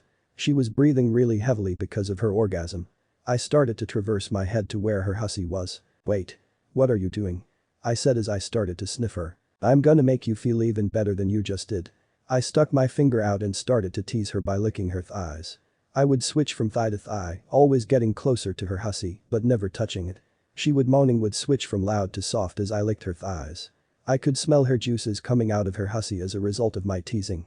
It was so erotic. Please, she moaned. I acted like I was confused by what she meant. Please what? I asked her. She was playing along. Please. Lick my dirty hussy. She requested while opening up her hussy with her hands, exposing the insides of it to me. If you say so. Immediately, I stuck my tongue into her hussy and began to lick it. Yes. Your tongue inside of my hussy feels so good. I'm gonna come from it already. She moaned as she put her hands onto my head, holding me down. Don't stop. Don't ever stop. I want to feel this forever. She squealed as I started using my tongue to dig deeper into her hussy. It feels good here, right? I started to flutter my tongue fast on that specific spot only. Yes. There. Right there. Don't stop. She screamed in pleasure. I looked up at her face and she now had hearts in her eyes. She was enjoying this a lot. Keep licking that spot. I continued to do as she told me. Seeing those hard eyes was something I had never seen before. I've never even seen Yurei and Cherry do that. No. I'm coming. I'm gonna come from you putting your tongue inside my hussy. I'm coming. I could feel fluid starting to flow out of her hussy and onto my tongue.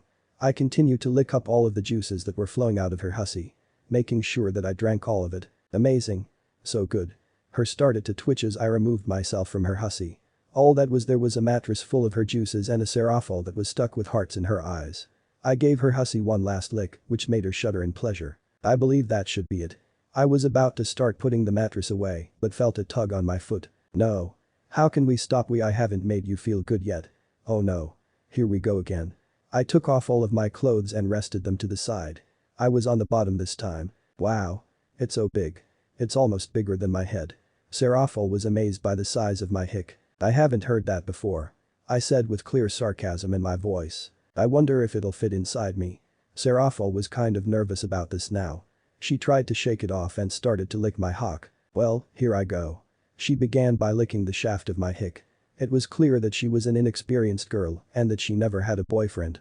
She tried to be versatile with her tongue movement. You're new at this, aren't you? This question embarrassed her. Shut up. She started trying to get my whole hick into her mouth.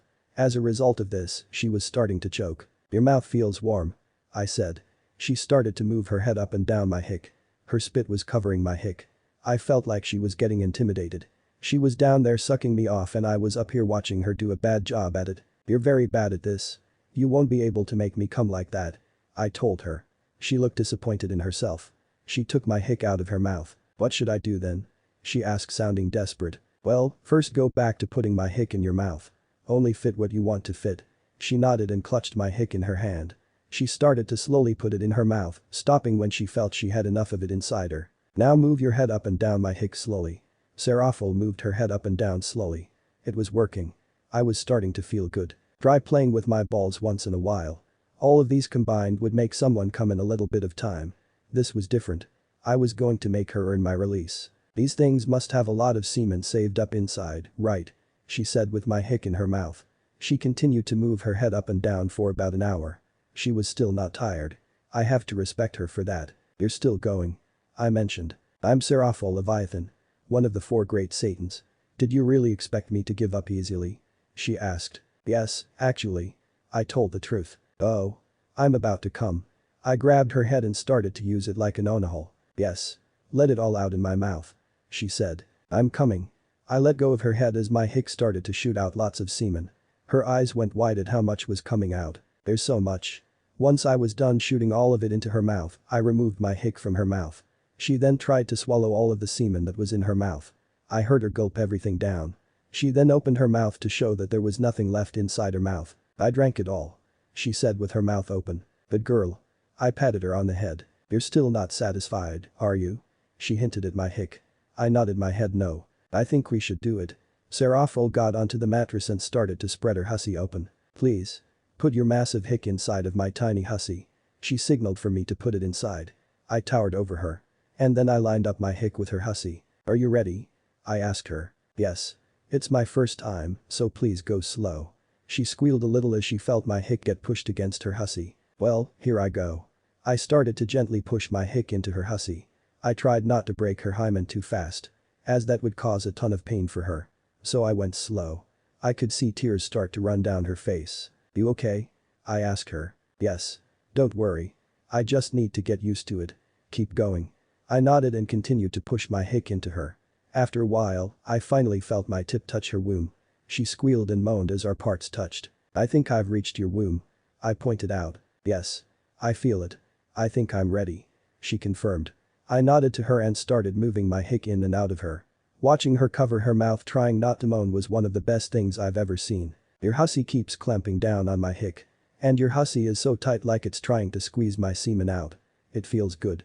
I started to thrust into her faster and her moans started to get louder. Don't say that, idiot. My hussy's fine. It's your huge hick that's too big. Serafal moaned as she started to clutch onto the mattress sheets. I was able to catch sight of this. You're grabbing onto these sheets really hard. Does my huge hick in your tiny hussy really feel that good? I asked her. Yes. It's the best. She moaned. I got into a sitting position. She sat on top of me and then we continued. Because I was much taller than her, she was able to go up to my chest in our sitting position. So it was kind of awkward. I continued to shove my hard hick into her while using my hands to cup her butt while holding her. We were fucking each other for almost 30 minutes. Serafal. I'm about to come. I told her as I started to thrust even faster than I already was. Okay. Let it all out inside of me. Her hussy started to squeeze down on me really hard. Serafal, are you coming too? I asked her. Yes. I want to come with you. Together. Let's come at the same time. She started to grab a hold of me from my back since she couldn't reach my neck. I kept on thrusting into her hussy until I reached my limit. I'm coming. I monotoned. Yes. I'm coming too. She screamed in pure raw pleasure as I fill up her hussy to the brim with my semen. I can feel it. Your semen in pouring into me. It's so hot. Her body twitched a little as she felt my semen start flowing in her hussy. Serafal. I looked at her. Yes. She responded to me with a question. I'm not done. I said with my expressionless face. Serafal was shocked to hear that. She was also shocked when I immediately began to thrust into her once again. Wait. I'm not ready. Let me rest. She tried to put herself down, but I didn't let that happen. Nope. We're gonna keep going until I'm satisfied. When we stop is up to me. I said as I gave her another creampy. She was in pure bliss from this. But I still wasn't done. I continued to creampy her hussy for about 3 hours. I was giving her hussy a pounding only I could give her. After my last creampy, I finally pulled my hick out of her and watched all the semen leak out of her hussy. No. Don't look. It's embarrassing. All the semen then started to leak out of her hussy even faster. I then laid next to her on the wet mattress. Lemon over, so how about we compromise? Surely after all that, you can put the video back up. I tried to compromise with her. I can't do that. She denied. Worth a shot. She rested next to me trying to catch her breath after the pounding I gave her. I took her into my embrace to hopefully to help calm her down. Hey. She started to talk to me. Something wrong? I asked with concern. Can you make me your mate? She asked out of the blue while bowing to me. Why? I asked while just looking up at the ceiling. I want to always be close to you. I want you. I need you. I love you. She got on top of me and kissed me on my lips. I kissed her back while holding her from behind. We stopped kissing to look into each other's eyes. Well, I'm sure there wasn't much to see in mine, there was a lot to see in hers. Okay. If this is really what you want. She began to purr as she rested on my chest. Yes. This is what I want. Serafal confirmed. From out of nowhere, I summoned a necklace and a ring. It was the exact same ring that I gave to Issei and Cherry when I made them my official mates. Put them on. I told her as they levitated themselves to her hands. She proceeded to put both of the accessories on. Her body began to levitate and the ritual was now complete. I now had a total of 3 mates. There you go. You happy? I asked. Yes. Very. She answered. I got up off of the mattress and used magic to wipe off all the stains from us doing it. I then threw her some pajamas. She was confused when I did this. What? She asked as she was confused. You're staying the night, right? Then follow me. I put back on my pajamas and let the barrier go back down. Serafal then followed me up to my room. I've seen your super media account. Don't already have 2 mates? She asked nervously. Yeah. They're both way stronger than you. But they're pretty nice and they're very loyal to me just as much as I am to them. Don't worry about it. And I should probably add you to the list of mates I have on my profile. I added her account in the bio of my account and then put my phone away. We then entered the room to find both of Issei and Cherry sleeping. We both entered the bed in between Issei and Cherry with Serafal sleeping on top of me. Issei. Cherry woke up. Who's this? Issei woke up and then asked who Serafal was. Serafal's anxiety went through the roof. Issei. Cherry. This is my new mate, Serafal. Introduce yourselves to her and don't be mean to her. I commanded them. I'm Cherry. Cherry introduced herself. Issei. Issei introduced herself. I am Serafal Leviathan. Please get along with me. Serafal introduced herself nervously. She's staying the night for tonight. I headed to sleep. I let them talk to each other. Welcome Serafal. Cherry welcomed her. So what's it like being Issei's mate? Serafal asked. Well. He's very nice to us. He's too nice. He always buys us things, always sticks up for us and protects us. Cherry explained to her. Really? Serafal wondered. I would tell you more, but it's late. We should sleep. Cherry got back in her sleeping position next to me. Issei did the same. He's too nice, huh? Serafal wondered as she fell asleep on top of me. You're lucky, partner. You've got the most powerful female devil as your mate. Drake spoke. Is she? I looked at her. She seemed really weak to me. I said which sounded weird to him. Everyone's weak to you, Issei. Drake pointed out. I ended my conversation with Drake and turned my attention to Serafal. You were a hassle, you know that. I said to a sleeping Serafal. She's cute when she's like this. I kissed her in her forehead goodnight. Good night, my beautiful mates. I headed to sleep after I kissed her goodnight with 3 girls sleeping in the same bed as me. Chapter 11. Asia. Issei's POV. I wake to find that I'm sleeping with 3 girls. Unfortunately, one of them will leave because she's just staying the night. We went from talking her about her sister to her confessing to me. Could it even be considered a confession? I decided to put a stop time barrier around us for so I could get some extra sleep. While I can operate throughout the day with little sleep, getting a full 810 hours sleep feels like one of the best things ever.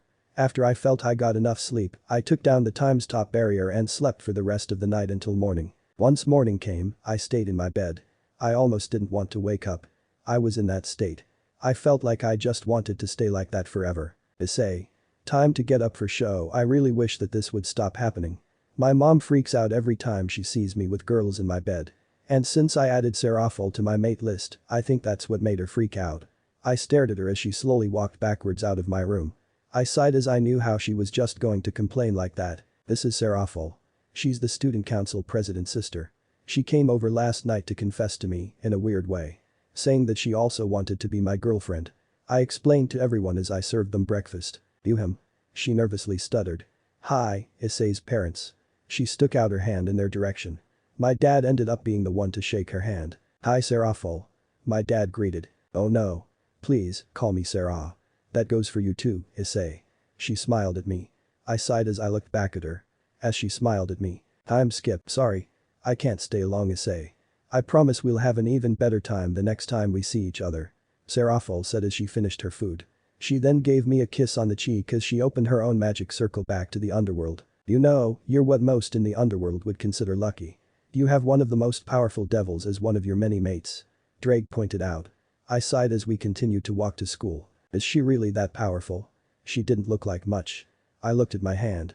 She seemed so weak to me. She is one of the 4 great Satans. Drake added. Well. I guess they need to get greater Satans. I joked. Drake chuckled a little and we continued to walk to school. It was a very dull walk. There was nothing to talk about. Issei. Yurei pointed at a girl who had tripped on the stairs in front of them. I looked in front of us to see that a blonde girl had indeed tripped. She was wearing a nun outfit and when she fell over, outfit was blown over her head by the wind, revealing her white panties. She soon flipped herself over. Why did I trip? She muttered to herself. We quickly rushed ourselves over to her to help her up off the floor. Cherry and Yurei grabbed both of her arms to help her find her balance as they held her up off the floor. Thank you so much. She thanked them. She had a very cute voice and she sounded very nice. I helped pull back down her outfit in case anybody else came and tried to sneak themselves a little peek. Don't mention it. Cherry acknowledged as she started to get a look as 3. She had normal reactions with Yurei and Cherry, after all, they look like girls that you would see almost every day. But when she looked at me, she froze in her place. Not the first time I've seen someone have the reaction to me. After all, there's nothing I can do to how big my arms are. Or how tall I am. I looked down at her. Oh. Please forgive me for staring. It's just that you're one of the most unique people that I've ever seen. She laughed and then scratched her head out of embarrassment. No worries. I was about to say something else, but I felt a tug on my shirt. My shirt then ripped off my torso, revealing how buff I was. Maybe you two should stop tugging on my shirt like this. I suggested. Sorry, Issei. Cherry apologized. But we're gonna be late for school. She pointed out. You two go on without me. I'll catch up later. I told them. Both of them then nodded and ran to school, leaving me behind. I then grabbed Asia by her waist and put her on my shoulders. Whoa. What are you doing? She asked as I put my hands on thighs to prevent her from falling. You don't like you're from here. I pointed out. She blushed out of embarrassment. So you've noticed? She sheepishly laughed. Yeah. It was pretty obvious just from looking at what you're wearing.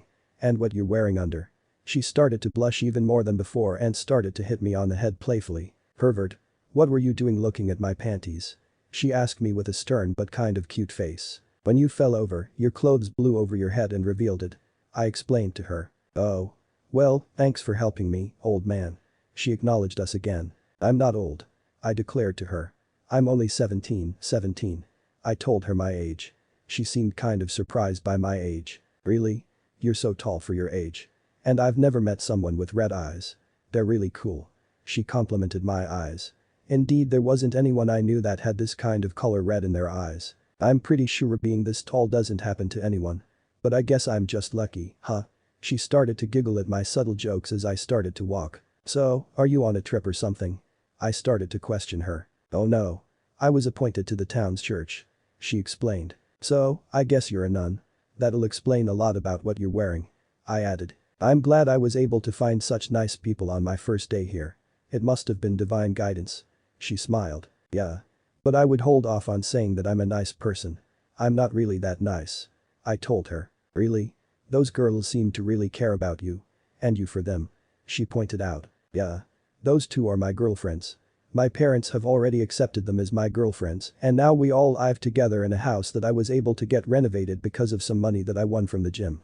I explained to the cute blonde. The gym? I was expecting that from you. I mean, you're able to lift me with such ease. She said as she wiggled her legs on my shoulders. Yeah.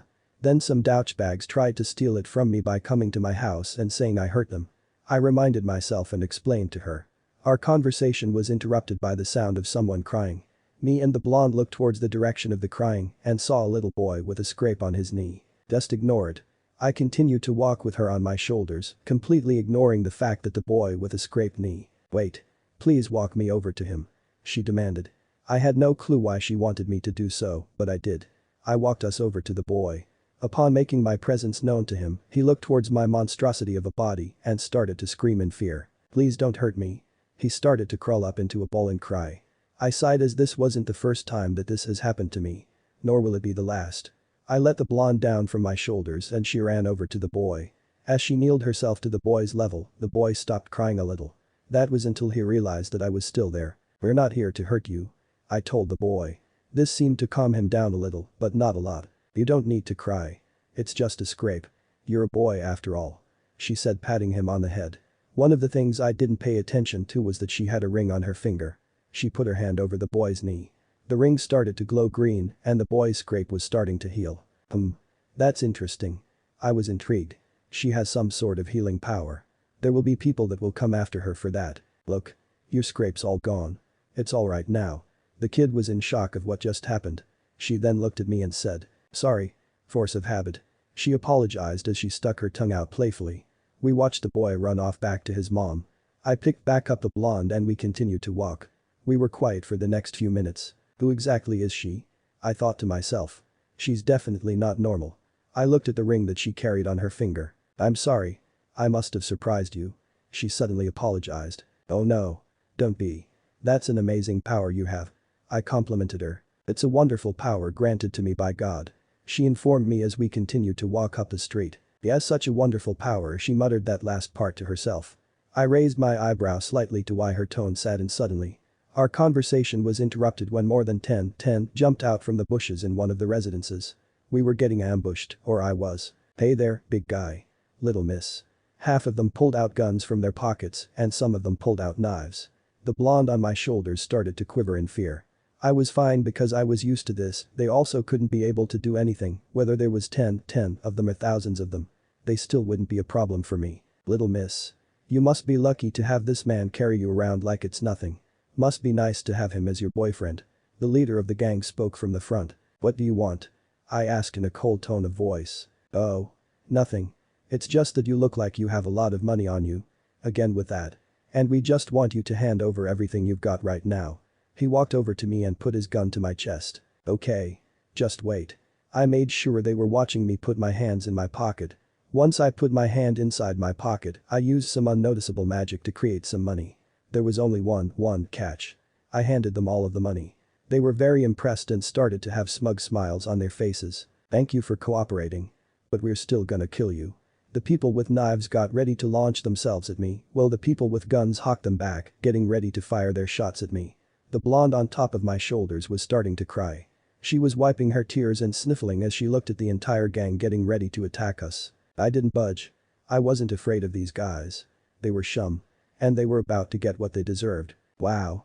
You're still keeping that depressed face. Even though you're about to die.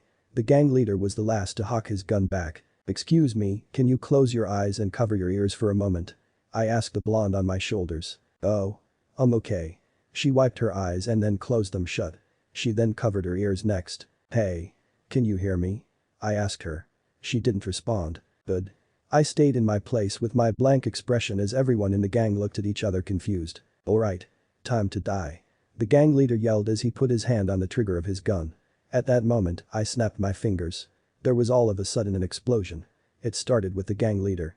A chain reaction of explosions started. The money that I gave them was made to explode. All I had to do was wait for everybody's greed for money start to take over. Once it came to that, I just had to snap my fingers. Once all of the smoke from the explosions cleared up, in the gang's place was all of their corpses. Blood started to trickle out of their clothes. That alone was enough for me to determine that they were dead. I started to casually walk over their rotting corpses. I snapped my fingers and then their bodies disappeared from the scene. I continued to walk up the street. The blonde felt that I was moving, so she opened her eyes and uncovered her ears. She seemed so pure and nice. She didn't have to see what happened. Where'd they go?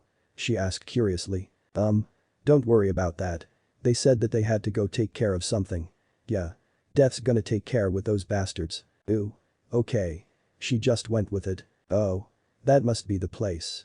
She pointed towards a church that was all the way up the street. Oh yeah. It's that church. I recalled. I felt that something was wrong with it. From here, I could tell that there was a certain fallen angel kind of energy coming from the church. Maybe an exorcist or two. Great. Thank you so much for bringing me here. She gratefully thanked me. But I haven't seen anyone over there. I would like to return the favor, so could you please accompany me over there please? She asked. Yeah. I feel like there's something wrong with that place. I agreed to walk her over to the church. It was a very quiet walk all the way to the church. Not much was said between us. After a while, we finally got to the entrance of the church.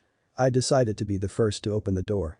I looked inside and it was very dark, almost like something was going to jump out at me. I let her down and she entered at the door. Thank you so much for bringing me here. My name is Asia Argento. Please call me Asia. She introduced herself. My name is Issei Hyoudou. Please call me Issei. I also introduced myself. Mr. Issei it is then. Please come visit the church anytime you want. She said as she stood at the front door. I will. Hopefully. Anyways. Have to go to school. See you later. I turned around about to make my way to school. She waved me goodbye and smiled at me. She's a really nice girl. I thought as I made my way to school. I'm Skip. Where have you been, Hyoudou? Saji banged the lockers as he yelled at me in the hallway for everyone to hear. Why does it even matter to you? I asked him. It does. I'm the vice president. You need to let us know if you're going to be late. And where is your shirt? He screamed at me. That's the point, you fucking idiot. I don't know if I'm going to be late. And your dumb shirts are too small for me to wear them. My voice deepened, which frightened him a little. It's unbelievable how stupid some people are. What's your problem? You used to be so nice. You wouldn't even dare talk to me like you are now. Saji argued. People change. Kind of like how you can no longer have children because of yesterday. He started to cover his balls out of embarrassment. What happened to you? He muttered quietly but loud enough for me to hear. Don't worry about what happened to me. Just mind your business and try not to make me want to kill you. I finished our argument. I began walking to my class. I'm trying not to let them get to me. I went to my class with Ray and Cherry. Thankfully, those perverts were still in the hospital, so I didn't have to worry about kicking their asses again. The day went as usual, we paid attention in class, we had lunch, and the rest is pretty boring. When the end of the school day eventually came, I decided to go to the orc room. I wanted to try and relax a little. When we got in the room there was no one inside. We decided to rest on the couch. Ray and Cherry laid next to me. Their eyes were starting to slowly close and they kept on twitching their eyes, trying to stay awake. Sleep, you too. You've done good. Just my words alone were enough to put them to sleep. It's been a while since I've checked super media. I opened up super media in my phone. Immediately, the first thing I notice is that I've gotten so many messages. I was curious why, so I clicked to see who was sending me messages. Oh.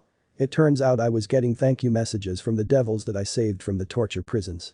It was nice to see people appreciate me so much. I decided to just respond to some of them. If I actually sat there and responded to every single one, it would take me about an hour. Oh my. You're quite popular, aren't you, Issei? I looked around the room to see who it was that was talking to me. It was Akeno. Oh. Hi Akeno.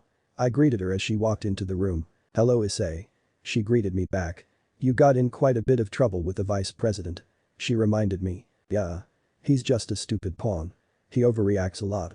I said as I continued scrolling on my phone. So mean. She laughed. What are you three doing here? She asked. We're just relaxing. Is that a problem? I questioned her. Not at all. I love it when you're all here. She put her hands around my neck trying to show affection. I can tell. I joked as I scrolled to Ophis' profile. She's gained a lot more followers than the last time I checked her profile. Last time she was close to 900,000, 900,000. Now she's close to almost 6 million, 6 million. I did a bit more research and found out that Super Media was created a year ago. So it was kind of a booming platform. Geez. Didn't realize there were a lot of people in the supernatural. My expression couldn't show it, nor could my emotions, but that was kind of shocking to me. Soon, someone else walked into the room. Akeno? I thought you already went back. Rias was surprised to see Akeno here. The Archduke sent us a message. Akeno informed Rias. Apparently, there's a stray devil on the loose in the town. Akeno added with her expression becoming serious. A stray devil? I asked curiously. I'm Skip. Sometimes, devils will betray or kill their masters, so they live on their own and do as they please. That's what we call a stray devil. Kiba informed me. We're headed to the deserted house. A stray devil is said to lure people into it so they can eat them. Akeno added. Eat them? I questioned. Tonight's mission is to bring it down. Akeno vowed. We started to make our way inside deserted house. You will see the utter monstrosity stemming from abuse of demonic power without a master. Kiba added as we walked into the house. It was quiet for a few seconds until Rias spoke up. Issei. You how the game chess works, right? Rias asked. Yeah. What about it? I answered her with a question as we continued to make our way deeper in the deserted house. I, the master, am the king. There's the queen, the knights, the rooks, the bishops and the pawns. Devils from the aristocracy assign the traits of these pieces to their subordinates. Rias explained to me. Oh. That's interesting to know. Makes me want to become a devil. But not really. That's never happening. I said seriously. It probably won't be important to you, Issei. But we were sent on this mission by the Archduke. For now, just watch how we devils fight. I took her advice and stuck to the sidelines of the fight. She's here. Kaneko informed everyone. I smell something bad. But at the same time, I smell something delicious. Will it be sweet or will it be bitter? A naked girl came out from the shadows with her breasts out. Stray devil type. Visor. Nefarious beings that run away from their masters to fulfill their own desires. They deserve more than death for their sins. Rias explained to me once again. In the name of Duke Gremory, I'll kick your ass. Rias declared. What an insolent girl. I will cover you in blood as red as your hair. Visor declared. She started rubbing her breasts. Magic circles start to engulf her nipples. The magic circles then started to spin fast. After that, a yellow laser was fired out of her nipples. The shots were being aimed towards me. I was able to stop the shots and redirect them back to her with ease. When I sent her own shots back to her, they went blazing fast so she didn't have any time to react.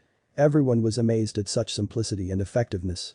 She went flying into the walls while crashing into the pillars that were holding the deserted building up. She fell face first to the ground after she hit the wall. Her monstrosity of a body got back up off the floor. Ubasta, her mouth was closed shut tight by the shot of my gun to her mouth. I then used some of my powers to hold her in place and bring her towards everybody. Everybody started to get nervous at what they thought I was trying to do, so they started to back away. After levitating her to what I thought was close enough, I stopped her in her place and held her there using my magic with ease. Go on. Show me what you can do. I demanded. They looked at each other confused before they nodded at each other, agreeing who was going first. Kiba was the first to step up. He took out his sword and before I knew it, he was gone. Kiba represents a knight, so his traits are speed, and the sword is his strongest weapon. Rias explained to me as Kiba was getting his attack ready. These moves very fast. But I can still keep up with it very easily. But very impressive. I praised him. Kiba used his to chop off Visor's arms. Blood soon started to rush out of her wounds. But she couldn't move, speak or try anything to get her bearing back because I was still holding her in her place. Up next was Kaneko. She began to walk up to Visor. Okay. Let's see what you've got, Kaneko. I started having kind of high expectations for everyone. Kaneko readied her fist and launched herself at Visor. Kaneko is my rook. Which means her traits are simple. Tremendous strength and defensive ability. Rias explained to me. Kaneko started to land some heavy punches on her, pushing her back. Very heavy.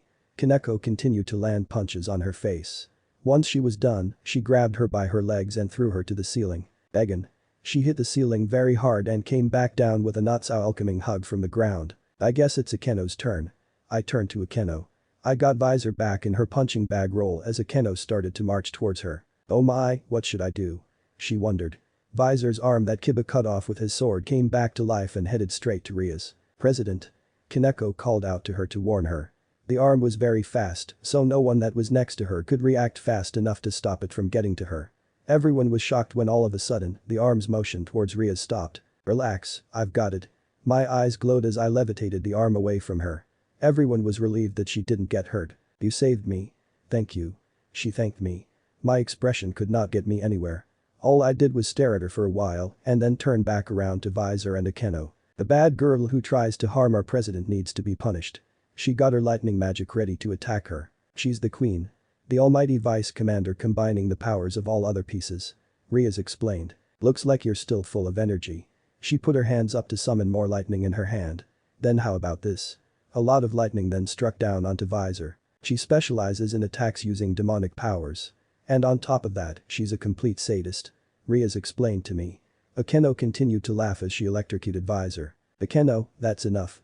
Rias demanded. Aw. We're already done. That's a little disappointing. She smiled sadistically and blushed.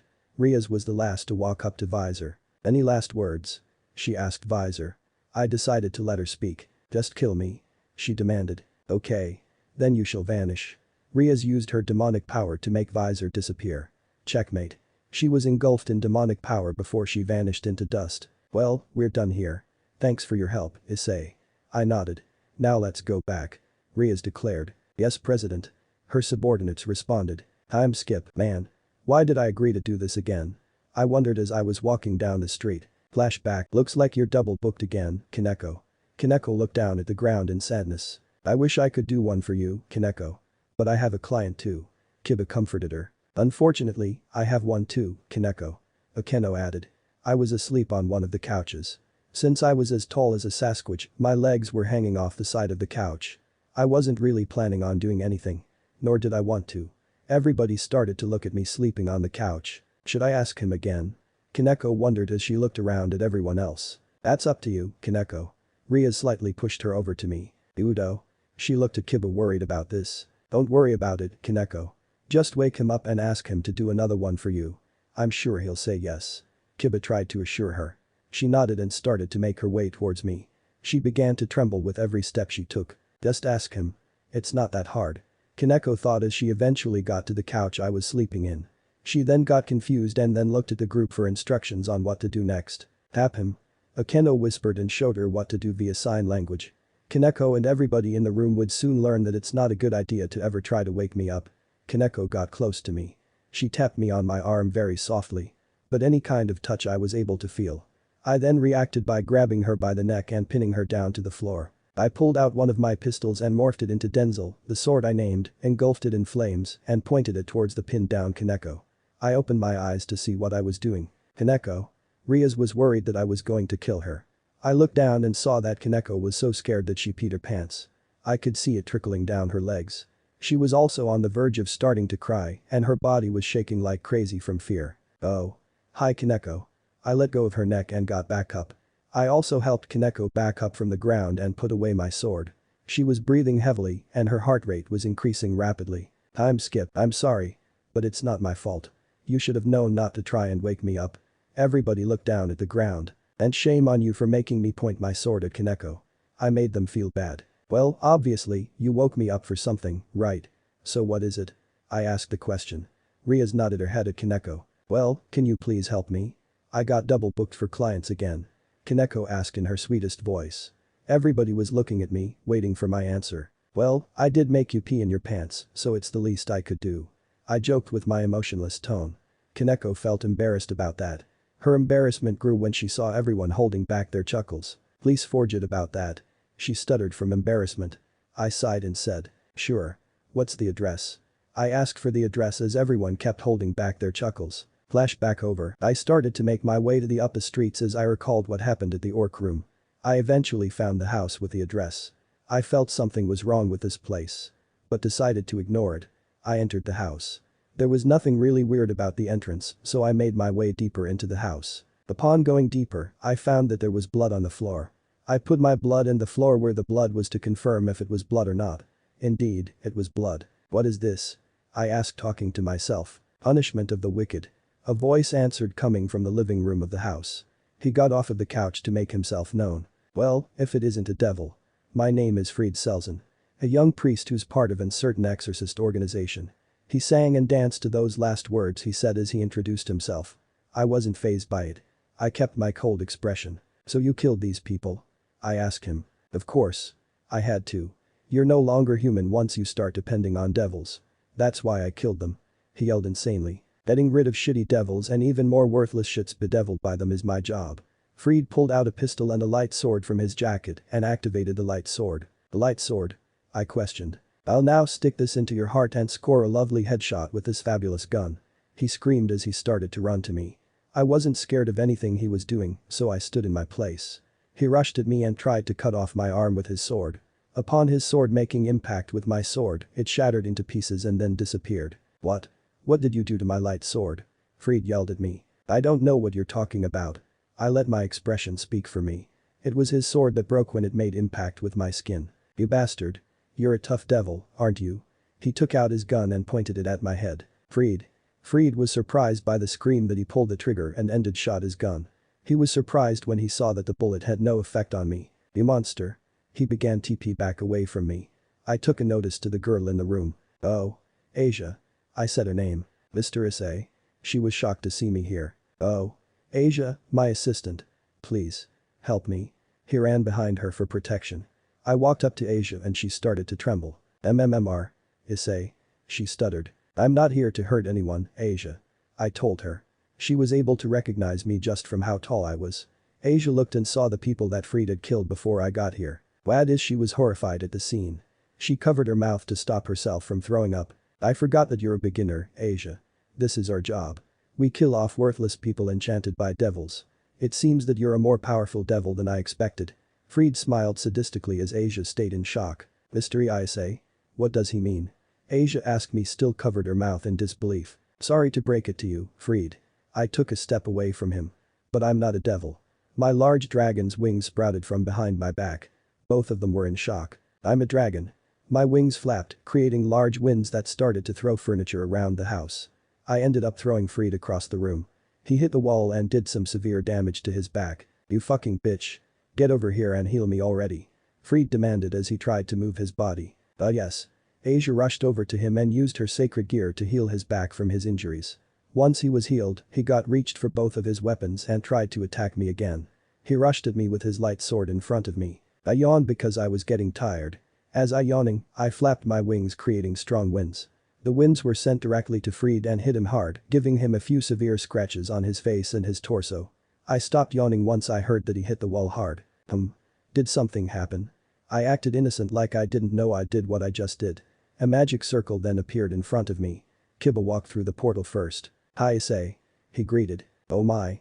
What did you do to this place, Issei? Akeno said as she walked through the circle. The crappy exorcist. Kaneko said as she came in through the magic circle. Rias was the last to see what happened to the house as she was the last to walk through the magic circle. Looks like we didn't even need to be here. Rias looked around to see the destruction of the residence. You're right about that. Kiba agreed. I walked over to Asia. Are you okay? I asked her. She nodded in response to my question. Okay. That's good. She was confused when out of nowhere she started levitating. Huh? Asia was puzzled as she continued to float. Rias and everyone started to back away from me.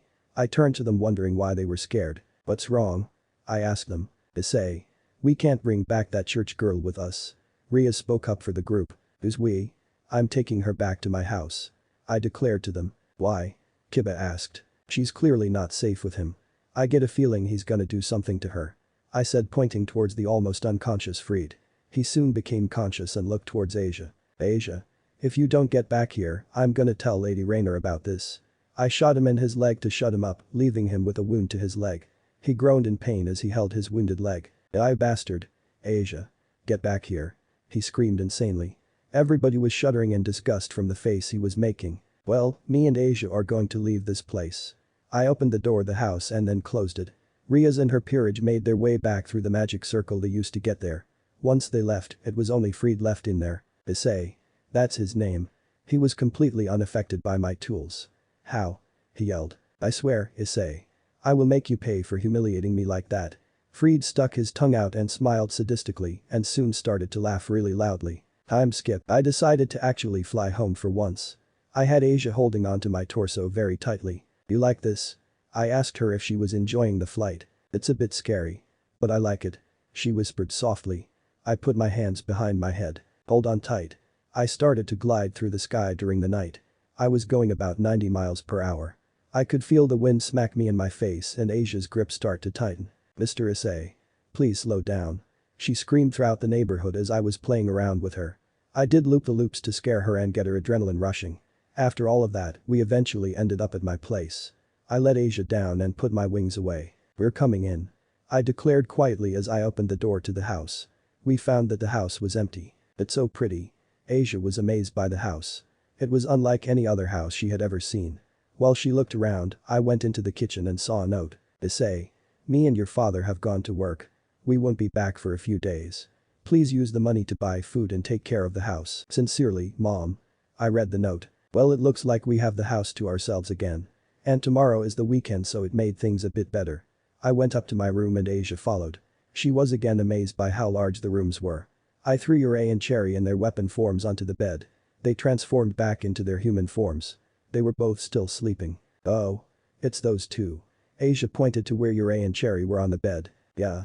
Let them sleep. Come downstairs. I'll cook you something. I invited her downstairs for something to eat. She happily ran after me. Went to the kitchen. She sat at the table. You're amazing, Mr. Issei. I didn't you were a dragon. Her eyes sparkled as she looked at me with admiration. Yeah. I'm known as the Red Dragon Emperor. I'd have to be a dragon for me to be able to be called the Red Dragon Emperor. Becoming a dragon was painful for me. I explained to her. Really? How? She asked with curiosity. I had to give up my humanity and emotions. I looked at my palm as I recalled the moment where I had to make that choice. I'm sorry. She felt sorry for me. Don't be. It's not your fault. I assured her as I turned on the stove. I chose to become a dragon. I told her. Why? She asked. Don't worry about that. I looked into her eyes. Oh. Sorry. I shouldn't poke my nose in what's not my business. She apologized and looked down at the table in sadness. Relax. I assured her.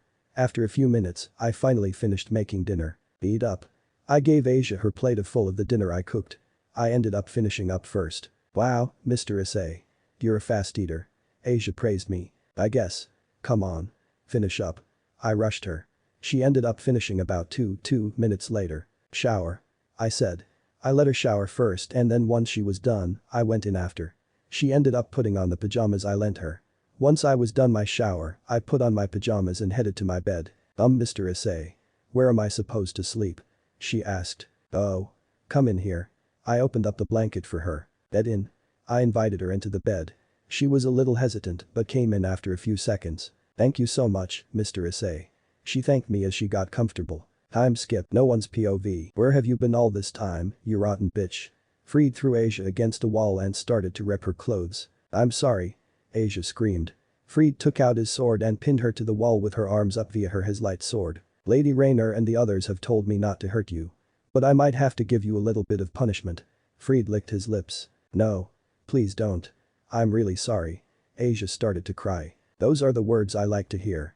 Go ahead. Say them more. Freed shot his gun multiple times while pointing it to the ceiling. Mr. Issei. For what's it's worth, I hope you can forgive me.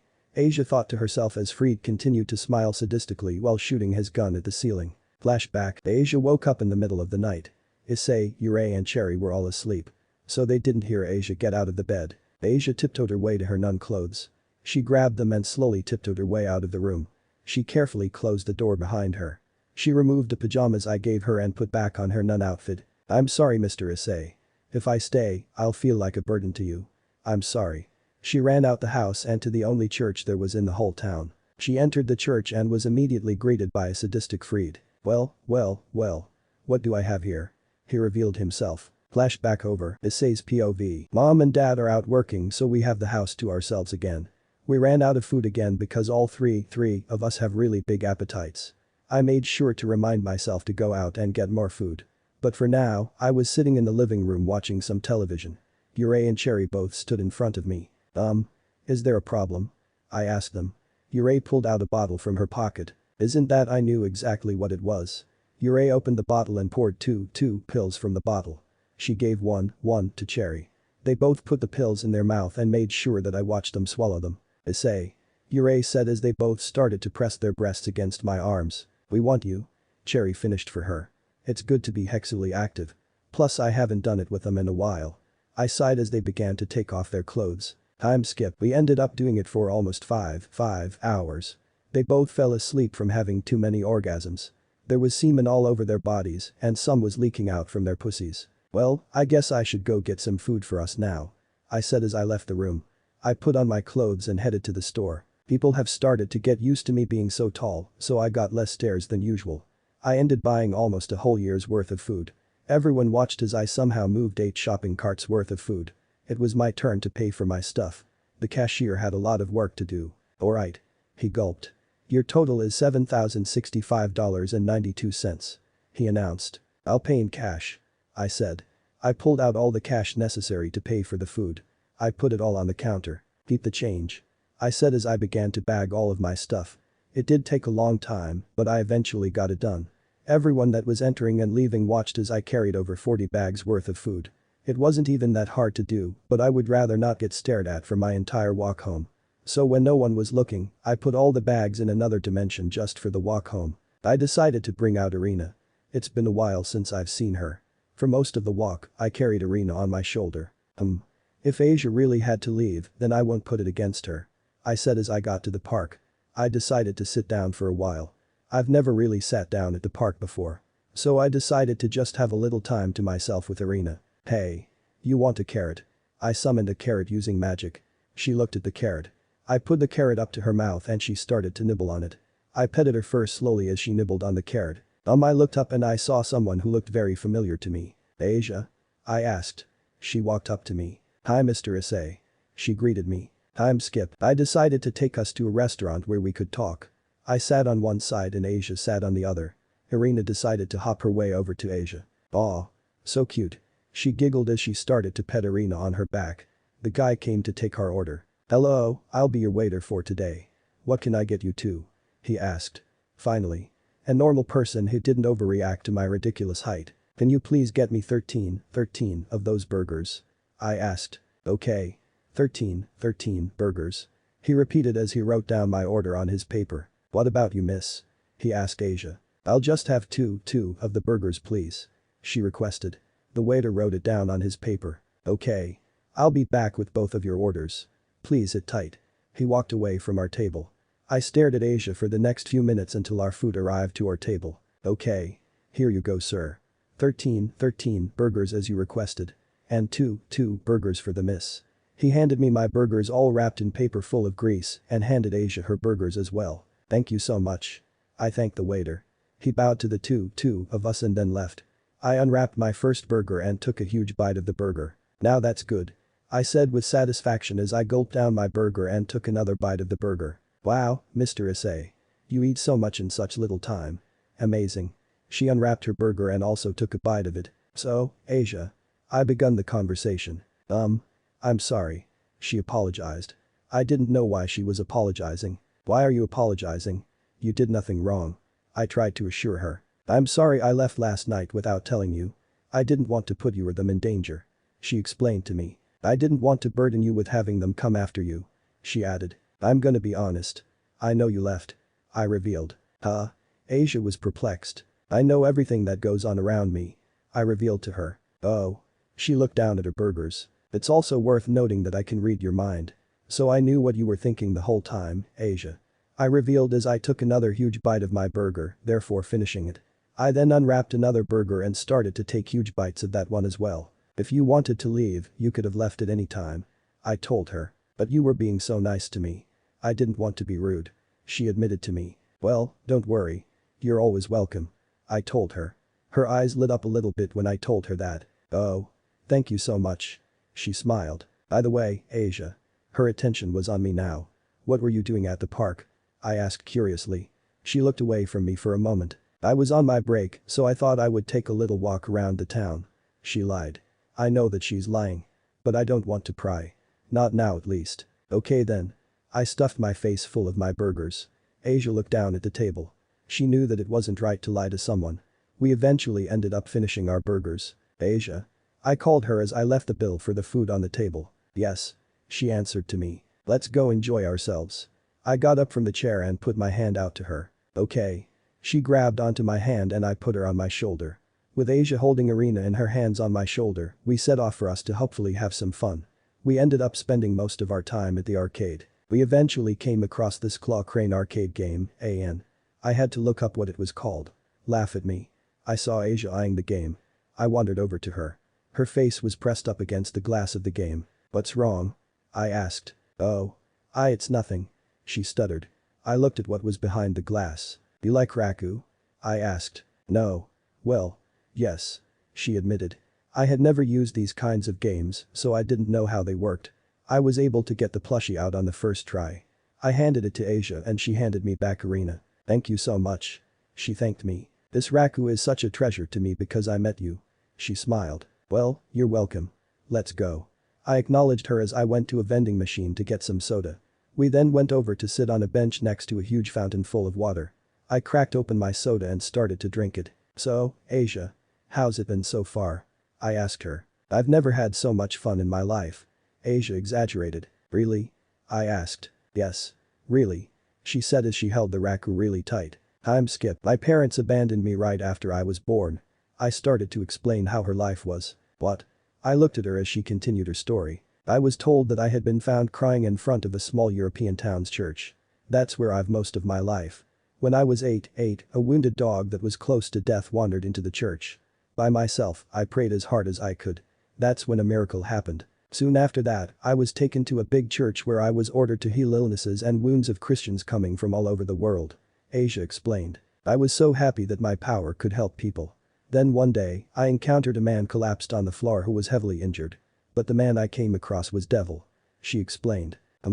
I continued to listen to her. "I was branded as a heretic because I had the power to also heal devils." She finished. "You can also heal devils. That's cool. I guess that's why you had nowhere to go, huh? I guess that's also why you got picked up by a fallen angel." I praised her as I took another sip of my soda. But I never stopped praying to God, expressing my gratitude. Not to mention I never knew the terrible things they were doing. She told me. She has a sad story to her name.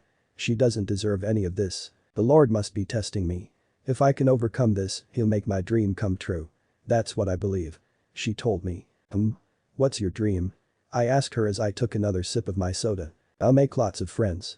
Together, we'll buy flowers and books and chat," she revealed to me. "I don't have any friends, you see." She smiled. I could tell that there was some sadness hiding behind that smile. I stood in front of her. "Mr. Issei?" She wondered why I was standing up the way I was. "I'll be your friend, Asia," I declared to her. "Aren't we already friends?" I asked her. "Did we chat?" I asked her. "Yes." She answered my question. "Did we have fun?" I asked her as I put Arena away in her dimension. "Yes, we did." She answered my second question. "Here. Hop on." I commanded. "What? Why?" She stayed where she was. "We're gonna go get you those books and flowers you wanted," I declared. She ended up giggling at my declaration. "No. Please. I'm causing trouble for you, Mr. Issei." She giggled. "Come on. I'm a big scary emotionless dragon and you're a nun full of hopes and dreams. We can be friends, right?" I put my hand out to her. Once she grabbed my hand, I pulled her in for a hug and I let out my dragon wings. I'm so happy." She cried. "Sorry. But I'm afraid that can't happen." I heard another voice. There was no one around us. "Lady Rainer?" I heard Asia say. I turned to the fountain and saw Rainer. A fallen angel. "Asia. You can't run forever." Rainer stated. "No. I won't return to a place where I have to kill people. Sorry, the truth is that I ran away from the church." Asia revealed. "I know." I said. "Huh?" She was confused. "There's no way you would hang out with people that shummy," I declared as I looked towards her. "Asia. I see you've made a friend. Sadly, I'm afraid he can't stay around." She yelled as she threw a light spear at my stomach. The spear just bounced right off my stomach. "What?" she screamed. She was about to summon another one but found that her movement was stopped. "Well, I would love to kill you, you have something I need." I started my terrifying walk towards her. You monster. What have you done to me?" She screamed, trying to move any part of her body as she watched me make my way towards her. "Nothing. I've just made it so you can't escape from what I'm about to do to you," I said as I approached her. "What do you plan to unghh?" I ripped off her arm. She screamed in pain as she looked into my eyes full of nothing. I summoned a bucket for all of the blood from her arm to go inside. All of the blood went into the bucket smoothly. Once the bucket was filled, I used magic to put away for when I was going to need it. "Alright. Just one last thing I need from you." I put my hand on her black feathered wing. She gulped as she knew what was coming. I ripped one of her wings as hard as I could. "I'm gonna need one of your disgusting wings," I whispered in her ear. I let her be able to move. She was squirming around the water in pain. "Really, I should thank you for killing my parents, Rainer," I said coldly as I kicked her in the stomach. She spat out lots more blood. "Thanks to you, your entire race is going to be eliminated," I whispered in her ear. This statement alone sent millions of chills up her spine. So much that she was starting to tear up. Not that I care, but why are you crying?" I asked with my cold tone of voice. "Who are you monster?" she asked with deep fear in her voice. "I'm the Red Dragon Emperor, Issei Hyoudou. The person who's going to make sure that there's not single fallen angel left," I whispered coldly. She ended up passing out from all the blood loss. I put my wings away and put my hands in my pocket. I walked back over to Asia. "Mr. Issei. Did you kill her?" she screamed. "No. She just passed out," I told her. Telling her this calmed her down a little. She stopped breathing so heavily. "Come on. Let's go." I let her hop on my back and we flew back home. I wasn't gonna let me time skip. Asia decided that she didn't want to impose on me, so she didn't come into the house, even though I invited her in. I don't know what to do with her anymore. She's gonna get targeted again. It's been a day since my date with Asia and it's a school night. The reason that I needed Rainer's blood and her wings was because she was a fallen angel. I've been working on a new type of magic. I call it fallen slaying magic. I had thought about it. Fallen angels don't have much of a weakness. So that's where this comes in. It's similar to dragon slaying magic. Like how dragon slaying magic is used to slay dragons, fallen slaying magic is used to slay fallen angels. A little bit of creation magic to help put it all together and I've officially created a fallen angel's worst enemy. Just a scratch should put them through a lot of horrible and unbearable pain. So if I add it to Denzel and the Excalibur, those fallen aren't gonna know what hit them. "Issei," Yurei said as she woke up. "Is it morning already?" she asked as she rubbed her eyes. "No. It's not. Go back to sleep," I demanded. "Issei." Yurei called out to me quietly from the bed. "Okay. I just created a new type of magic. I call it fallen slaying magic," I revealed to her. "Fallen slaying magic? Are fallen angels the main target when using it?" Yurei asked. "Yes. Fallen angels are very weak against this," I answered her. "Oh." Yurei sees. "Is Issei done making it?" she asked. "Yeah. Just one last thing to do." A purple flame appeared in my hand. I made Yurei turn into her Denzel form. I then merged the sword with the purple flame. There was a flashing light that bounced all over the room for a few seconds. It calmed down after a while. Yurei then returned to her human form. "Is Issei done?" Yurei asked. "Yeah." I summoned the purple flame once again and then put it away. "Now, I'm done." I got into the bed in between the two. Time skip. It's school time. The most unfortunate time of the day. I walked into class to find out that Mitsuda and Motohama are out of the hospital. I knew that because they were at the back of the class. Us three went to our usual spots. The perverted duo could only move their eyes. I could see them stealing looks at Yurei and Cherry again. Not just them, but they were getting looks from all of the girls in the class too. "Hey. Just because you two are in casts doesn't mean I won't hurt you again," I threatened them. Their eyes were immediately reverted back to the teacher. I could sense the fear in them. "Hyoudou. Please don't hurt them," the teacher demanded. "No promises," I answered back as I looked at the two perverts in casts. I could tell they wanted to piss in their pants. I ignored them for the whole day. Once the day was over, it was finally time to head home. As we were on our way home, I heard an explosion come from somewhere. I looked around and I saw that the church had smoke eroding from it. "Issei?" Cherry looked at me wondering what we should do. "Come on." I opened a magic teleportation circle. We all walked through it and it closed after we all entered. The church? Huh? I could feel something around me. I was able to pinpoint their hiding place. "Cherry. Yurei." They nodded and morphed into my pistols. Once they were in my hand, I shot to where they were hiding in the trees. I fired multiple shots using fallen slaying magic. I wanted to test it out against some fallen, and the people hiding in the trees were fallen angels. I heard screaming after the shots hit. Two fallen angels fell to the ground. "What?" The male fallen angel gasped as he spat out lots of blood. "Whoa, are you?" The female fallen angel spat out blood too. "First, introduce yourselves. Then maybe I'll think about introducing myself." They were suddenly levitating off of the ground. They found that there was a tight pressure tightening on their neck. "WWHAT is this poor?" the male fallen angel exclaimed as he started to choke from me holding him by the neck. Riam middled. The female fallen angel introduced herself as she continued to choke from the pressure on her neck. "I am Donaseek." The male fallen angel introduced himself. "Good. Now I can kill you." I made my pistols turn into Denzel. I held the two swords in my hand as I began to menacingly walk towards them. Wha Donaseek was interrupted by my sword piercing through his heart. He then disintegrated into dust. All Middle could do was sit and watch the horror as it unfolded. Once I turned to her direction, her fate was sealed. She met the exact same fate as Donaseek. Well, that confirms that fallen slaying magic works. It took no time to kill them. Onto the church. I walked into the church holding my two swords. The church looked the same the last time I came. But there was a door where I could hear screaming coming from behind it. That must be it. As I made my way towards the door, I could hear someone running towards me, trying to attack me. I knew who it was, so I sprouted my dragon wings from behind my back and flapped them fast to create strong winds again. The person that was running towards me was sent flying back into the hard wall. "Those stupid wings of yours." Freed yelled as a hard piece of cement fell on his face. "Thus goes to show how much more powerful I am than you. Now stay out of my way." I morphed one of my swords into a pistol and shot him eight times in the crotch. His screaming got more louder each time I shot him. "No. You monster."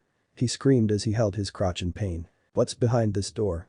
I kicked down the door and morphed my pistol back into a sword as I started walking down the stairs in front of me. As I made my way down the stairs, the screaming got louder and louder. Then at some point, it just stopped. I got confused by this, but I continued to make my way down the stairs. When I got to the bottom, there were a bunch of exorcists waiting for me. And at the very back of the room was a fallen angel. "Oh. Look, Asia. Your friend came to see your demise." Rainer turned Asia's head towards me. "Mr. Issei." She struggled because of how much she had been beaten up. Right now, Asia was tied up to a cross. Her face was bleeding, it looked like most of her bones were broken, and she didn't have her ring on her finger. The ring was on Rainer's only arm. "Alright. Get him and kill him." Rainer demanded to the exorcists in the building. All of the exorcists started to rush at me.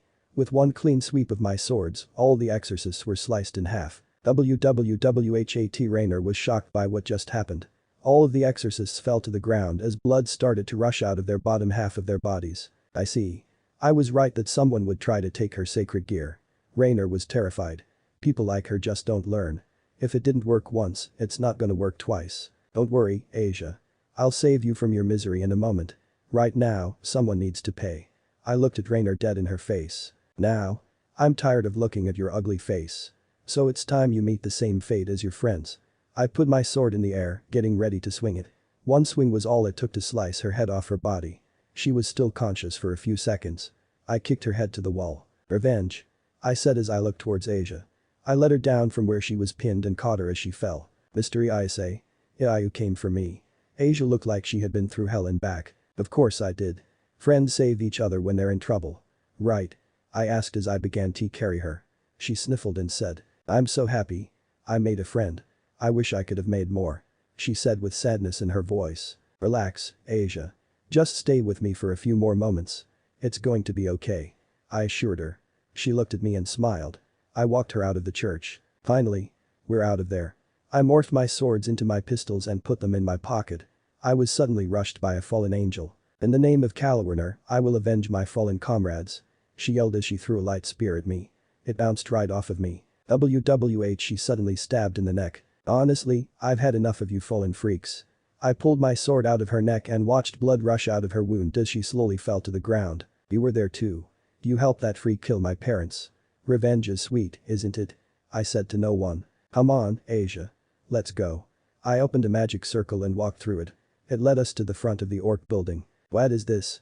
she asked. "Try not to move anything. The pain will worsen." She nodded at me as we entered the building. Inside was Rias and her peerage just relaxing. They heard me open the door. Everybody looked to see I was entering the room. "Move." I levitated Kaneko off of the couch to make room to put Asia on the couch. I walked to the couch and carefully placed Asia on it. I used magic to fix up her wounds and stop her bleeding. It was relieving to see her get fixed up. "Issei. Why have you brought her here?" Rias asked. She was tortured and almost killed by fallen angels for her sacred gear. I was able to get there in time to kill everyone and save her. I explained to her. "Huh? What happened? Am I in heaven?" Asia woke up and asked if she was in heaven. "Sadly, no. And I don't think heaven's gonna allow any visits from me." I joked. "Asia. How do you feel?" I asked her. "I feel great. I was to go with those fallen angels. And I was wrong for not staying with you when you offered me to stay with you. Sorry, Mr. Issei." She apologized. "Don't worry, Asia. You were trying to be nice. And I was stupid for letting what happened to you happen. I should be apologizing," I said to Asia. I turned to Rias. Rias? I asked. Yes.